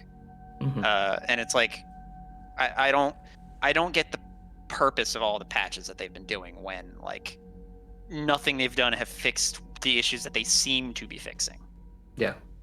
And instead of patching out ways to exploit the Marauders, which, let's be real, Ice Bomb exploit thing, that being out, okay, fine, right? But if there are these other ways to do it, okay, you're gonna have to, there's a lot of duct tape that you're gonna have to apply to a lot of holes, right? How many things are you gonna have to fix before the only way to kill a Marauder is Ballista SSG swap? And it's not gonna happen. But even then, right? But even then, when you focus on that, why not be focusing on, you know, maybe polishing up the Marauder's AI, right? Like, if I see a green eye light up when there's a shield up, hello, those are two mutually exclusive states for that person's behavior. I should not see, hey, green eyes hit me and I have a shield up. Like, hello? That doesn't make sense, right? Like, putting effort into there would make it like, even if you're not trying to one cycle or trying to like juice the Marauder out of existence, for lack of a better term, right? It would make the fighting at least more enjoyable because they're behaving as the game has said that they're Yeah, consistency. consistency, yes. Intended. Right. The I word. I think that's a great point, Umbra. Like, Yeah, there's Yeah, so part many of- instances where I mean I've had Marauders have their shield up already and the eye flashes green, and it's just because there's a mecha zombie behind him peppering him in the back, and it's not like the infighting in this game that enemy damage to each other has that much of an impact in terms of being able to, like, you know, get stuff killed through infighting like you can in classic Doom. That's just not a thing in Eternal. So that you can't really use that as haha a shield to hide behind. I think it's a shame. That there's not infighting, like real infighting. Yeah. Well, there's no friendly fire because I talked about this. You know, tyrants are basically a joke until like Super Gornus Master level. That's like the first time in an official like level that tyrants have felt kind of threatening. Except the Spirit Tyrant, which I'll say is mostly because of the Spirit buff, but like that one also was threatening. But I was talking to people, if friendly fire was a thing, you could abuse the laser on tyrants and use it to kill enemies as like a player choice, and it would add a little and it would add depth to the combat. You'd be like, okay, do I kill this really hard enemy or do I use it to kill other enemies? And I think it's a shame that they didn't lean into that, because that's I'm always on board for adding more ways to do a fight, even if people will gravitate towards one. Like the first time you're playing, you'll experiment with all the ways to do something until you gravitate to your favorite or the one that's most efficient, depending on what your goal is. Right, because like the and only I thing think that it's a will cool actually idea. do that is like a pinky. Pinkies will, you know, I was about to say they'll pinkies. they'll splatter Yeah, like pinkies. zombies and stuff, which is 'Cause you can do cool. that, and the it's funniest thing. And it's very fun when it happens. Like Yeah. you could do that. You could have like whenever you shoot at a Rectron turret, you could have like the mines shoot toward, like try to get close to an enemy so that the mines hit that. Like I think there's missing potential there to expand upon like the weapon breaking system, where you either use it or you don't in an effort to like abuse friendly fire. But I don't know. There was Yeah, one I wanna- point. I wanna go quickly- ahead, Okay, I want to quickly go back to what Arrhythmia was saying with the Marauder putting his shield up while his eyes are green. That actually has like a cascading effect with like particularly intense fights, specifically because like he'll put the shield up, his eyes will turn green, you'll shoot, he'll block it with the shield, but his attack will like still go through after he puts the shield down. Yep, which he'll is hit you really anyway. weird. Well, Yeah, even he'll hit you after that. Even better is he'll hit you, but you hit his shield, so he'll summon a dog right after. Yeah, and he summons the dog. So he blocks your attack, so you lose ammo. He hits you, and you get CC'd, potentially really badly because it's a Marauder. And then if you escape, you also have the dog that teleports everywhere because it has Also its own problems. sometimes he'll insta shotgun after hitting you. Yeah, which is just like double crowd control, and at that point you've tanked about 200 plus damage, and you're probably dead. Should have played around it. Yeah. It really be like that? Yeah. Was it? Oh, this was, I think, Bloodshot. You talked about this with the. Was it the? Sorry, I keep wanting to say meme beam, microwave beam. I always struggle to not say meme beam. Same, right? It's a good name, and it's in terms of casual play, I love using that. Like, use it against Archviles. You can get them like doing their little like Archvile electrocution dance. It's the funniest thing to me. I'm just like try summoning something now, like, and they're just like doing their little dance. But one thing that I really like what you said about, I think, was about spirits, right? In terms of the mod usage there, that particular design, I remember playing Tag 1 first time, and I read the note, or like the little tutorial came out, spirits, you must use the micro beam for this, and I was like, are you serious? Like, Yeah. I can't do lack of- anything else. Yeah, the lack of options, because it's like you have an in lore out to use like Yeah. heat blast to maybe burst him away, or use Right. an arbalest to, or like a ballista shot to do extra damage to him while they're out. Like Yeah. there wasn't much of a reason for them to force the use of the microwave beam other than to actually force the use of the microwave beam, which was super underused. Because that's the thing, right? You had that point where possessed demons and using a microwave beam on them is actually a really good strat, especially if you're getting rushed by, let's say, a possessed baron. You're like, dude, I need you to calm down. Yeah, because they don't Right? falter You get- any other way. Yeah, right? And like Archfiles, I think the reason why I like the modded content is possessed Archfiles teach you, hey, buddy, you might want to do something about him because he's just going to keep spawning and keep buffing everything. And you're like, you need to like, can you hold still for a second? And microwave beam, right, comes in. See, I had to stop myself. The microwave beam comes really useful there, right? Where you're just like, can you stop for 2 seconds so I can put in some damage? I think that's a really good way to bring some of these underutilized mods, I would say from a speedrunning side, right, where we don't use some of these mods that frequently, to the forefront, to be like, hey, player, there's a reason why this exists. Right. Try it out. And I think, and I think a lot of, and this is a problem with kind of the community as a whole. There's a weird stigma towards like people who use these really optimal like options. It's like, oh, they keep joking about microwave beam. They think it's awful. I don't think anybody thinks it's the worst gun ever. Like, it's just there's a lot going against the weapon compared to a lot of other weapons. It's outclassed.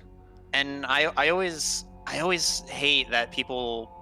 I hate that there's a stigma against like these top tier strategies, and it's like, people will be like, "Why are you suggesting this?" It's like, well, it's a good option, but it's not this other option. It's like, yeah, but exactly. You know, like you can use those. I'm not saying people can't use them. Right. In fact, I often talk about this as an example. I was known as hating micro missiles. I created the screw micro missile skip specifically because it was a more efficient skip than a skip that used micro missiles, and it killed micro missiles from no major glitch running, which I was proud of. But like I always knew micro missiles were great, or good. A lot of people would say like they shred the Icon of Sin, which they do. They shred what are they called? Possessed demons, which they do. Oh yeah. But in especially for speedrunning, micro missiles were just slow to get and like upgrade enough to be able to use them, and there were like other ways that just didn't require micro missiles. In particular, Icon of Sin, you just Crucible and BFG him a bunch, and it's basically an auto scroller. Like nobody can kill him faster than anybody else because you just blow his parts off, and he has to like break all the parts. Correct. But I think micro missiles versus precision bolt is the best, like the best two mods in the game, because micro missiles are very low like floor and like medium ceiling of, they're very easy to use, and they have a little bit of depth with the supercharge perk, which I think is a very interesting perk. It's probably my favorite perk in the game because of how it kind of forces you to and I'm going to talk about this in a review for content later. Speedrunning all the levels, you memorize the spawn, like you memorize how you know, but the micro missile thing encourages you to know the arena as it is currently, where you need to know where the fodder is, you need to know where the heavies are, and you need to know like what the best way to get the kill on the fodder to micro missiles the other thing is. It kind of encourages you to be in the moment rather than memorizing stuff. Agreed. And then precision bolt is a higher floor but higher ceiling weapon where you might not be good with it, so you don't want to use it compared to micro missiles, but if you get really good at it, it becomes kind of better than micro missiles. And even then, micro missiles still has a use over precision bolt. So I think, as much as I love hating on micro missiles, it is probably the best like micro missiles plus precision bolt set of mods for a weapon in the game. Right. And if I were to basically ask you, hey, should any of these mods be removed from the game? I think we're all going to say no, right? Like when we like come on, when we speedrun, we don't use full auto much, but I've like any Ultra Nightmare 100% speedrun in Hell on Earth, the full auto is coming there, dude. Like, the Yeah, Arachnotrons are it's getting like full the auto. meta for the Arachnotrons. Yeah, The right? only It thing I wish it happens. would do differently is maybe put them into a pain state, because they like that DPS should theoretically falter them, but it doesn't for some reason. But There are things outside I of that, like, it's actually still a really decent mod. It's just once you get everything else and you start having Hot Swapper, it just becomes again outclassed. Right, and even without like super fast quick swaps, even just like regular, like even on console, like quick swaps with weapon wheel, which are quote unquote slow, still kind of outclasses a lot of stuff. Yeah. And if I'm being honest, I probably would remove full auto, but I would more buff it or like change how some of the things sure. work. Right. But There are multiple mods that I feel could use some buffs yeah, to and make them more valid. yeah, but a lot of people think they can be used, and therefore, like, they are good. You should use them. And it's like, I'm not saying you can't use them. I'm just Yeah. saying, you know, a lot of people like to say, well, remote det can falter a thing like 50 times. Like, that's really neat. You can also just kill it by shooting it without detonating them. True. Yeah, if you can out DPS killing it doesn't really matter. Yeah. falter them permanently. Yeah. Yeah, I just want to go ahead, Umbra. No, actually, I was about to ask you, Chocolate. I wanted to ask you, since you've done a lot of speedrunning, right? And you've been like, you did your horde mode clear and all that stuff. When switching between speedrunning and going to Chandrons, have you noticed a change in terms of the weapon mods you're using? Are you seeing certain weapon mods come to light, saying that, hey, okay, I'm starting to see a really good use for this in this type of scenario? Sometimes, I say very rarely. So energy shield is the most obvious one, because you don't usually pull that out during speedruns. You just take the risk. But so besides energy shield, yeah, I would say micro missiles shine a lot more in life scenarios, just because of the perk where you can get extra damage. Comes in handy against bullet sponges in like niche scenarios, and you pretty much never use it in speedruns.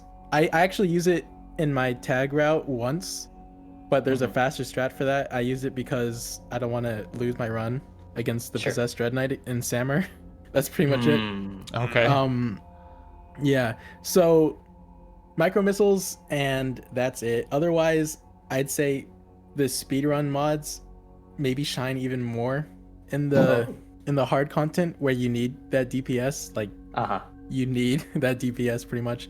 Destroyer Blade is a mod I want to mention real quick as being like borderline broken in both speedrunning, in both speedrunning and in surviving content. It's so good.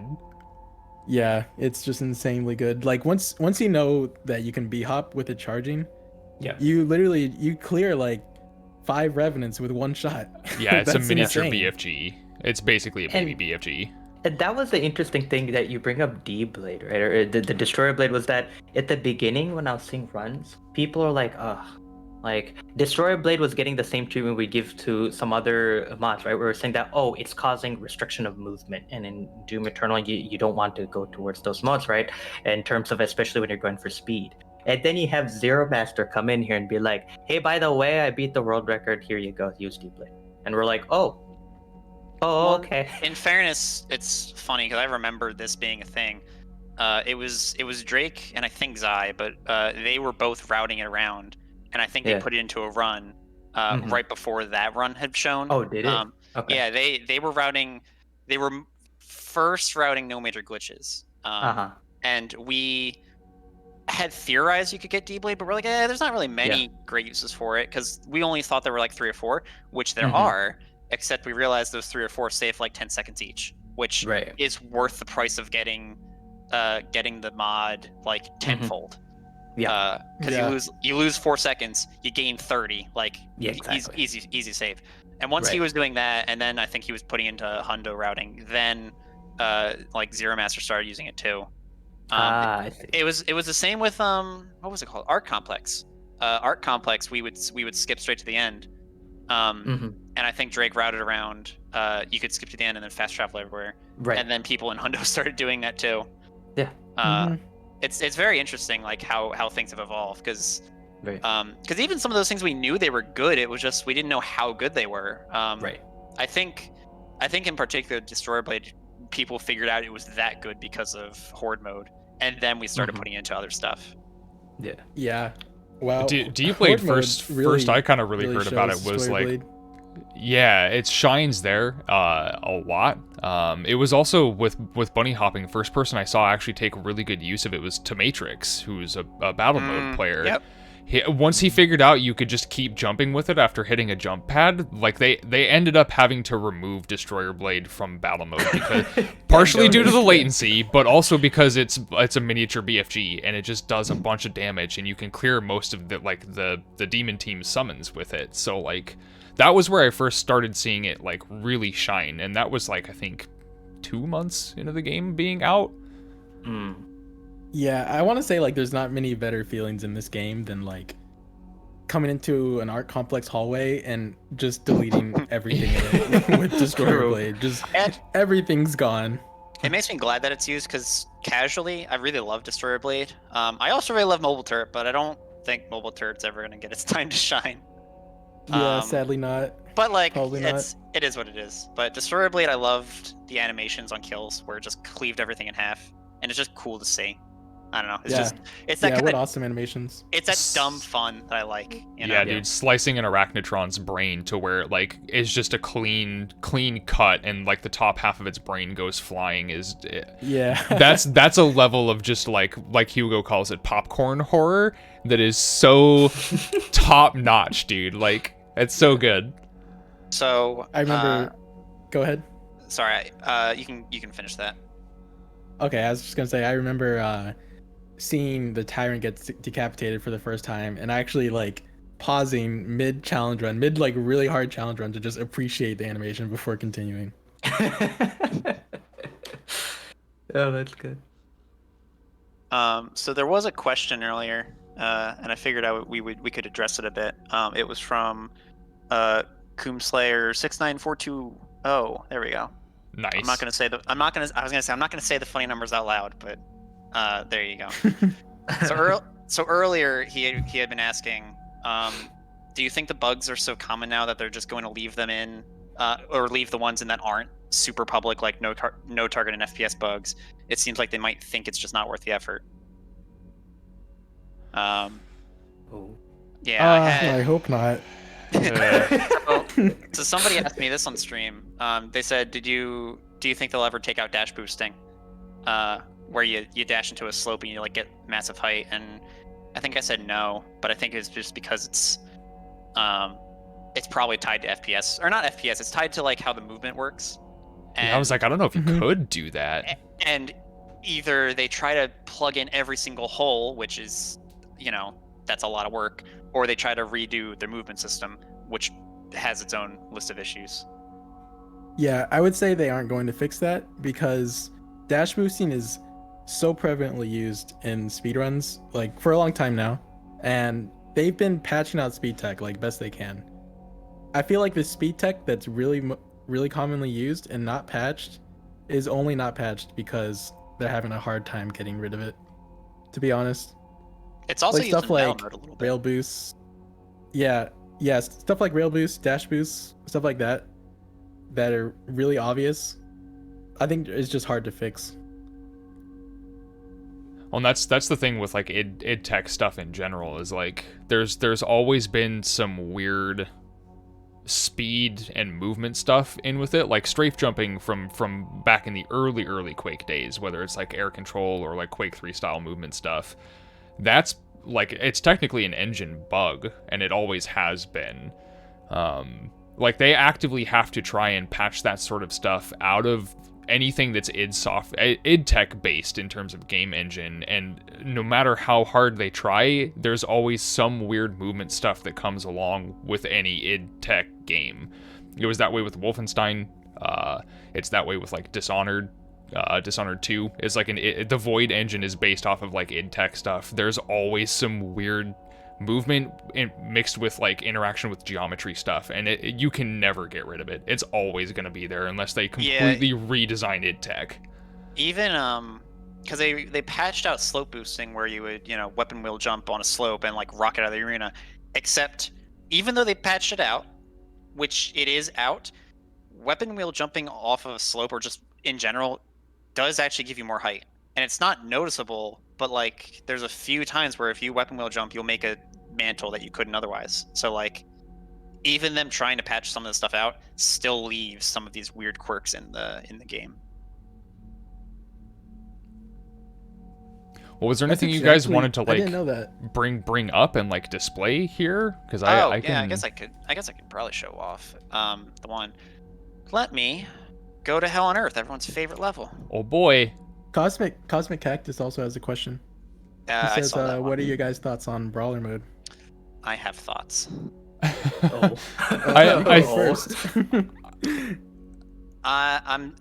So I was doing a video on it, and my editor was gonna do it, except he lives in Texas, so that is unfortunate.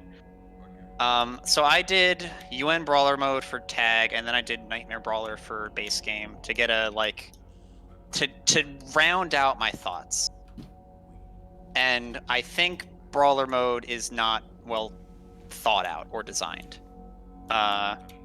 Long story short, I was talking about it earlier with like the removal of like friendly fire and how I think it's interesting that micro missiles. Where do I have to go again? Oh, I'm gonna FYI for people who are wondering. I have N bound to no clip and to no clip speed. So if I start floating around randomly, I am just no clipping off of a key. I do that for testing stuff. So, so the big thing that I'm going to talk about with the weapon wheel jumping is like, if you go here and try to like jump up to mantle onto this, it's really hard.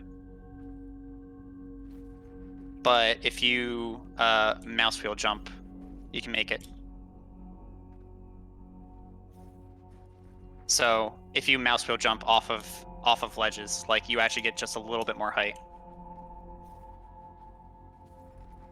So, just an interesting quirk, and this is current patch, by the way. This is not down patch. This is just how the game works. If you So this is something you could actually use. Yeah, and no major glitches. It is what we use in no major glitches, actually. Oh, I see.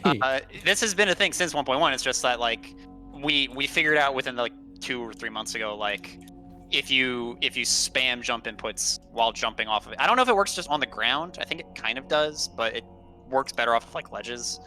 Just spamming jump inputs. There you go. And Ferb is right. That was also a thing in 2016. So, but yeah. So that's the most obvious example I can give of like a weird like mouse wheel jumping works better than normal jumping. You won't notice it much because like you can see like the height difference is so small, but it is a thing. Does that also hold true for the jump input macro? Yes, it would actually. I could probably run it, but I just prefer using weapon wheel more so now. Mm-hmm. But it would, yeah. Cool.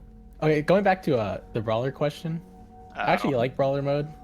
I actually like brawler mode. I'm not like in love with it, but I do enjoy it. I think it's fun to use off meta stuff every now and then, like as a departure from the main meta, because it can be really hard to convince me to use anything other than like precision bolt and then like the main weapons, like basically quick swapping. If I'm not quick swapping, I usually have energy shield out. that's pretty much it. So it's kind of nice to be forced to try for different strats and stuff. But it's more like something that I'd only really want to do occasionally, not like play for long periods of time. Yeah, you don't necessarily want to main it, but it does breathe some life into the game. I think that once you get into that like rut of the meta where you're just PB rocket, PB SSG, PB ballista the whole time, and then occasionally using like some other utilitarian stuff like clearing fodder with a sticky bomb, or like you said, the chain gun shield, it can make you think about the game differently and appreciate it from a different angle, which is definitely good. And I think that's something that like a lot of speedrunners particularly kind of lose sight of. Yeah, I think that's fair. I mean, anyways, like for me, I didn't know how to use remote detonation. It was actually so bad. Just real quick, it was so bad when I first tried a brawler that like my brain shut off, and at the beginning I tried activating remote det without firing a rocket. That was embarrassing. I tried activating remote det. I tried activating remote det after swapping away from the rocket launcher. That was almost as bad. And I've also multiple times tried activating remote det after the rocket landed because reasons. I don't know. Like that was how far behind I was on understanding and like having the muscle memory for using off meta weapon mods versus like using like precision bolt. So I agree with you that I think using off meta weapons. Sorry, I dropped a thing. I'm trying to pick it up at the same time. I think it's interesting. I kind of liked not researching, but like playing and getting a feel for using off meta stuff. I think there is merit to that, and it's interesting. It's just supposedly, and I'm kind of going off on two things, both my own personal feelings of playing the game mode and reading people's like there's the video about brawler mode, and then there's other people who say there's a purpose to brawler mode. I've been told it's not about off meta weapons, which I kind of disagree with. Apparently the purpose is to remove weapons that are good at removing weak points, is the general like number one reasoning of a lot of the removal of stuff, which it kind of does remove a lot of those things. Right. A lot of this is obviously personal opinion.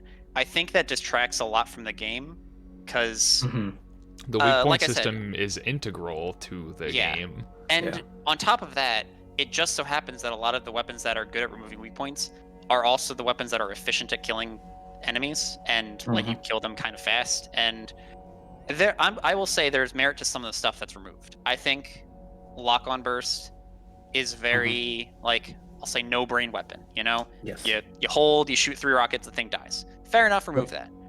I think Arbalest and Destroyer Blade both are kind of like really good, and I think removing them and just having a Ballista is kind of a little more interesting.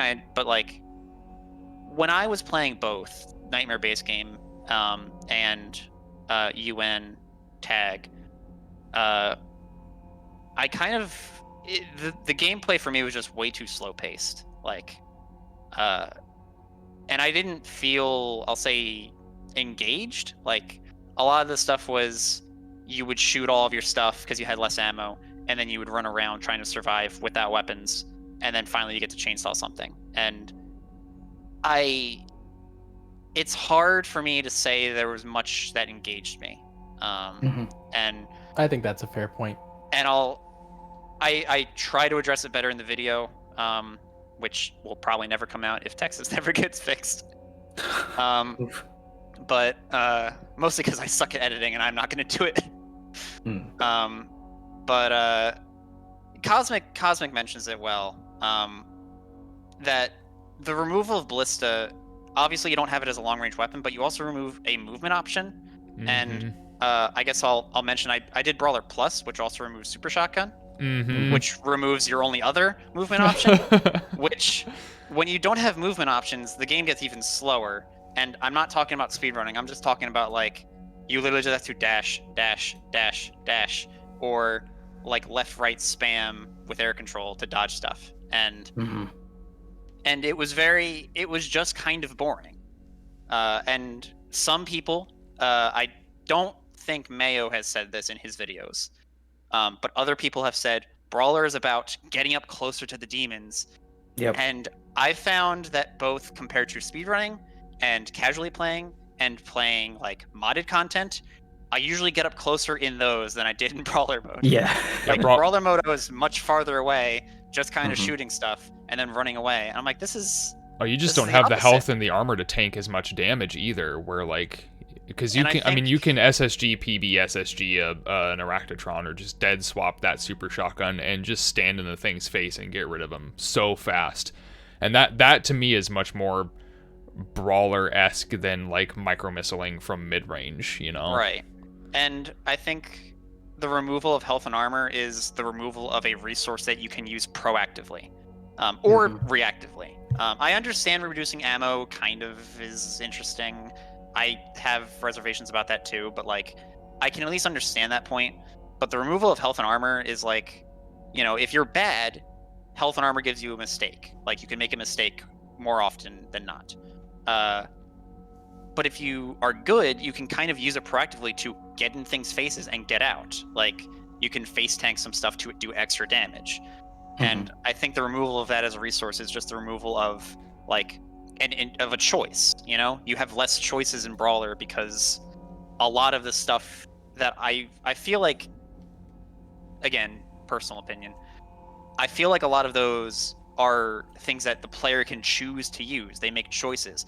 I think I mentioned in the video that the weak point system is a choice. You either choose to shoot the demon to do damage, or you choose to shoot the weak point to break it off.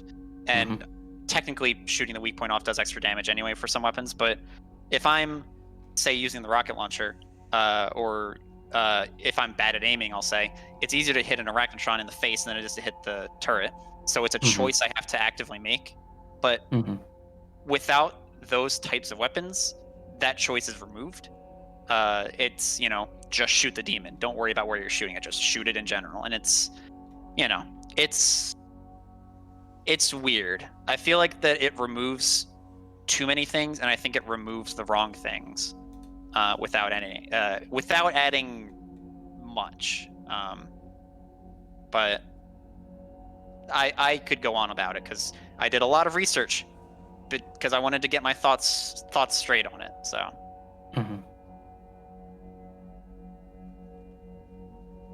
Well, that was interesting. I've never thought about it from that perspective, to be honest. I think for me, like, what keeps Brawler engaging is like the thrill of being constantly so close to death, and then having like tools that are clearly pretty weak to keep me from like instantly restacking. But no, you make completely valid points. And I can see merit to that too. I think if somebody told me that Brawler mode was designed to be a hard game mode, fine. Like, I would basically drop everything and say, yeah, you're right. And I didn't like it much, but I'd say, yeah, I just don't like it. But a lot of people have said, no, it's not about being hard. No, it's not about off-meta weapons. It's about this type of stuff. And it's like, that I don't think that's well designed. I think there's a lot I could go on about it. So, but I'll leave it at that, I guess. And I to the point of breaking off the weak point stuff, like you mentioned earlier, that's something that like animators for id Software, for example, work really hard to have those, the changing demon models and have these weak points break off and the falter system kind of all go hand in hand with that stuff. Snapping a Mancubus's arm cannon and watching him reel back from it and then hitting the other one and making him falter again it's ignoring a system that we're finding is more integral to the gameplay than I think people realized initially, is that keeping things faltered and stun locked as fast as possible is really efficient. It's very, very efficient. Yeah, it's also very high skilled. Yeah, you have to have good aim. You have to, know what weak point on the demon is the thing to aim at to continue faltering them. And then you have the option to, DPS them in between snapping those weak points and keeping them faltered. And it changes how they attack you, too. Snapping off a Mank's arm cannons prevents him from flame belching you and then, pooping on the floor, like doing his ground area of attack. That's, it's sorry, it's just what I call it. It's an accurate statement, yeah. But, he just, he slams the ground and you, good, spread it around. But he, that prevents him from doing those high damage attacks that would prevent you from getting in close range with a Mank, which is theoretically the point of Brawler mode, right? So there's I don't know, and that's one of the things too about like kind of the direction that the game has taken with adding the blood makers and the spirits directly, is that it's kind of ignoring that same system that they really put into place with those multi-stage enemies, where you've got Doom Hunters, where focusing on the sled and getting them to change their attack patterns and their mobility and all this other stuff is a really, really cool concept. And then you hit tag, and they added nothing additional that follows that. It's another parry mechanic and then forced microwave beam usage, which is okay, kind of. But I still would rather it be like natural than forced. Right. Like, you want that option to be there and to have it be the most efficient way to do it, but you can do it a different way if you want to. it's kind of like with lock on. Like the mastery is, oh, shoot prowlers, and it's like, why? And I feel like it's like, Oh god, yeah. the idea It's a was very odd demon to choose for that. There's a think reason why, right? We don't like I don't do the Prowler mastery for the lock on burst until Final Sin, because I'm like Yep. I don't. First off, I don't want dual lock, and number two, like bro. also Like, the mastery why? sucks, but that's a whole nother thing. Yeah, it's a different story. Yeah.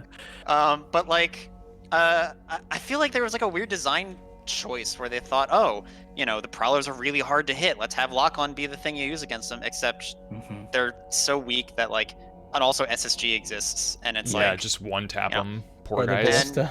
And I think microwave beam was similar, where it's like, oh, if a thing's moving too fast, like you can stun it and do some damage. I used to think that microwave beam was supposed to be about AOE, but like Yeah. it might have been, but it's not. That's my issue with a lot of these mods, is that like Yeah. I don't know what they're designed for, because whatever they seem to be designed for, Right. everything else does the job better. Yeah. But I could see like micro missile being like decent against, say, like if prowlers were like super heavies, where they had like or Mhm. even if they just had like, you know, pain or cybermink health. Okay, I'd Yeah. probably think about lock on bursting them more Right. often, because Yes. they're harder to Mhm. hit. Same with Right. microwave beam. If microwave beam like cooked things faster, didn't lower your movement speed, Yeah. or like or I don't know, or if things were faster, if there was like a really fast demon as base game, like that's, and I think we talked about it before with, you know, spirit buff, like that's a natural way to use microwave beam, where people figured it out. They figured out the Yeah. meta of using the weapon, you know. Exactly. Yeah, you Mhm. use it like a taser to make them hold still, and that's really good. Yeah. But then to also force the player to use it to eliminate the spirit is like, eh. Right. Right. It's the difference between like an artificial meta versus a natural like meta Mhm. of the game. You know, people Yeah. figured out after a point, oh, microwave beam can be used for this, versus use it Yeah. now. Right. So I wanted to make a comment on Brawl Mode, and I'll try to keep it like, I'll just be brief about it, because at the end of the day, I haven't played it. There has been someone who has asked me to do it, and I will probably do it at one point, and I can already foresee I'm going to have certain opinions in the future, but Have fun. whatever, right? Thank you. And this is Brawler Plus, right? So the one without SSG and such. Ooh. So in terms of some of the things, so I want to briefly explain me switching over from 100% restricted to 100% restricted, quote unquote, NMT, was to basically say, hey, what are these other mastery challenges? Let me try out these other mods. What do these things do? Now, let's be real, full auto is being used on pinkies. So it's like, will you learn what type of benefits it has in terms of getting your ammo back from heavies, like Mayo says in his videos? When you do NMT runs, not really, no. Usually we master it in Final Sin, so that you're not going to use it for anything, right? So I try to get my exposure to all those mastery, like the masteries and the different mods, like Remote Det. I still think Remote Det's kind of fun. I don't know why, but like it's so satisfying to me to shoot into a bunch of fire and just click a right click on my mouse, and then they all go poof. And I'm like, hee hee hee hee. Like, it's funny to me. I don't know why. But those types of things, right, were one of the reasons why, okay, I want to get familiar with these other mods. And I see when you were talking about the motivation for Brawler Mode Bloodshot, that's what I was thinking of. Oh, maybe it is to use the underused meta. But now if I'm hearing it's not, I'm like, okay, I don't get it, right? Some of the things that make the game appealing to me compared to 2016. right? Things like Meat Hook, not only for survivability, but let's be real, using Meat Hook to zip around arena, or like you hook onto a Cacodemon and you get to the other side of the arena to get different angles to put some damage downrange. That's cool stuff, dude. Oh, that's And then so be fun. like, remove that, you're like, wait, what? So here's my favorite one, and Yeah. I know there's a lot of people in chat who think this is a meme. I'm not trying to meme this up. What is the best rune to take? Air like, what- control. Yeah, air I'd air assume control. after I started using air control, I'd say air control. Right. Yeah. That's not banned, even though if you go to like any of the top slayers, they'd say air control, and it's Yeah. like, why isn't that banned?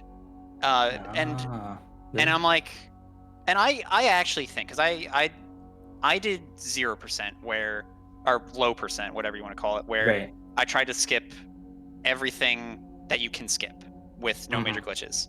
Yeah. That included chainsaw, which I don't recommend, but it also included air Ooh. control. And removing air control for a lot of stuff is actually kind of interesting because you can still do a lot of skips. They're just harder. Yeah. And like the general combat, like it gets a little bit weirder, and I would even say slower, but I kind of liked it, if that makes any sense, because you're not actually slower. It's just that you're so used to air control that you Yeah. have to relearn the movement. And I Right. play both battle mode and campaign, so like I'm used to both air control and non-air control movement, although Yeah. more used to air control. But I think there's something to be said of like learning how to maneuver without it, Mhm. because Yeah. there are movement things you can do with air control that you can't do without air Ah. control, because I like see. because you can jump and hold left right left right left right to just snake in place. Yeah. You can B hop, and you can like turn almost 90 degrees, almost 180 degrees, Mhm. moving your mouse, and you can't do that at all. Like you have to do like, if you've ever seen like a Mm. truck turn, they have to like take a Yeah. wide Yeah, berth. it's a Yeah. You have to do lot that. wider. So, Uh-huh. so Yeah, I you think can basically there's do 180 turns. yeah. So I with air think control. there's merit to like maybe removing air control. That's Right. that'll change your playstyle. I think if you do a Right. run of anything and just say, don't use air No control, air control. like that actually does kind of. I have opinions, but you're not wrong though. Like that is it's a It would be movement. fun. Nightmare material. Yeah. Right. I mean, it's a Right, movement so- style though that we all kind of lean into pretty heavily because it allows us to avoid taking damage and it allows us to Right. do these skips and it's Mhm. I come from a movement shooter background, like a lot of Quake, Yeah. a lot of Team Fortress Mhm. 2, a lot of Titanfall 2, where having that mobility is just kind of natural. So to take that away from me is a challenge. It's hard. Right. Yeah, Doom Eternal doesn't have like air strafing like a game like Titanfall 2 does Yeah, to like exactly. compensate for lack of air control. I honestly can't play this game without air control. It's a frustrating experience. My Yeah, first because- clears of Ultra Nightmare were without. I was a Chrono Strike user, man. That I was remember me. that. I Oh, literally no. jump pad, Too. Chrono Strike, jump pad. That's how I cheesed it for like the first couple clears I had. Then I was So- like, people like, you Ooh. should try air control. I'm like, what's that? So I agree. I think they go a little too hard on saying like people should play without it. But I kind of agree with battle mode players that like when you learn air control-less movement, like you kind of Mhm. get an appreciation for it. And Mm. I don't think air control should be default, but I think the default movement should be slightly better so that air control see. isn't as necessary. I don't know how to Right. do that. I don't know Mm. how it could be done. I think it would have to be done in the next game. I think Yeah. Doom Eternal's kind of already run its course with how like the movement and the options are. So, Mhm. Yeah, absolutely. but I don't think it should be base. I just think the movement shouldn't be as slow that air control makes it like abnormally faster or more controllable. Like 2016 kind of I used air control in 2016 as well, and it was not as like it wasn't as it was necessary worse. as it was because your ground movement like and then when you jump was still kind of okay, but like it was something like your first jump had air control movement, and then the upgraded version was your second jump had it, but Mhm. Vice It wasn't- versa. It started off being that your first jump was still default, and then your second jump gave you air control, and then once you got Thank the you. rune mastered, it would give you the Mhm. same movement in air as on the ground. I see. Ah, So like Okay. there's so it's weird, but I feel like if people want to, if somebody wants to do a like not meta run, I think air Mhm. control is the place to start. I think that I is see. Yeah, number I think one air to control is start the with. number one. Yeah, it's Like, the number That's a good one point, strongest tool in the game, in my opinion. I think it would be over that. everything. I think air control is number 1, precision bolt's number 2, and Mhm. like maybe Hot lock on it. swapper. Hot swapper's number 3. Ooh, yeah. Those are the two, because when I'm getting used to quick swapping, like in like tag, and then I go to Hell on Yeah. Earth, like Oh, it's It does a feel bad. terrible adjustment. It's so hard to go Yeah. back to like. there was discussion about using PB stickies on Hell on Earth, like, oh, this might like change how Hell on Earth is played, and then I Nope. like tried it, and I was like, oh, It's like, quick no. swaps are way too slow to No. think it's worth it. Right. Yeah, you're better Right. off just dead swapping precision bolt You 90% of the basically either time. dead swap that, or you do 3 stickies and then start dead swapping Yeah. the Yeah. PB. So, but I think those are the places to start. Like I Mhm. said, 0%. To me, I would never say run 0% as I did, or low percent. I think doing a no mod, no rune, no crystal run is kind of like interesting. But I think my favorite part about 0%, and people have told me about this too, about brawler versus what I call 0%. Mhm. They're like, oh, well, you're supposed to blood punch more and figure out blood punch routing. I did that so much more, and it was much more engaging in 0% since I was routing around ammo than it was in brawler. But I see the merit in it. But I actually think routing around blood punch is really interesting. It was a very fun Scares thing. me that you say relying on blood punch. Yeah. A little bit of a Yeah. worry. Yeah. But when a I blood spent a punch lot of goes time- off, it feels so good though. Oh, like yes. the When X, it worked, it's great. It is. It's awesome. Yeah, that's Like a one bunch the of problems I fodder that had are with, frozen, flame belch, and you punch them with blood punch, and you're just like, ah, yes, give me all that. Give me, nom, nom, nom, nom, nom. All that loot, Yeah. give it to me. Yeah. One of the problems I had with the brawler was how much it relied on a broken mechanic. Like I love Dolans. You guys are getting. You guys got blood punches? sometimes, depending on how Doom Eternal feels on any given day. Yeah. Basically. Mood dependent. RNG punch. I actually put off speedrunning the Super Gornaz Master level just because it relies on blood punch a bit too hard. Oh, towards you know the what's end. what's I even more can't fun? handle it. Have you done a classic speedrun of it? Oh no, I haven't. That The would be best, just as bad, I imagine. I had done a nightmare run of that, and the best way to do the carcass room is blood punch every carcass. Oh, fun. Or you. It's Wow. They yeah, go because right you into a don't- GK state and you get a blood punch right back. Yep. So, and it's not as bad as it sounds, but it's also not great. And when you mess up a blood punch, you get so mad. Oh yeah. Yeah, yeah. In my route, you have to land 4 blood punches in a row on Marauders. And, Oh the acid run. no. And if any of those don't work, like the run's dead. Oh So- no. It's at the end of the run, and it's on probably one of the most buggy AI for blood punches. It's just not. It's not a fun time. That room was not Yeah. made for Marauders. Yeah, dude. No, it was I not. just SSG and then pull out the BFG and delete both of them. I will make sure I have 2 BFG rounds before I get into that toxic zone, dude. I'm not fighting them in there. I'm not doing it. Oh, What do you mean? You don't like Beyblades? Can I show off? Oh wait, sorry. Can I You're show off talking that about strat? Go for Yeah, it. yeah. If you want to stream it in the Discord, I'll Okay. pull it up on the stream. Yeah, give me 1 second here. Dude, it's gotten to the point where like the moment I see dual Marauders, I'm just like sticky bomb. Yeah, basically. Yeah. I literally just sticky bomb. So I don't care if it's a beam, but it works. Sometimes I try. I'm like, I kind of want to figure out like how to do this, but I'm so lazy Yeah. sometimes that I'm just like, That's whatever. actually one thing I liked about just to give a shout out to Horde mode too. The Maker Pillar one, that's the one place where I feel like I can't sticky bomb those dual Marauders in the Maker Pillar room where it's electrified because I keep running in. I hate that room, but not because of Horde specifically, but because it just made that room really weird. Because Oh yeah, you are not touching the wall when you take yeah. damage. I cry. I cry when I go into that room. There is an easy way to do that, but I'll talk about that later. Oh. For you guys if you wanna Oh, okay. get some easy strats for that room. Okay. All right. Okay. So you. All right. Oh, look at those. Oh, wow. What? So you do 2. Oh, so you do 2 on him, refill 1. Yeah, it refills both just because of the damage. Oh, This is super what? heavy. Yeah. Yeah, I didn't know it's super really heavies really refilled at all. fast. Oh, interesting. Yes, super heavies after you complete Urdak will fill up your blood punches entirely.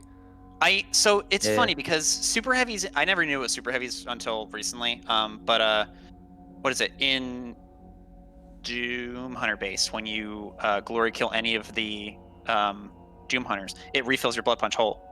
And I always thought it was a bug because you don't have that perk yet. But they just apparently don't explain that glory killing super heavies gives you a full Blood Punch, or I guess both of them. I guess that's weird. I liked it. Those are cool. It That's does neat. make me concerned that it's blood punch related, obviously. Well, you know, Besides that, someday it is you cool. might be able to just like fully rely on it, and it'll work every time, Yeah, and it'll be dude. great. Also, I respect Yeah. the use of also using Doom Amaze font. Oh yeah. Oh yeah, it's a really nice You font. gotta do it, man. I just hate the W's, but like. Yeah, there's a couple that yeah, don't the quite W's work. phasing in with the next letter. At some I point, I like wanted that. to show stuff off that was FPS related, but we never got to get into FPS stuff much. Oh, I mean, we can right now if you'd want to. But I love watching your. Am I still streaming? I don't even know. No. That's stream ended, man. I thought I was streaming Doom Eternal. I forgot because I was earlier and I thought I like accidentally turned it off. Mm. So people had just been talking about. We had obviously talked about this game is very a buggy mess. That's kind of the point of this, right? Yeah. So I mean, a little bit. It's So a great the- game, and it looks the best great. example of this that I think anybody who played casually knows is just Atlantic as a whole. The railings. Oh, if God. you- It's the if you holdover have- from 2016 too. Is the if worst you part. I know. So Doom Eternal's base game didn't have like any railings except for like one in Arc Complex, and even those ones didn't seem to do much. But if you have high enough FPS, and if I can actually nail this, hold on. I might have to restart checkpoint because I have specific muscle memory of how to do this. And it technically happens anywhere. It's just there we go. Oh. Bye. Yeah, the any percent routing for this when you just get to the end is nuts. Yeah. So obviously we abuse that there, but that just happens when you're fighting on any level, like Oh, or yes, it any does. part. Like you just teleport. Yeah. And sometimes you'll make it past the death barrier, sometimes you won't. Mhm. But that's when you have too high of an FPS. Because when you're at 60 FPS, that doesn't happen as often. It doesn't Oh, seem to. interesting. It doesn't seem to happen ever, except sometimes you'll kind of like lurch a little bit, but you won't teleport basically. Mhm. But now I need to reset my game because I need to go to 28 FPS now. Oh. Oh, are Very you? Oh, we'll find out. I think I know. I what's feel up. like you guys have probably seen this because I say this every chance I get. All right, play Doom Eternal. Take 500 years to load. I still think the infinite dash refill in Urdak is the funniest thing I've seen. What? Why would you say something that I might be doing right now? No, wait. I never said you're doing that. You're not doing it. Shh. Nothing's Oh, happening, so man. for me in particular, Ferb is asking how do I cap my FPS. I just have NVIDIA control panel do it.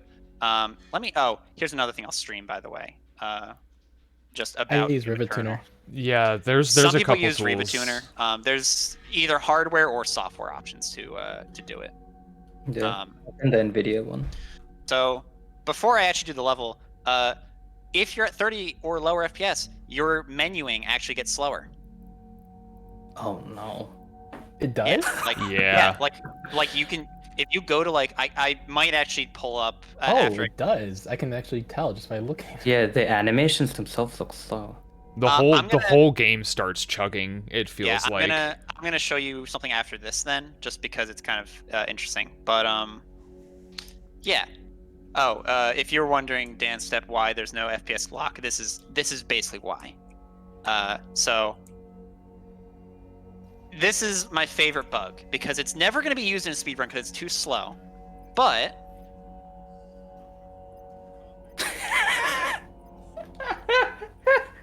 I can't. Yep. Wow. Yep. We're flying. Unreal. so I had done this at 15 at first, thinking you had to be at really low FPS. I figured out that if you're at 30 FPS, it sometimes works. If you're at 29, it mostly works. And if you're at 28, every time you dash, it refills. At 29, it seems to be like on some weird like sometimes it refills, sometimes it doesn't. 30, it's kind of like even worse. But yeah, you can just kind of I mean, oh, I don't have a consequence, but yeah, you can just infinitely dash. And if you do two Is that dashes, any level? yes, Oh, both of them still refill. Oh, Yes. okay. I didn't know about the Yeah. double portion. All right. Yeah, I only knew about it the just one. refills. Yeah, it's Oh my it's so God. stupid. Yeah, this is just what happens when you're at low FPS. On top of the game running slower, which now I'm gonna go down to 10 FPS. Oh. Oh, Oh, Not no. that does much. Like it doesn't add any other skips. At least, oh, I have to go down to what?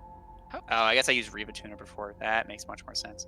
I might actually have to get Riva Tuner up then because as a suggestion, what I've been using to manually cap my FPS without having to close out of the game, there is a program called Bandicam, and it is free, and the FPS functionality works without having to pay for a license for it. But it does have a hotkey bound to FPS caps, so you can put in whatever number you want without having to like go into NVIDIA Control Panel or using like some other more convoluted. That's what I've been using to go between 30 and 250 when I've been experimenting with stuff. for Riva Tuner, Riva Tuner itself seems to work. But I also have auto hotkey because that's for some reason allowed in speedruns, which I kind of have an issue with, but that's neither here nor there. Wait, does auto hotkey allow me to b-hop for officially approved speedruns? Am I allowed to do that? Probably not, but it lets you toggle your FPS cap. So Okay. before they had one where it just let it be uncapped and then, or cap at 250 versus the other one. All right, so let me bump up Doom Eternal again. Mhm. And normally I don't have to reset with Riva Tuner. I just forgot I actually had Riva Tuner installed. So let me keep it at 250 for now, actually, because then I don't have to worry too much. Actually, I guess I could do it live then. All right, so While you're doing this, Bloodshot, I wanted to ask you this question. What prompted you to be like, hey, let me try out if I like the infinite dash thing, like under a 30? Was that on so it was or- completely on accident. I was shooting the shit with some people in voice chat, and I Yeah. was testing low FPS stuff. Just how does the game work at low FPS? Sure. I then happened to dash. I was like, wait, why did my dash reset? And at first we weren't sure if it was a like console command I had. It wasn't. It was just the game. It was just the game. Oh my God. So I wanted to do one that has like a fight early on. I guess Necroval does. Also, I can still do FPS dashing, I guess. So I'm at 250 max FPS right now. That's my cap right now. So obviously this is how fast the game runs and stuff. Menuing's fine. 15.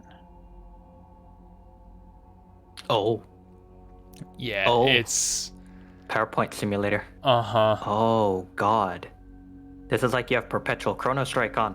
Yep. I wonder how slow Chrono Strike is under 15. Oh god. Is that literally PowerPoint? Oh god. presentation? I'm now curious. Cinematography. Oh, man. Oh, Things don't even know where you Oh, are. I don't even know where you are. I think that's partly because of infighting, but like this beginning level is kind of weird with how it works. But yeah. Oh no, he's shooting Oh, I at me. oh no. Uh-oh. Whatever will you do? I'm literally just you Neo in the seen- Matrix right now. Have you seen in Oh my God. Buckio's video on FPS? At I 30 FPS, s- tentacles can't even hit you. I didn't Yeah. know Oh, that. God, What? Yeah, if That's you're amazing. below 60 frames, you can literally just walk past them and they will never touch you. If you're at 30, they miss constantly. Also, let's have some more fun. Let's see. Oh. 7. Huh? And now you can see this is the menu. Oh. Oh no. Chunk, Oh, chunk, chunk, no. chunk, chunk. Working as intended, I'm sure. Yep. Intended.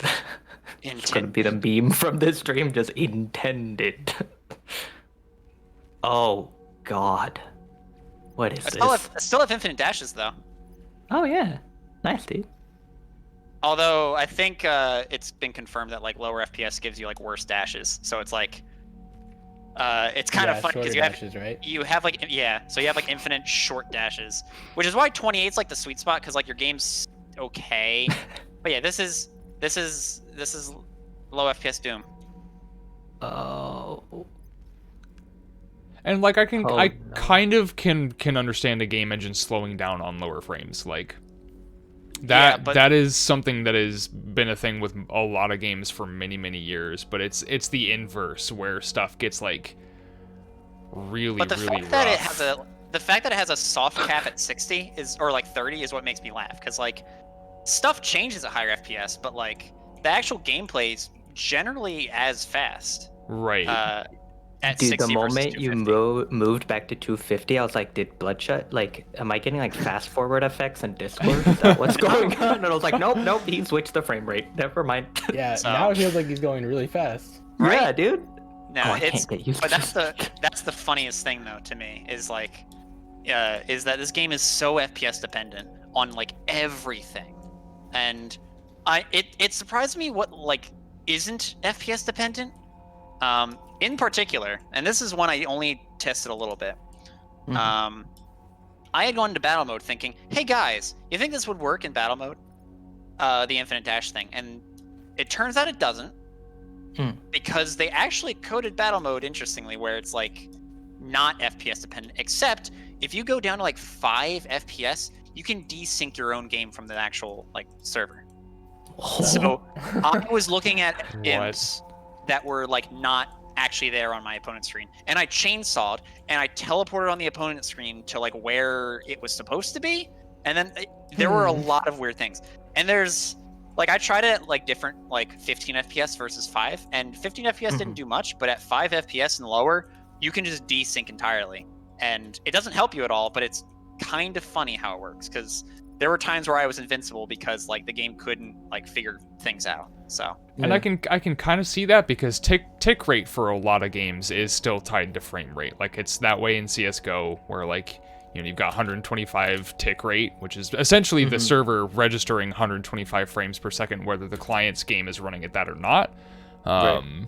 So most online multiplayer games don't really work if you're below like a minimum playable FPS, which is usually it's usually designed around like 60, sometimes 30. So that kind of makes sense for this game. I guess I can kind of get that. Yeah, that's incredible. So there is a question. Do you guys think that if the engine was a tick-based engine, do you think that would make this game more available to the speedrun community? I want to say no. If you would ask me before the game came out, I'd say yes. I think everybody would want the game to be consistent for everybody. But now that we have faster meat hook tricks and all of these other things that are FPS based, especially if you ever looked at any percent run, there are zips where you dash into certain things and you rock it up. It's kind of hard to explain. Like I don't think anybody wants to trade that now. Everybody kind of wants those in the game because that's how they speedrun the game. But if the game came out before, or if you had asked us beforehand, like we wouldn't have opinions on the speedruns as they are now. So I would love it if I could run this game on a potato versus on like a supercomputer. Yeah, I think like the ideal scenario that all speedrunners want is like if you had a really slow PC or just like an average PC, you could get the effects of playing at 250 FPS while at your lower FPS. So like if without tick, like the AI if the tick trade-offs rate- preferably. yeah, without the AI breaking. So like in our ideal scenario, like there's like a speedrun mode and it grants all that stuff while also like fixing the AI. That would be really cool. I think people would be into that personally. I can guarantee that most of the people in the speedrun community, like from what for all the people who I think are active in it or vocal, want everybody to be like on an even playing field. Like I make a big point that like even like anybody's world record is not just that person's world record. It's like the whole community like working together to find skips, to study stuff, to find damage values, and then the one person to put everything into practice. because like I don't know, there's a ton of people that have found so many cool skips for no major glitches, and they don't even run as much anymore, but like they're so important to the run now. You're absolutely right. 100% it's a community effort. It's not like just one guy. Yeah, Not hundreds just and hundreds and 100%, thousands also of no major hours. glitches. I couldn't Haha. help it. I saw the Haha. opportunity. Ha ha ha ha, I get it.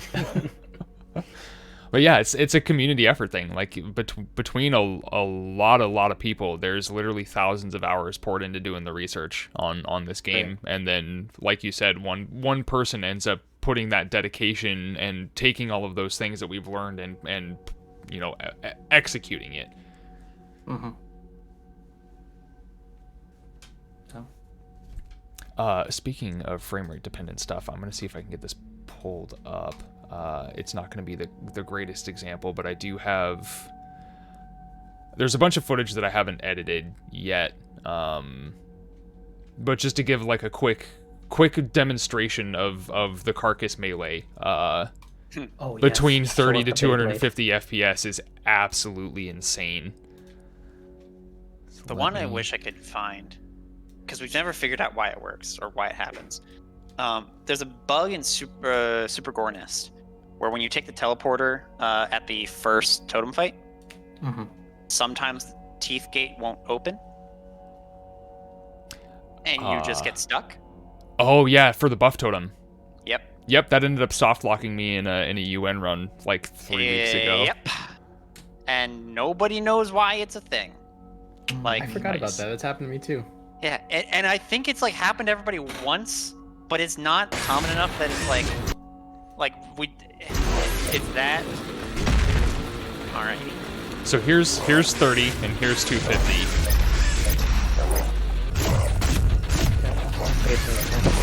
What? Holy shit. Back down to 30.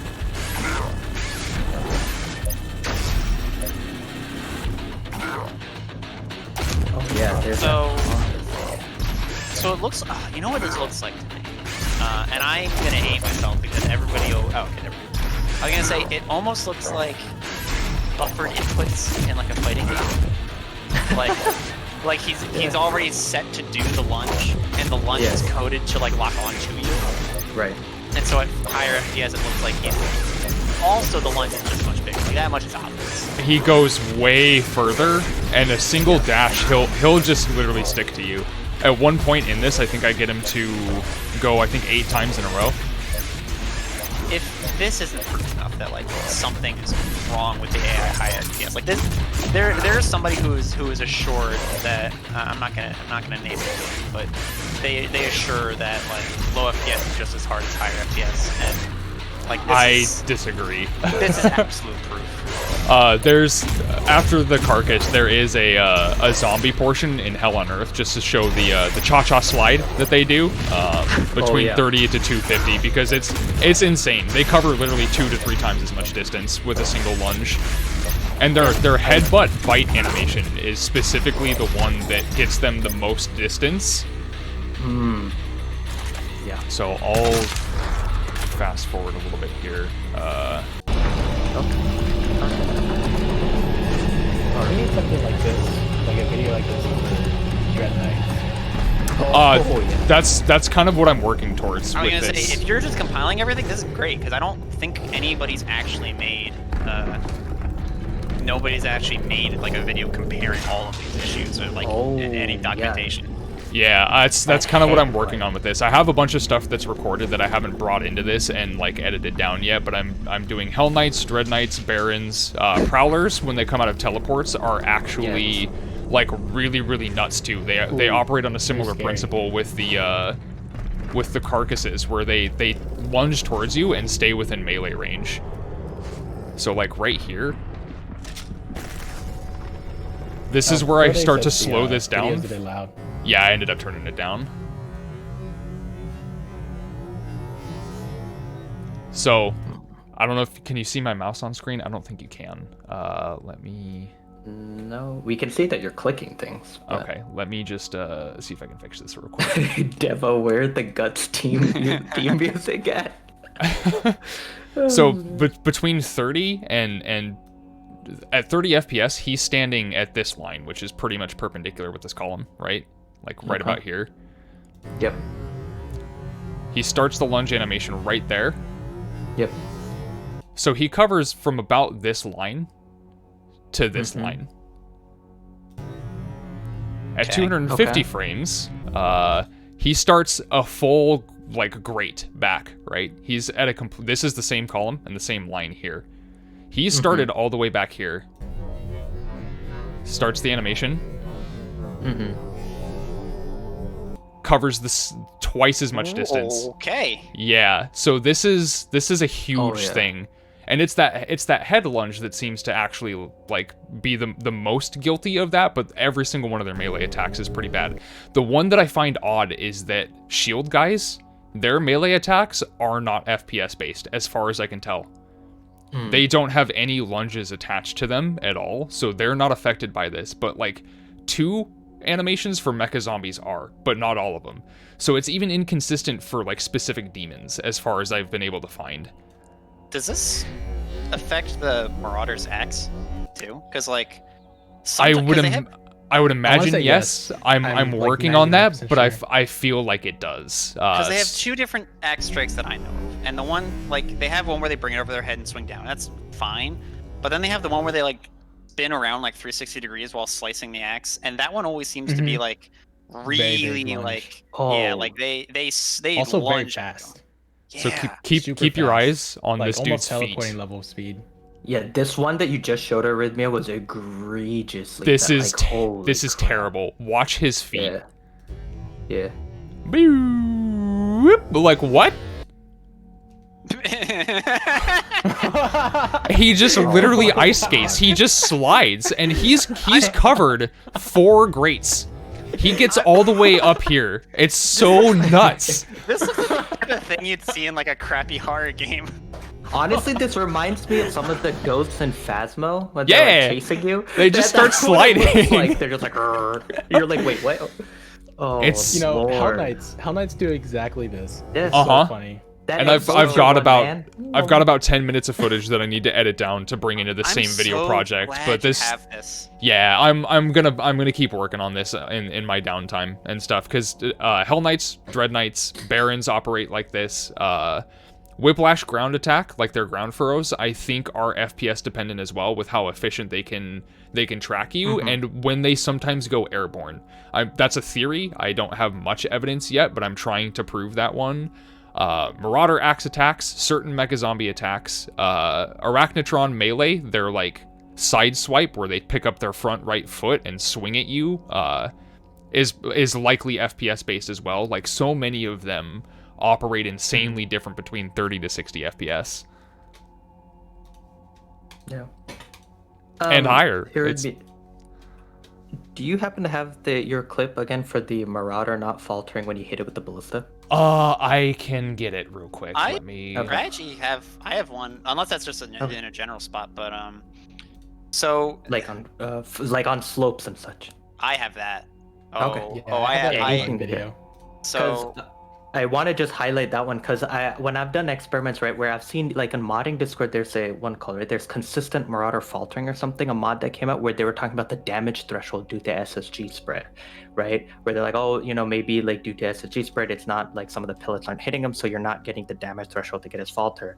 But I wanted to show off, to show people in terms of where you use a hit scan weapon Here you go. and he doesn't falter. That's So what I kind of want to show. I'm So, even yeah, going to so- slow this down to 0.25 times speed, and we'll go Yeah. over it like maybe a couple times. But Yeah.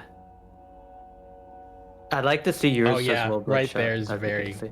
very common because you have to fight Boop. the double marauders. I might make mine published at some point. God, twice, so much. Dot registers Oh, that second one, I can't believe. What? and twice, second one. twice in a row. The second one is a bit. I feel like That's he's surprising. like Boing. Right in the midsection, cutting towards, like you can see Yeah, the no, that hit explosive- him. Yeah, And both he both does of them not at least care. do damage. Like Weird. they still do damage to him, you know. But Yeah. it's still not great. There's also, let me find the shield one. I might have pre-fired a little bit on him. The second one almost looked like pre-fire, but at the same time, like He they still should just had kind of make jibs. it a That little should bit. still, yeah, that should still register. Yeah. I Let have me see. all sorts of Marauder clips if you want to see them. I mean, Yeah. I they're all think- in the bug video. So, Yeah. like, You did Oh. like that's what I love about your bug video, Chocolate. Is the one with the Marauder. Like he was like, let's talk about the Marauder, and I remember like I was watching it, and I was just like, oh yes, please let us talk Let us about it." talk. And like it's just sorry, he's not faltering. There's like the shield thing. I was like, yeah, they're spot on. Like the Super Gornus, the fog one. yeah, the Fog Marauder. yeah. That Fog Marauder is just. Here we go. Poor guy, he suffers from so many issues. Like they gave him all those Here. projectile enemies on a sloped surface. What? So It does not I do think I pre-fired on him a little bit. Yeah. But I saw his animation start like right Yeah. here. He Mm, Oh yeah, I He's- can explain that. Actually, Oh, go ahead, please. Go I know for it. exactly what happens there. So Marauders, just like other demons, they actually can't go through demon jibs. Like you probably noticed, like gunshots don't go through demon jibs, but AI also can't go through them. But yeah. when they're queued for an attack, they like for some reason they know where their attack is going to end if it's a lunge attack. So if there's something in the way, what happens is like their model gets stuck in like whatever's in the way, and then either it'll like quickly shift around or it'll teleport through it, like actually teleport. I have a clip of this that I can throw up real quick. Yeah, go ahead and stream it into the Discord. That's something else I've been meaning to kind of Gotta bring up find that actually leads into pretty well is the collision on demon jibs in general. How they'll like instant det your combat shotgun grenades, and they'll Yep. prevent ballista shots from going through. And theoretically, Yep. that's what's causing the same issue that causes Blood Punch to not register, is you're touching a demon jib instead. And that I think is probably one of the most arbitrary and unnecessary decisions for the game. Like there's very little use for the player to take advantage of that other than maybe like insta-detting a combat shotgun grenade in like these really niche scenarios, but it really doesn't matter that much. And it's not even like Yeah, a it thing that usually like happens. it's not even like a thing Go where like they want you to like play around it. It more feels like in gameplay like something that just accidentally happens rather than like a hazard, you know? Mm-hmm. Oh, sir. that. Yeah, he Uh, teleports oh boy. because the other Marauder got in his way there, but he was Uh-huh. already in the middle of his axe swing, so he had to complete the axe swing. And I thought, like, when I made this Oh. video, I thought it was specific to Marauders because it happens just so frequently with Marauders. But Mhm. after some more playtesting, it actually just happens to all demons with lunge attacks, every single one. Barons I Barons see. make it really obvious too. If you want to show the slope thing in particular, I sent you one, Arrhythmia. So Okay. Oh yes. so That's insane. It's like a This- single frame, dude. that's amazing. Yeah, it's a single frame. And the Wow. question becomes, right? What is the player supposed to do in this situation? Play Play around around it. Work around it, player. Uh-huh. So for the context of the one, we in the Spicy Demons Discord, there had mostly for when the Super Gornus Master level came out, there was a whole push for people to help with bug testing from Hugo, Mhm. and there had been talk of these slope issues of trying to falter Marauders on slopes, and they were like, "Oh, is that a Right. new bug?" And everybody was like saying, "Yes." I'm like, "No, it's been there since It's 1.1." been forever. So I went and down patched, and I specifically went to this guy and Mhm. was trying to show off that like, I forget how long the video is. It's something like a minute and a half or something, Mhm. of me just getting him onto certain spots on the staircase and just shooting and him not faltering, and it's funny because it kind of goes to show how like the bug testing works, but I like sent this to them, and they were like, Mhm. "Thanks for the video." And then later on in one of the Hugo dev streams, they were talking and like, "Oh, we have a video from Mayo about staircase and Marauder interactions on a lower patch, and it's like that's the wrong Nope. person, but okay. Oof. Oh, I heard them say that. Oh, right there. The ballista shot. You just ballista shot that guy on a staircase, and he was just like, no. Yeah, and it's not even because that was one of the things, like you said, Umbra, where you thought maybe it was Yeah. like pellet-based damage, and you're just not hitting him with enough combat or Right. super shotgun pellets. But it Right. yeah, it literally doesn't matter. You could use either one of them, and if he's on the wrong part of a slope too, because sometimes he does still falter, but not always. Yeah, and then Yeah, he's it on the is ground odd. here, and it's like, oh look, I can falter him all day on this flat surface. Yeah. So Another bug, like we're on Marauders, but I mentioned this when I was talking. I just want to bring it up again. The Taurus Nabat Slayer Gate soft lock, when you fast travel to it, like if you fast travel to the Taurus Nabat Slayer Gate, right after you get the Crucible, and let's say you die in the Slayer Gate. So I have the footage for that, but I can just explain it, right? If you want to stream it in, man, I'd be happy to broadcast it. All right, let me just show it. Because I can explain. This is on current patch, no mods, anything like that. Let me just pull this open here. it's funny. I had been playing I think I was just playing Brawler on Nightmare, and I had done the Slayer Gate, but I hadn't died on it, and this is why it's confusing.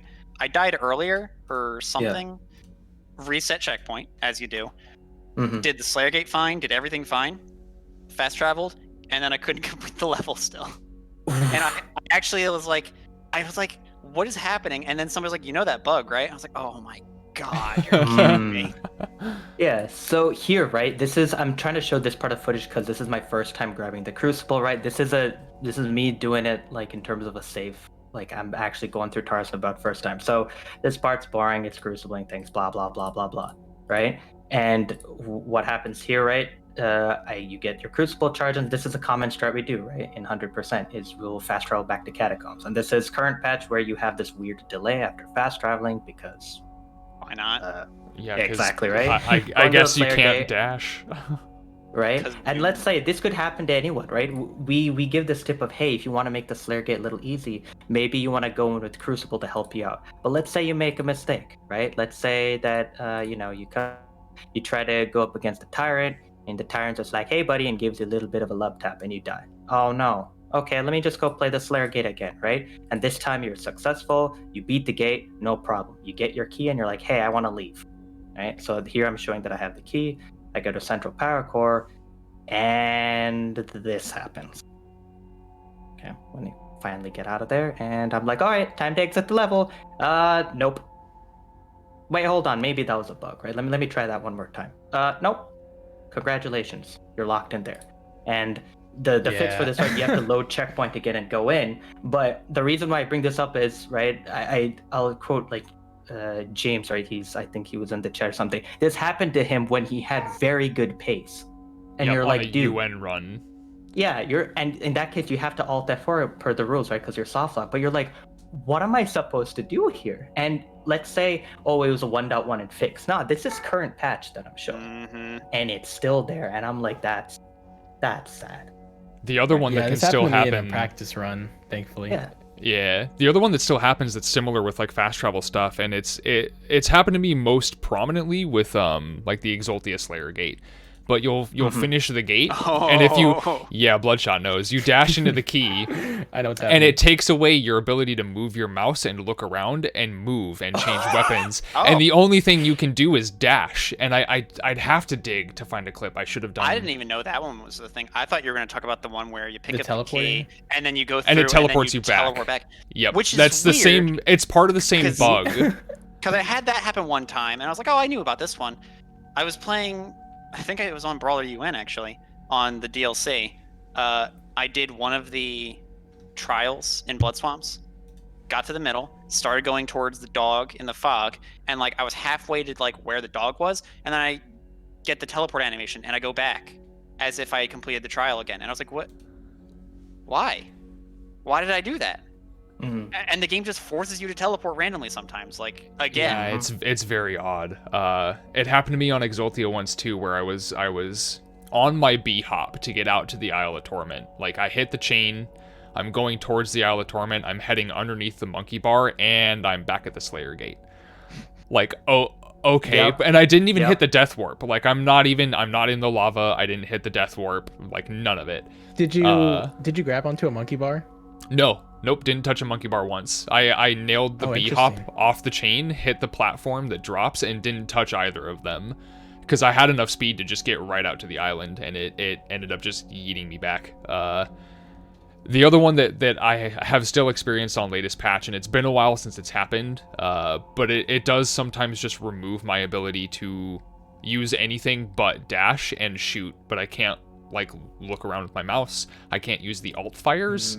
Oh, yeah. The only way that theoretically you can fix it is to meat hook onto something. It should correct it, but, like, there are not really that many Slayer gates where you're going to be able to dash straight out and still have something to meat hook onto. Like, if you've done it right, you probably don't have any demons outside the gate.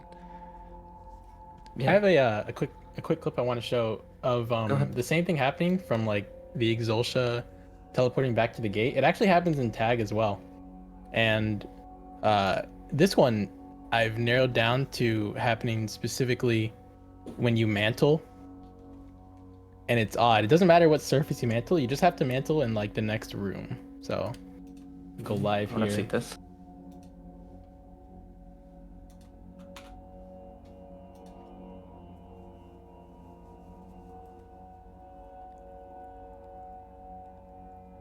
So, if you mantle at all inside this little area, Mm-hmm. you risk getting teleported back. Including way up here. I think this is definitely where it was that I. Teleporting back. Confused. Where does it take you back to? Back to the other castle? Oh, hey, Oh, look at It takes me to the middle, right? that. Okay. Yeah. This is exactly what happened to me, and I don't know why. Wait, There's- well, like, Yeah. There's got to be so some it weird just stuff with happens the fast randomly. travel in this, and that's maybe why they added a delay after fast traveling to kind of like prevent this from happening. But the fact that you can be forced to fast travel, I was gonna Claire, guess. would you like to fast travel? I was gonna guess that maybe it has to do with spawn limits, only because which is another thing I actually kind of wanted to show off, but it would take a while to actually show off. But Mhm.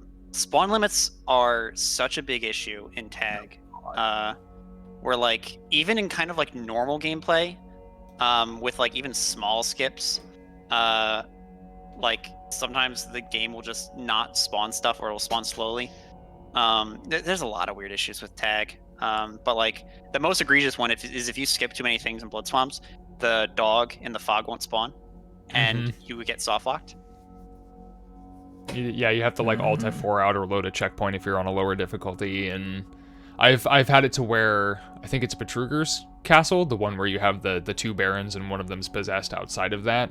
I've accidentally skipped enough stuff to where that entire arena just, like, never happens. Yeah, it'll spawn, like, if you kill enough, it's like, oh, 2 things spawn at a time, and then you have to kill enough fodder until, like, Yeah, and I've one tried of like the big things BFGing spawn. over the ledge to see if I can like clear some of the stuff away, and it still seems to never quite be enough, because like I'll start getting that trickle effect where like maybe the Cybermank will finally make his way in, and then you kill the Cybermank, and then you get like, you know, the farthest I got by like trying to trickle feed it in, and it took like literal minutes, like 10-12 minutes somewhere in there, and this is off stream.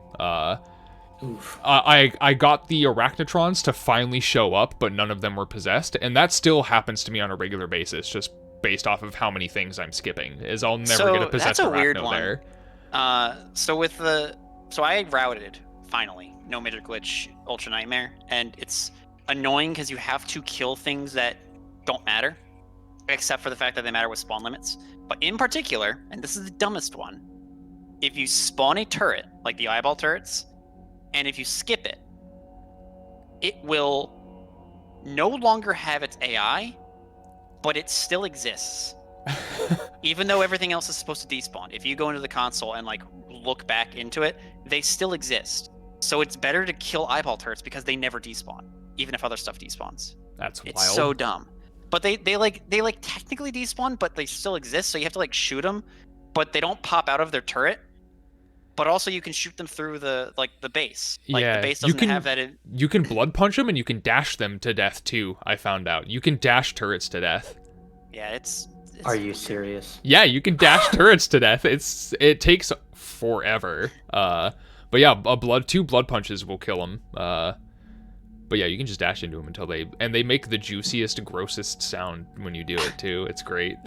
And then the funniest thing about the whole spawn limit issues, and it's not even just spawn limits. Sometimes it's just that spirits are weird, but spirits, each one is coded specifically to possess certain demons, and sometimes they just will spawn elsewhere. Sometimes they won't spawn at all in the level. But the funniest one is right before, you know, that like there's those two big like doors that lead to a bunch of monkey bars before you get to the trials on Blood Swamps. Yeah. The one on the right, you go in and it's supposed to be a Spirit Hell Knight followed by a Dread Knight. That one, the Spirit will almost never go in that Hell Knight because it will go into a Shield Soldier that was left over in the Fog Arena beforehand. Oh, that's where that one ends up. Yep. Okay, I didn't know that's where that one went because I It'll- very rarely ever get the possessed Hell Knight, but I didn't know where it'll the end up spirit there. went. Sometimes it'll go into like an Arachnotron you've left behind. The Whiplash on the right side sometimes gets possessed instead, which is weird because there's like no other Whiplashes in that arena where like a spirit should be. So it's just kind of funny that way. But yeah, Do we have a hard number on spawn limit? Like, is there? Because I know it was 12 for 2016. I think it's 32. Okay. I know Drake would yell at me for not knowing, but I'm pretty sure it's 31 or 32. And I think the player technically counts as one of those, or if that's the case, it's like 33. The player counts as one of those. But when you like list spawn entities or like AI entities, you're one of them, and then all the other enemies that are left is another one. Mr. No Life in chat says something about getting stuck inside monkey bars, and Yep. I don't That's think a I've ever happens. witnessed that one. That's like specific monkey bars. I I think it's probably only with the specific ones. should see if I have a clip of it or if there's I can go check my VOD. But I was playing Horde Mode 2, and I took a monkey bar in the Holt Slayer Gate, and I got stuck. Yeah, the Hold Slayer Gate, that monkey bar is particularly terrible. Yeah, Interesting. That was I, fun. get stuck in there all the time. I guess the two that I end up kind of like running into like somewhat issues with are the like there's like the turnstile outside of the like convention parking and art complex, and then it has the two monkey bars on the side where like the revenant spawns and stuff, and I'll end up accidentally Yeah. taking those all the time even though I'm standing on the platform. And then the Oh, second interesting. monkey bar to get up to the first secret on Super Gore Nest tends to just like slam me into the ceiling and make me take the monkey bar like 6 more times before I can finally escape. That's about as much issue as I've had with those. The two monkey bars that I know will get you stuck inside their geometry for some reason. The Holt one, and there's also the one at the end of Exultia, like very close to the portal, if you know the one I'm talking about. We don't Oh, really use yeah, it yeah. much in speedruns. But yeah, that one will get you stuck inside the geometry as well. So there was one question here that James was bringing up in terms of glory kill bugs and such, but there was one thing that is related to that, right? Which is glory kill challenges when it comes to at least 100% speed running. Oh yeah. So just Actually, glory the kills, worst. glory kills challenges. Thoughts, gentlemen? I Should be don't. removed. I don't. Other than the fact that I think it should be removed, because I think, or have them be like have more things like Yeah. to glory kill or specific angle on the something? one and only demon in the level is when your glory kills and blood punches tend to get confused on a regular basis. or the enemy just doesn't like getting staggered and just wants yeah, to just die instead. dies. Yeah, that sort of stuff Yeah. is incredibly frustrating because if you have a run, whether you're just actually speed running or just trying to 100% UN or what have you, like to have a run get screwed up because the game decided it wasn't going to let you do it is incredibly frustrating. And at least with like the Pain Yeah. Elemental challenges and the Pinky GK challenge and Super Gorness and stuff, you have multiple opportunities to get it done. And if you fail them, it's kind of on the player for the most part. The Pain Elementals are like semi-subjective I was because we gonna say talked Pain about Elementals. that one's like that Yeah. one's borderline. Like that one is kind of borderline, but Neck 2 can just like it can go away. Like I hate never- all of the challenges on Neck 2. So when I had played 2016, I actually hated those just casually because I never understood that like you had to like look at specific body parts or be on like a specific side to get the glory kill that they wanted. Yeah. And they were very like it was very like weird in 2016.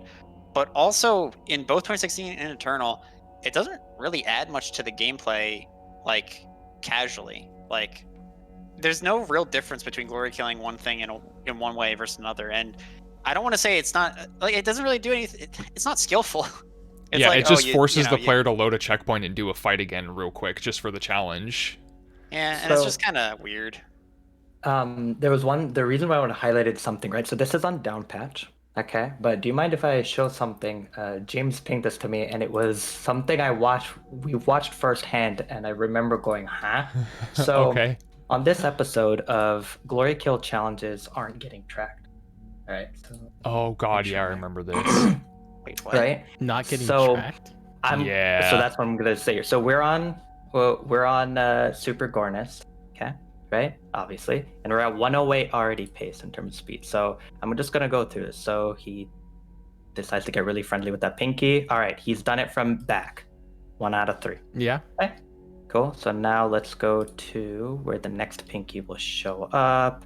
I'm really not. This guy is too fast, and my scrubbing speed is too not granular. So this is great. All right, just bear with me. My apologies. As Twitch decides. Oh, okay. The Pinky's before here. All right, here we go. Kills that. Fine. Right. Okay. Okay. Now we're at 2 out of 3. 2. Okay. Yeah, and with he's front and done back. which ones? He's done back and front. Correct. Mhm. So now Right. let's go to Spectre. Okay, because as we know, right, the Spectres do count towards the Glory Kill chance for the Pinkies. But, like, he only gets soft locked. But like only one of them. Yeah, it's That's really what weird I've heard. It's also Let's really see. weird that they don't have like the glory kill highlight in 1.1, Yeah, they don't. but they do in later Yeah. patches. Huh. I So didn't know here that. we go. Right? And he comes over here, and this is from the top, Yeah. And it just Oh, doesn't nothing. register. That's and it so doesn't weird. register, which causes. And this was the end of run. And by the time he figured it out, I think we no. exit the run, and that was it. The run was Poor over. James. And like So- we went back over this too. I went back into that VOD and was like, maybe he got the same one on accident because he did one from the front, but the one that he did from the front was like straight on, and then he technically did a death from above on that one. So Yeah. it's not like he did the So- same glory kill. It's a different animation in the game. It was just like, yeah, I mean, Yeah, it counts as a different one.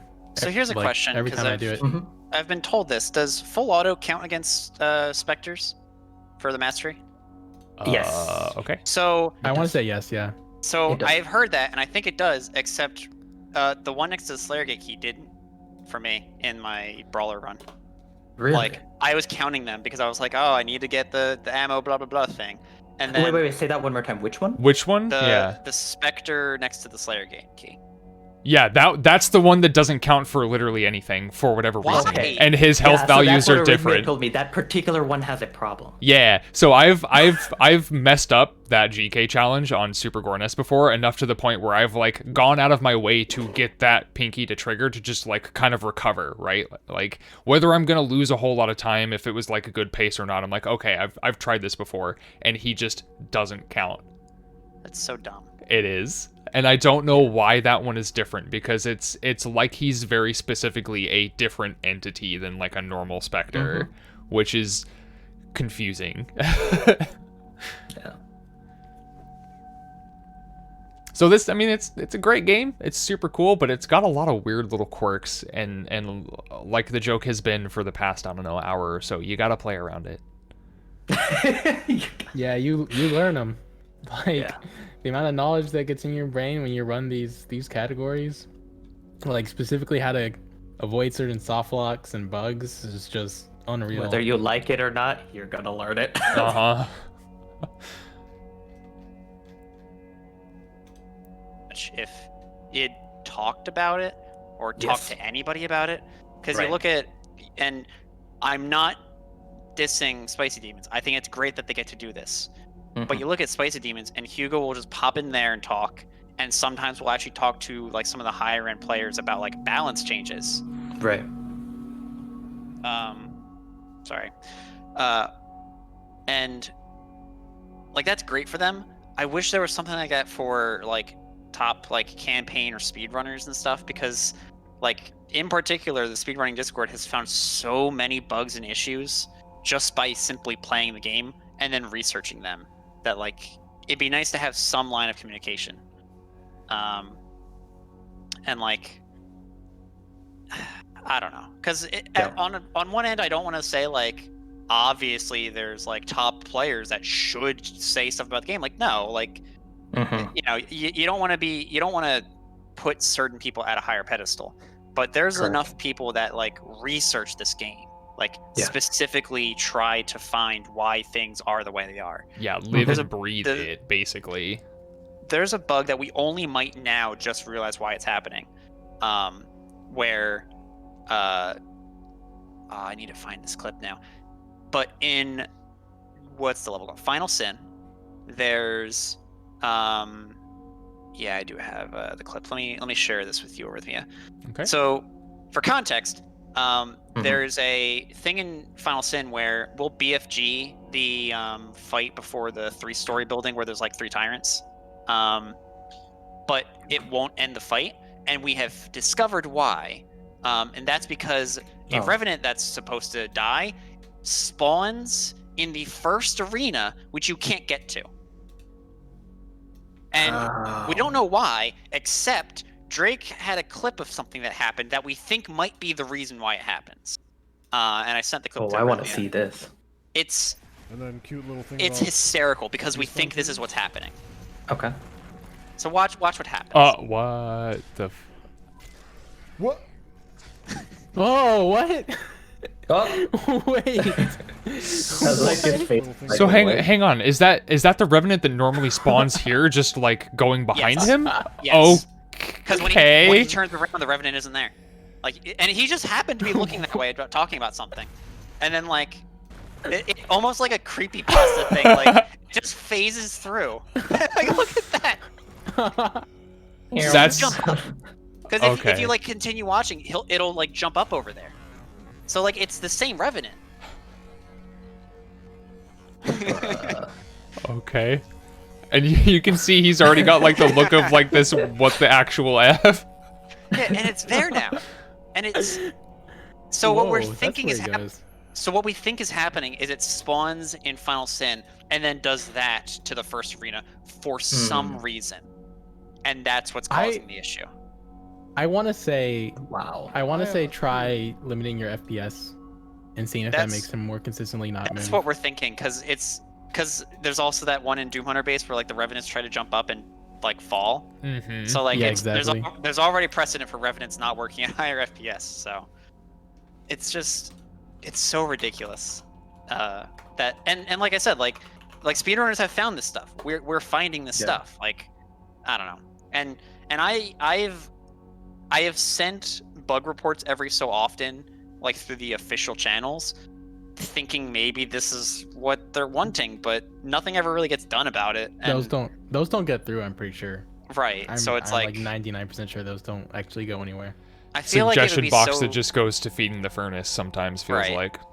it would be so nice to have some sort of like communication line to like maybe help out or get some help in return, vice versa, and none of it's a lot of times like I would actually suggest changes that might not even necessarily make a run faster. It would just make a run like more consistent, because like if I could have my way, I would put like every skip in the game back in. 1.0 has a skip in Necrol 1 where right before there's a Marauder and Whiplash in a hallway, you have to do like a totem fight.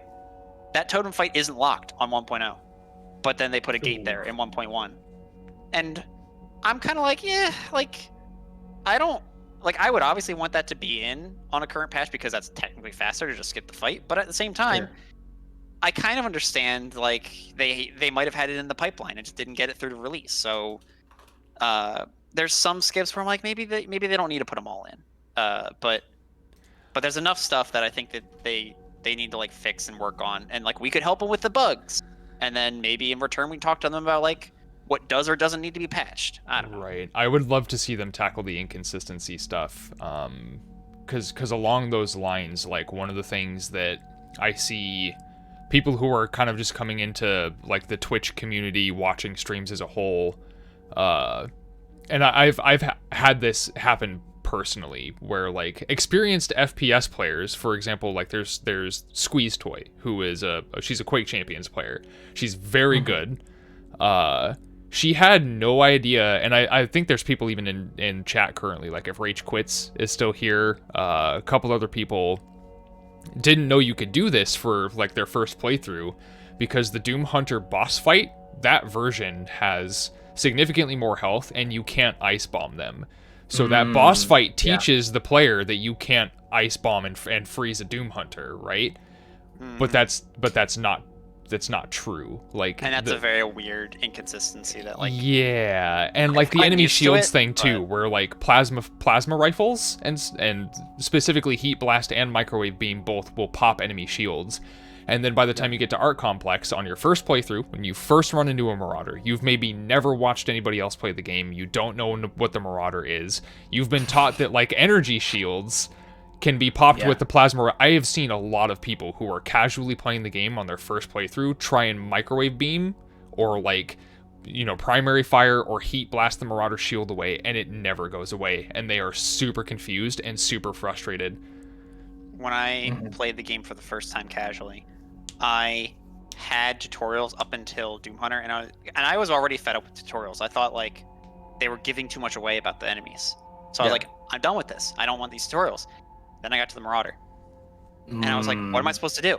And it took forever to kill because I didn't understand you were supposed to parry it with like heavy hitting weapons. Yeah. And then Yeah. Gladiator was the same way. I was like, how do you kill the Gladiator? Like when it takes like no damage from your stuff, until finally I hit it with the SSG at the right time, and I'll go, oh, you're supposed to falter it. I hate those. I think that's the worst design when somebody has to explain something to you and you can't figure it out on your own. Like controls are one thing. Saying press button to do thing is fine, you know? But they don't tell us, like, they don't tell you how to double jump. They just tell you can jump and you can jump again. But then you figure out if you jump at the apex of your jump, you go higher. Like that's, you can intuit that kind of stuff. Right. The green eye but- flash thing is not something that's like immediately. It's not immediately, like you said, intuitive to be like, okay, I shoot him when he does that, because it's Doom. It's not Dark Souls. Like it's not. Yeah. It's or not like intuitively like you don't expect it to be a parry-based game. Legend of Zelda is another one where it's like big glowy eye, shoot it. Like I expected Right. in that game, but I played 2016, and 2016 was just shoot enemies, they die. There wasn't really even like weak points in that as much as like shooting in the head. So- Right. And even then, like the so- weak points themselves kind of make themselves evident. Like you accidentally snap a weak point, and you're like, "Oh shit! I don't have to like take this Mancubus's flamethrower attack. If I snap his arm cannons, then I can deal with him a little bit more effectively at like mid to close range or what have you. Then I can risk getting in and blood punching him without him like doing the floor splooge stuff, like." So that stuff is, and that's something I would like to see them do more of, is utilizing that weak point and that multi-stage enemy mechanic, because they seem to double down on the parry based stuff with the Bloodmaker, and that's something that is. I like Dan Step in chat mentioning that the weak points get red when you hit them. I think that would have been like the best way to introduce weak points and to explain how weak points work. Just say, shoot an enemy. If a thing's red, that's its weak point, and like from there you can. And no more kind of- tutorials. Right. Then there's like an interesting first playthrough of figuring out what the weak point is, and then you figure out which weapons work on weak points. Because the coolest thing for me was when like I actually, because you do the Slayer Gates probably the first time when you're going through. Maker drones are really annoying when you're introduced to them in Sentinel Prime, and not like, and when you have tutorials off, like you don't know that you're supposed to headshot them specifically. Yeah. Especially Mars since Core, like when you're first Mars playing Core. like Precision Bolt. Is it Mars Core? It might be. Yeah. Yeah, it's It's Mars Mars Core. Core, Yeah. But But yeah, that was one of the things that threw me off about the Marauder too, is because that's always been a problem since 1.0 is the shield spam with the Marauder. So after kind of figuring out God. like kind of what you're supposed to do with the Marauder and Arc Complex, you run into him again in the Mars Core Slayer Gate, and the dude's just constantly got a shield up. So you're like, okay, well now what do I do? Yeah, when I first played this game, I played with tutorials off. The Marauder, I remember being pretty frustrating. It took me a lot of tries because I wasn't quite sure how to do it. But the one that really stumped me, and I mean like actually had me eventually Google what to do, was the Con Maker. Because I could not figure out that you were Oh. supposed to blood punch. and they don't I just explain couldn't that. do it. I think I assumed you had a glory killer based off of Gladiator, but at the same time, like, I can't blame you. Like, that makes sense that Yeah. you've never had to blood punch a boss before, so That's it's a good weird. point. Yeah, she'd enter her vulnerable state. I was like, all right, I'm done with like the first step. Like I thought that there was a certain amount of phases where she I'm would about to enter say phase like, one done. Where's that phase vulnerable two? state. Exactly. I think there was a lot they could do to make the game a little bit more intuitive. Yeah. I think when I remember one of the earliest messages I saw in Spicy from you, Blitcha, was you talking about Doom Hunters. And I think I want to bring up that point because I think it was really cool where you were talking about the design for the Doom Hunter compared to the other demons, right? So if you take a look at the super heavies and what they bring to the table, there's two that kind of stand out in my head, which is Marauder and Doom Hunter. And one thing you're saying that, to me, I feel like, and I'll let you obviously explain what you think about the Marauder, but when it came to the Doom Hunter, right, you're like, this is actually a very interesting enemy to fight, right? Because they have their shield up, right? So it's not as simple as shoot damage into them. They'll just tank it in their shield, right? So you do have to be like, okay, maybe I need to target my damage towards the sled, right? Or I can use meme beam, microwave beam, right, to get rid of their protective shield, right? Or I can use the primary fire of the plasma rifle to get rid of it, right? There's so many different ways you can approach it. The ice bomb method, right, to freeze them and hit that. There's so many different ways that basically they are still a challenge, right? Like you put them like in horde mode, right? Or UAC Atlantica master level, when those things are possessed and they're chucking like rockets at you, it's a threat, right? You're like, oh god, how do I like not get hit by this thing, right? So you do have to prioritize them. So they demand your attention, right, without having the parry mechanic tied onto them, which I think when you were talking about that, I thought that was a really good point that I wanted to bring up again, is that there are ways to bring up new enemies and kind of have that, as you were talking as well, right, the multi kind of stage combat for them, right? The multi phases. There's ways to do that as opposed to just adding the parry mechanic, because the parry mechanic, it'll work. You Blood Maker's Marauder, you have the parry mechanic, but then if you shoot them, right, like possessed Marauder, you shoot him and he doesn't falter, you're gonna be like, excuse me. Yeah, Right? I think I'm remembering this conversation because I do love Doom Hunters as an idea, and I do think it's weird that Frostbomb doesn't work on the first ones and that they do on the second ones. I think what they should have done is just have it like, and I think I mentioned this in the same conversation, because they talk about how Frostbomb's too OP, and like, yeah, it is. They designed it that way, which was stupid of them. I think they should have just made super heavies get slowed, not frozen. Like, right. yes. Like, That's still kind of have what the I'm damage buff. thinking too, is like maybe you just have the boss versions and the continuous ones afterwards, the not like the normal version of the Doom Hunter.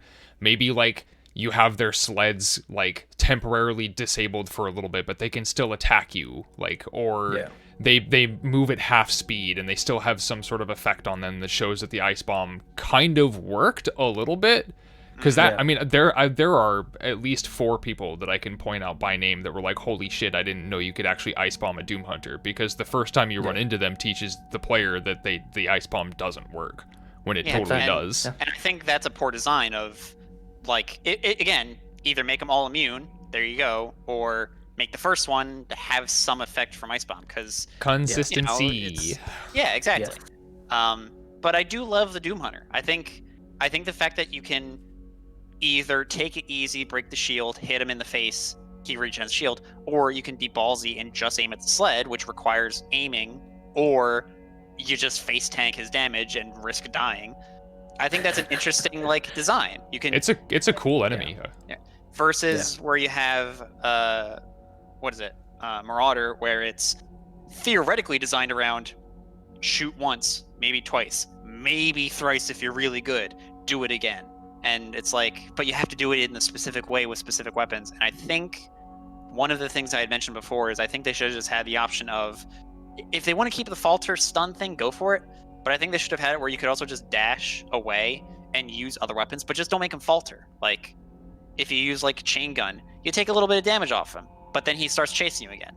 There you go. Like, that's, you know, and I don't know specifically what I would do to Marauder, because at this point I'm used to the Marauder, but like they could do that in a way to make him at least like, you can use a lot of your weapons to take him down. It just requires that you dodge him well. And I didn't even think about the shield. Like, the fact that you guys mentioned that like energy every other shield in the game would break from energy weapons, except but not that him. one is so funny. Really cool. I think honestly though it would be really cool like to see like you don't have him like take a lot of damage from the shield, like similar to where like if you just like normal fire like an energy shield soldier shield, right? It goes off and they do this like weird like animation where they like they rock back and then they pull it back up. Yeah, if you just temporarily disable the shield. Exactly. A similar thing could be pretty interesting with the Marauder, because does that negate all the one cycle strats that have been found now? No. Right? You can still do those. You can still be effective and fast with these one cycle strats. And this thing would be an interesting way. It gives more I don't know what the word here is, but different options, I guess, right? To come at him, right? Just, you know, the thoughts in the air in terms of trying to make him less repetitive, because that's my problem with possessed Marauders is they're boring. They're not fun. Like, boring. Dude, like when I first came across them, I did SSG, PB, SSG, Ballista, whatever, and I was like, okay, I'm bored. Like I've done this like 3-4 times now. I get it. I get the point. Can we move on? Spam takes so. Yeah, I think it took me when I did my recording. It took like 10 minutes. I'm just 10 minutes. I'm running in circles during sticky bombs. I'm like, dude. Well, and if you, I think the first person I saw do this was Ferb, where if you try and get him to jump from ledge to ledge and abuse the fact that he can't pull up his shield and block like a lock-on burst while he's doing that, but that's again not an intuitive way to tackle one of these dudes, and the way that you're supposed to do it is it's boring. The boring way. Yeah, it's boring, and it especially in that Holt Slayer gate. It's hard to get a setup on him because the carcasses that are there respawn infinitely, and they are straight chaotic neutral. They will throw shields up in front of you more often as often as they will throw them up in front of a Marauder and block your setup too. It's just so dumb. I think I know how I would remake a Marauder, and it's like kind of drastic in a change. And I think this is the wrong way as a whole, but I think it's like a starting point. But have it basically have two phases that it keeps going between. So have a long range phase where he stays away from you, and have a close range phase where he chases you. So like you had mentioned, give him the shield, and have the shield be a thing that you can break. And probably don't even have him take damage from it. Just have the shield basically be like the soldiers, or the shield soldiers, where it takes damage, right? While he has the shield up, have him swing axes or throw axes at you, and have him summon dogs. Whether or not from damage, I don't care. But like, have him summon the dogs. That's his long range option. Then when you break the shield, have him chase you, so that you have to react to him and like dodge him. And then either have him still falter or remove the faltering. Have him be like, you have to keep dodging him while he's up close. And then after say like 3 to 4 or maybe even 5 attacks, have him bring up the shield again. And then have him back off from you. And then you have to do this weird dance of like knowing where he is, keeping track of all the other demons in the arena, and then like I don't know. Like I said, it's not perfect because actually theoretically you could just kill like him that really idea fast. though. But it introduces an interesting I hate using the term doom dance, but it introduces like a dance of like you have to manage, you know, the long range option, and then have to do the close range option and be prepared for it. And because there's no more faltering, you then have to like know how to dodge him while doing damage. And there's skill to that, you know? Knowing how to aim, knowing how to dodge and aim, and all these other things. Yeah. So, but that's Which- like a very drastic change. So yeah, it's like, wishful thinking, but you are right though. It would have been that still I think would have been a more dynamic way to have him still be a pressure unit and a range unit without him being so really Annoying. confused about what he wants to be, and as a byproduct annoying, like Hippo in He chat has an says here. identity crisis every time he appears. He's got ADHD, yeah. a game that has the tooltip, shoot at it until it dies. Introducing enemies that don't work like that is stupid. Like the Marauder and the Bloodmaker in particular. And I'll say Spirit, although Spirit I think could have worked, but like in particular the Marauder and the Bloodmaker being enemies you quote unquote have to wait for is stupid. Yeah, it's the parry mechanic stuff, and Well, if that's the this were a thing. game that were focused around parry mechanics, Yeah. that would be more upfront about it, and then you kind of get into it from like prior Doom games where it's largely even through Doom 3 and Doom 2016, including the classics, like there's nothing quite like that. So it is a different thing, but it's not designed for this style of game. Like it just doesn't quite fit, and it's kind of where that Souls-like influence that Demon Souls, Dark Souls, Bloodborne stuff has worked its way into a genre of games that doesn't need that. Whereas like the multi-stage enemy thing is still pretty Souls-like because Souls bosses tend to have multiple phases. That's something that works for this game. So that it's pulled multiple inspirations from the same source material, and half of it works and half of it doesn't. I'll say Bloodmaker and Marauders would be a lot more, I'll say, like, tolerable if their AI worked correctly. If it worked That- consistently. Mhm. That is also very true. It's very frustrating to have Yes. them just not work. Specifically, Bloodmakers seem to like pick and choose when they want to use their attacks, when they want Yep. to use their vulnerable state. And sometimes Mhm. it's in like you can stare at them for like 10 seconds And they'll they just won't like do shimmy anything. back and forth. I think They'll we were just talking do about it in whatever they chat want. earlier. My favorite thing was when I was doing quote unquote any percent horde mode 2, just as kind of like a thing.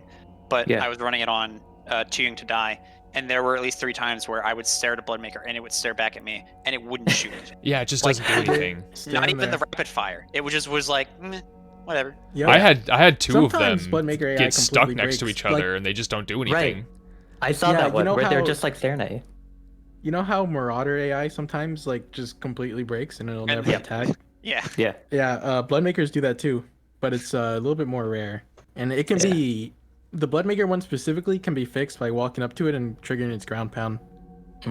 Sort of. I was actually going to bring that up. So you can do that, which is like it's like 80% reliable. But if they don't have enough distance to back up from you afterwards, if they are like against a wall while they do that, they'll never Oh open up. yeah.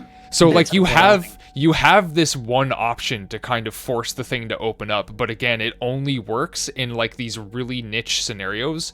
And if it's against a wall, you just have to like reposition. And so it's just not good design for a game that is so focused around being able to proactively shoot things, to just like sit there and wait. And it's even worse with like Bloodmakers too, because like you said, you can stand there and stare at them for like 10 seconds and they just don't do anything. And then as soon as you like have another pressure unit like a Hell Knight rushing at you and you start to focus on it, then the They decide to Bloodmaker's wake up. like, I'm gonna go ahead and screw you over now. Like, Yeah. Also, It does be like that. The also one thing. Oh yeah, who, go ahead. who decided to give an enemy both a high damaging attack that also slows you? that's God. dude, Yeah. the crowd control and like the stun lock in this game is so abrasive I because don't it's think I would hate Bloodmakers as much if they didn't do as much damage. Because if they just stunned you, it's like, oh, cool. They're Have an we talked enemy. about whiplash attacks hitting us in the midair? yeah, that also sucks. I understand it, but also it's so dumb. Like, It'd be so easy to double jump over it if it didn't hit you. Wait, there, so but, that's like maybe I'll ask a question. Like, when you say understand it, do you know exactly why it's able to hit us in midair? eh, Why when it just you're goes jumping. vertical? Yeah.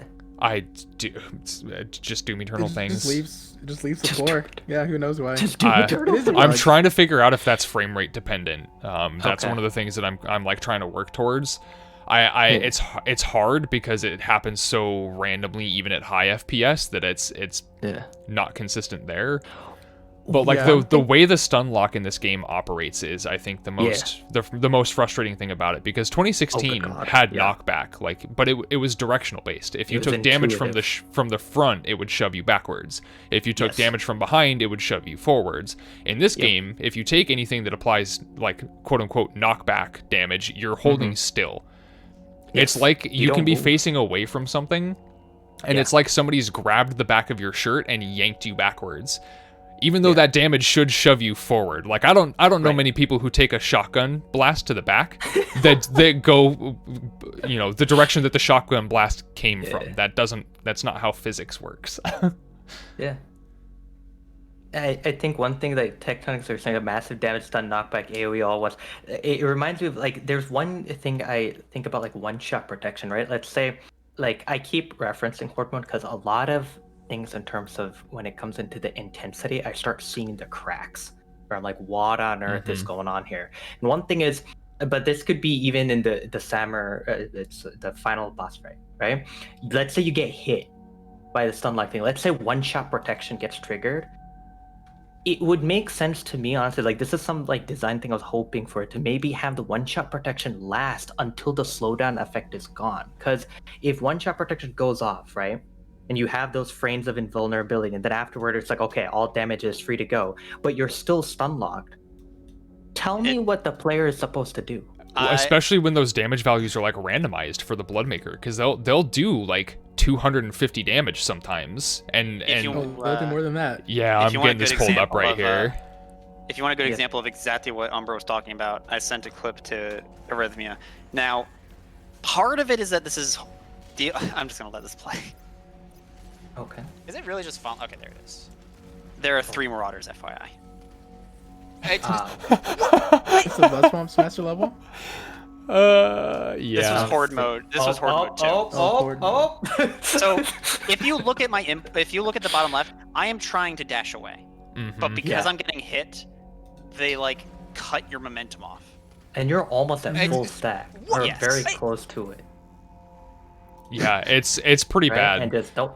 Because Now- if you've used 2 of your dashes, you know, if you've used both Yeah. of your dashes, you have no option for recovery, and you're forced And the to worst float part is midair. like, I got hit. I'm like, oh, I got hit. I should dash away. Oh, I got hit again while in the middle of this dash. Oh, I got hit in the middle of this dash. Yeah. Like, Yeah. now again, that's modded content, so like, I kind of want to say it doesn't count, but sometimes that happens in base game too. So Yeah, it's like, that could happen in UAC Atlantica, right? The Yeah, double there's Marauder. 2. You could do it there as well. It would definitely happen. All you guys do is 2 guys. Bloodmakers in particular, like when you just get hit by them, and not only does it hit you and therefore freeze you, but Yeah. like it also slows you, and and I would not hate that as much if it didn't do as much damage, because Yeah. I think it'd be interesting to have a demon that was focused on like debuffing or like slowing your movement, but it's Sure. all of it, you know? It's all of Yeah. it combined, which is like, You get no. the entire package for free. Yeah, and and I wanna Tech say- makes Buy a one, good get point here 3,000 too, things for free. where he says knockback affects the meat hook. Like that's Yeah. your last ditch effort mobility tool, and they'll snap your And you meat can't use hook. And it's just it's so frustrating because you have the ability to go fast and get out of these situations, but the way that the knockback is applied just says no instead. Yeah. What were you gonna say, Chocolate? Yeah, I wanted to show this one clip that I think is a bug here with Bloodmakers, where their attacks Oh. double hit like instantly. So you'll see how much damage it does. Okay. Like let me start from the beginning again. Whoa! Yep, smacked Like- twice. What? Yeah, that's just one of them hitting me. And Why? like I checked the what do you call it? The damage indicators, and there's only one damage indicator. It's literally just one hit. What the hell is this? It was like 270 damage. That's so 320. dumb. So you're at full 320. stack Holy and you go down to 30. Whoa, that's Yeah, to 30. egregious. Well, And And in this same run, I had a hit do 300 damage. So Should have played around it. Yeah. yeah, Just exactly. get Missed good, 2 man. Who PBs. completed Ultra Nightmare Horde mode 2? I've heard that they're apparently going to nerf Bloodmakers a little, but I think it's a good change for once. I think what they're doing is, because I'm sure you guys have played the game enough, when they do, which attack from the Bloodmaker would you rather them do? Because there's like Oh, the 2 they spear do. one? The spear one. spear I one call it goes Yeah. YMCA. Because the other I- one goes through Because geometry. there's like because the other Yeah. one the other one's The weird. spear The other one one. Yeah. tracks Yeah. so much better, The other Yeah. one goes through and geometry. that one Because the lasts other one's like a lot less time.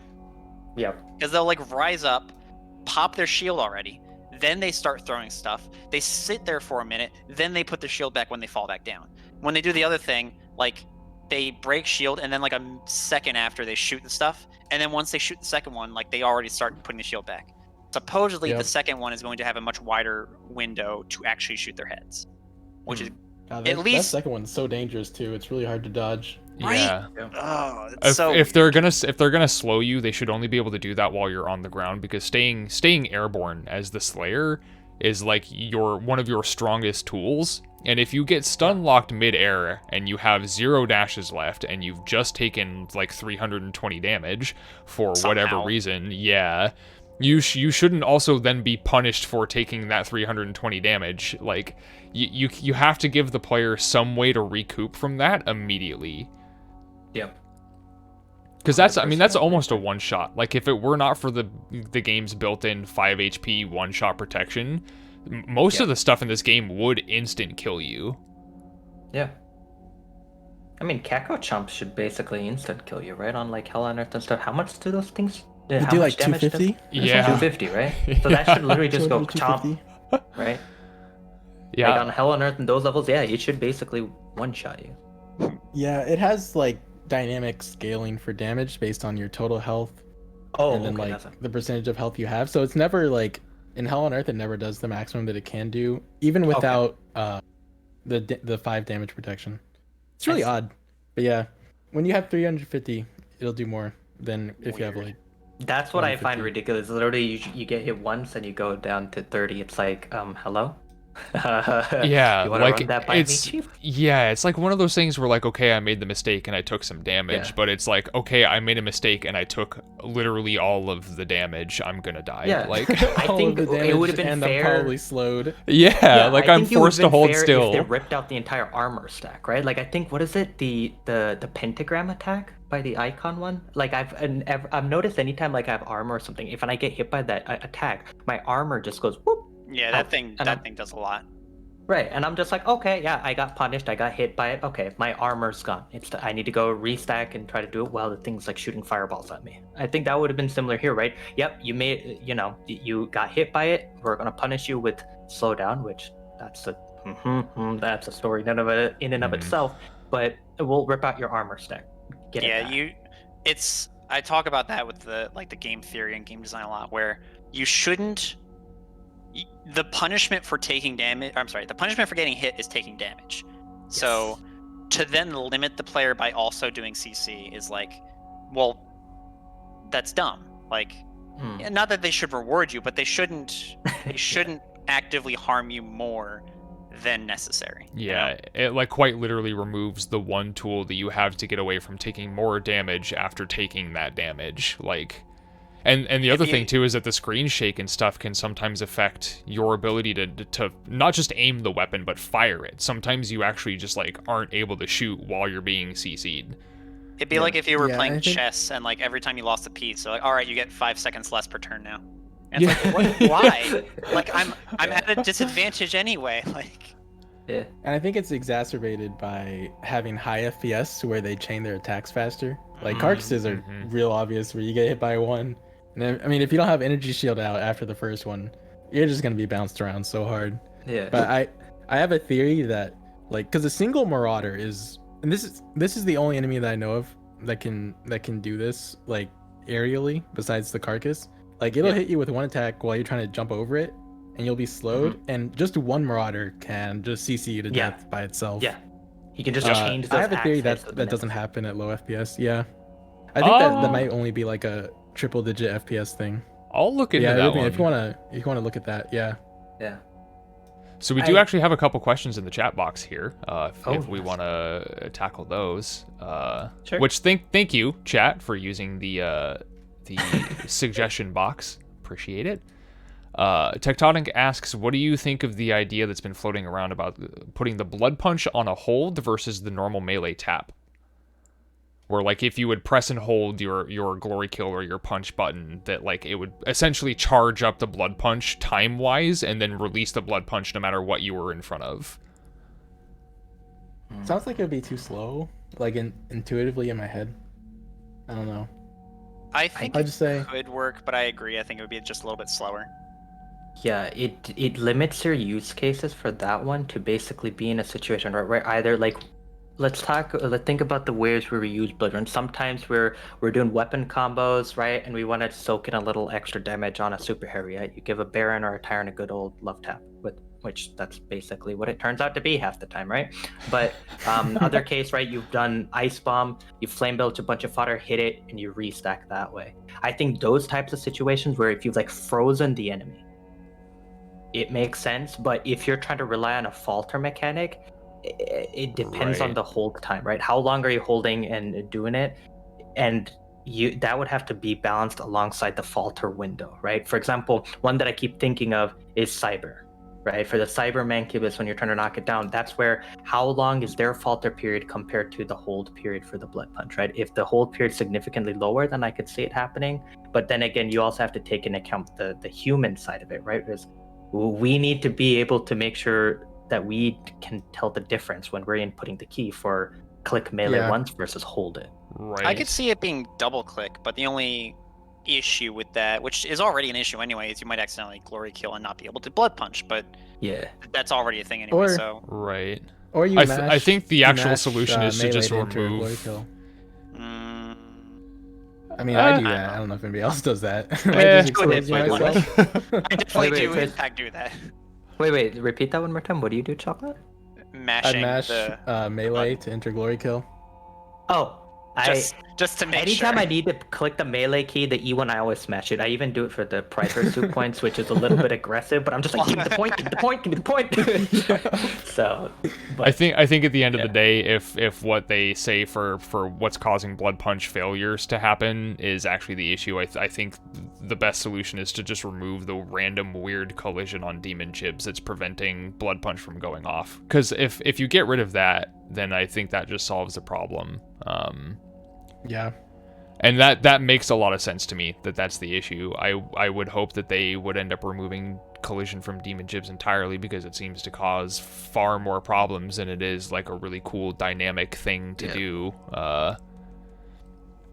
Next question from Mountain Man 52. In addition to working the fastest routes, does anyone work on making the routes marathon safe? So like GDQ stuff, or if you're gonna do like So I had done GDQ and I just did the run quote unquote as is. There's not a lot of so besides the fact that I didn't do Ultra Nightmare, because if you die once, like the run's over, and that's marathon unsafe. Nobody would ever do that. But there's not really many tricks that are like marathon unsafe, basically. The closest that there is are skips that are hard to do, and you either have to reload checkpoint or do like a lesser version of the skip. The biggest one I would tell you was the skip in Urdak sausage skip. It's hard, but if you do it incorrectly, there's either a lesser version, if you did it incorrectly, that you can just skip the arena and not make it to the for reference, what it is you ballista boost and jump off of a ramp in a way that skips the orange ring arena on Urdak, and you go all the way to the laser bridge or laser wall. That's right near the button. Instead of going to the laser wall, you can just go to the other side of the fight, and you will skip the fight. And if you fail all of that, you can freeze bomb an enemy and use it to meat hook around the building as well. So a lot of this wasn't routing for making them safe as much as we just have a ton of different versions of skips that like either can be that like we used to do them and now we don't, or like they've just been found because people have found them. A lot of it's just from me like screwing around and seeing if stuff's possible, to be honest. Right. Yeah, one Go skip I ahead. can think of that like could cause the death, although you probably have like an extra life by this point, is like yellow key card skip. But that's Yeah, about okay. all that I can think of. So yeah, the yellow key card skip is the only one that like is basically unsafe, and even then you can still kind of reload checkpoints just slow. But luckily you can also just give up if you fail twice. I've heard the yeah. strategy for yellow keycard skip is jump, jump, jump. Yes. Now Yeah, that, it uses a prop jump. Is that what we're calling it? I think it's called a Poe jump, but I don't know why it's called that, to be honest. I think there's an actual reason for it. But funnily enough, that's budget yellow keycard skip, because there's also like actual yellow keycard skip, which is actually impossible The to do. impossible one. Yeah. Yeah, no, I'm still waiting for the day that somebody puts that into a run. I don't care if it's world record or not; it'll be world record in my heart. I can't even do the budget one. Yeah, both I've hard. tried that one so many times, and I don't know if I'm just messing something up, but I run into the ledge and Doom Guy just never grabs it. I have noticed that on Yeah, I've Grand never Patch, I've it is a never little even bit performed harder. it once. That particular skip is like really annoying and hard, and only saves like 4 seconds anyway. So it's like, it's one of those ones where I definitely don't tell people to go for it, like unless they're really trying to go for like top times, and even then. Yeah, like if your Sometimes- goal is sub 7 hell on earth, like by all means go for it, champ. But like if you're consistently hitting sub 8 without doing them, and Yeah. like you're still working on combat routing and stuff and optimizing that, like you're better off just doing it Agreed. I was mostly about the to way say that sub they 7's intended. easy, and then I realized you're talking about Hundo. Oh Yeah, yeah. yeah, I yeah. was like, sub 7? What are you guys smoking? Yeah, I was like getting sub 730s more or less Yeah, when I like was doing Hundo, and I never did yellow key card. yeah, it's not a big deal. So, but yeah, there's not a lot of unsafe tricks or unsafe things. The only I will say for the for GDQ, the only thing I had been worried about, and I ended up taking extra lives, was in Arc Complex. You can despawn the Marauder at the end by hitting the spawn limit, and that will actually finish the level. But you need to not reload checkpoints. So I was trying to make sure I had enough extra lives in case I was about to die from something stupid. So, and even then, I actually did die to something stupid, but like I took like way too many extra lives. Like I was playing it way too safe, but it worked. Ferb's like, I just do a half skip there and jump to my death intentionally. Yeah. that Which worked. Umbra, you and I both know, sometimes that death plane, that death warp, just doesn't have the same amount of damage that it applies to the player. Sometimes you can jump Oh, off yeah, with yeah, yeah. It is 33 to very 35 variable. health and Yep. be just fine and respawn with the 5 on the grab wall side, and sometimes you'll just die immediately. Rip. And you're like, oh, all right. Hey, Novik, I've missed you. Let's go again. Is it because you're hitting 2 death planes possibly? Possibly. Because Ooh. that's a thing with in what's it called Exultia, when we do Goober skip, where you just Right. you like dash through 2 planes. We specifically are dashing through 2 death planes, which is what the trick is that like we're trying to get to the second death plane behind the first one, and that puts us like farther ahead in the level. Do you and take double the damage then, like a dual death plane damage, or just one? you take both damages, I'm pretty sure, Got because you take damage as soon as you hit the death plane. I see.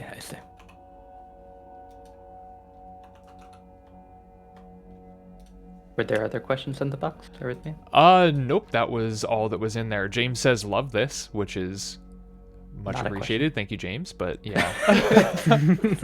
Maybe he's asking us to love James. Oh, we do. Yeah, We do love we James. do that here. Yeah, Jimothy does play Urdak. Was there anything else you guys wanted to cover? We have been live for almost 5.5 hours, which is about 2 hours longer than I really thought this was going to end up going for. And as far as what I have in my doc, we've touched on literally everything. So if there's something else that you guys wanted to talk about, we can keep going, or if you would like to, we can wrap it up. I should probably be going anyways, so I'd like to wrap it up personally, or I Okay. might just head out. Yep, I've covered what I wanted to bring up and what we've talked about, so good for I'm my gonna side. say I can go here all day with the amount of stuff I could talk about. So we Yeah. should probably end it. Okay. Bloodshot the scientist. Yeah, which like again, I've dropped your guys' Twitch channels in chat a couple times, but for real, thank you for being a part of this. This has been super cool, and I've learned a lot. I hope people in the chat have learned a lot. But yeah, thank you, Bloodshot, Choco, and Umbra for doing this with me. It means a lot, really does. Yeah. Anytime. I was really happy to be here. Yeah. Thanks for having us, and thank you for all the work that has gone behind the scenes, right? For the intro, the videos, the work on OBS and such. Thank you. Yeah, So, Rebel Duck and Hailstorm. Yeah. Rebel Duck for providing Doom Rave's channel for us to do this on, and Hailstorm for doing a lot of the video editing, compilation stuff for Doom Rave over the past 2-3 events, if not more. Amazing There stuff. is theoretically going to be another full-on Doom Rave with like actual gameplay content and stuff in May. It's very tentative at the moment, but that is something to look forward here on this channel. And later tonight at 12 a.m. God, time zones are weird. East Coast time. I will be picking this back up with Buckio and our very own Ferb246. So Otters. Awesome. yes, the Otter Boy. But yeah, thank you guys for hanging out for real. Yep. Anytime. Awesome. Have a good night. All right. You too. Thank you. Okay, thank you, Doom Rave, for being here. It's been an absolutely phenomenal time. I will be back at well, I guess for me it's gonna be about 3 hours. I'm gonna see who's on to raid. I don't know if there's anybody who's currently streaming Doom Eternal, but we'll go ahead and share the love with somebody else that's maybe currently on.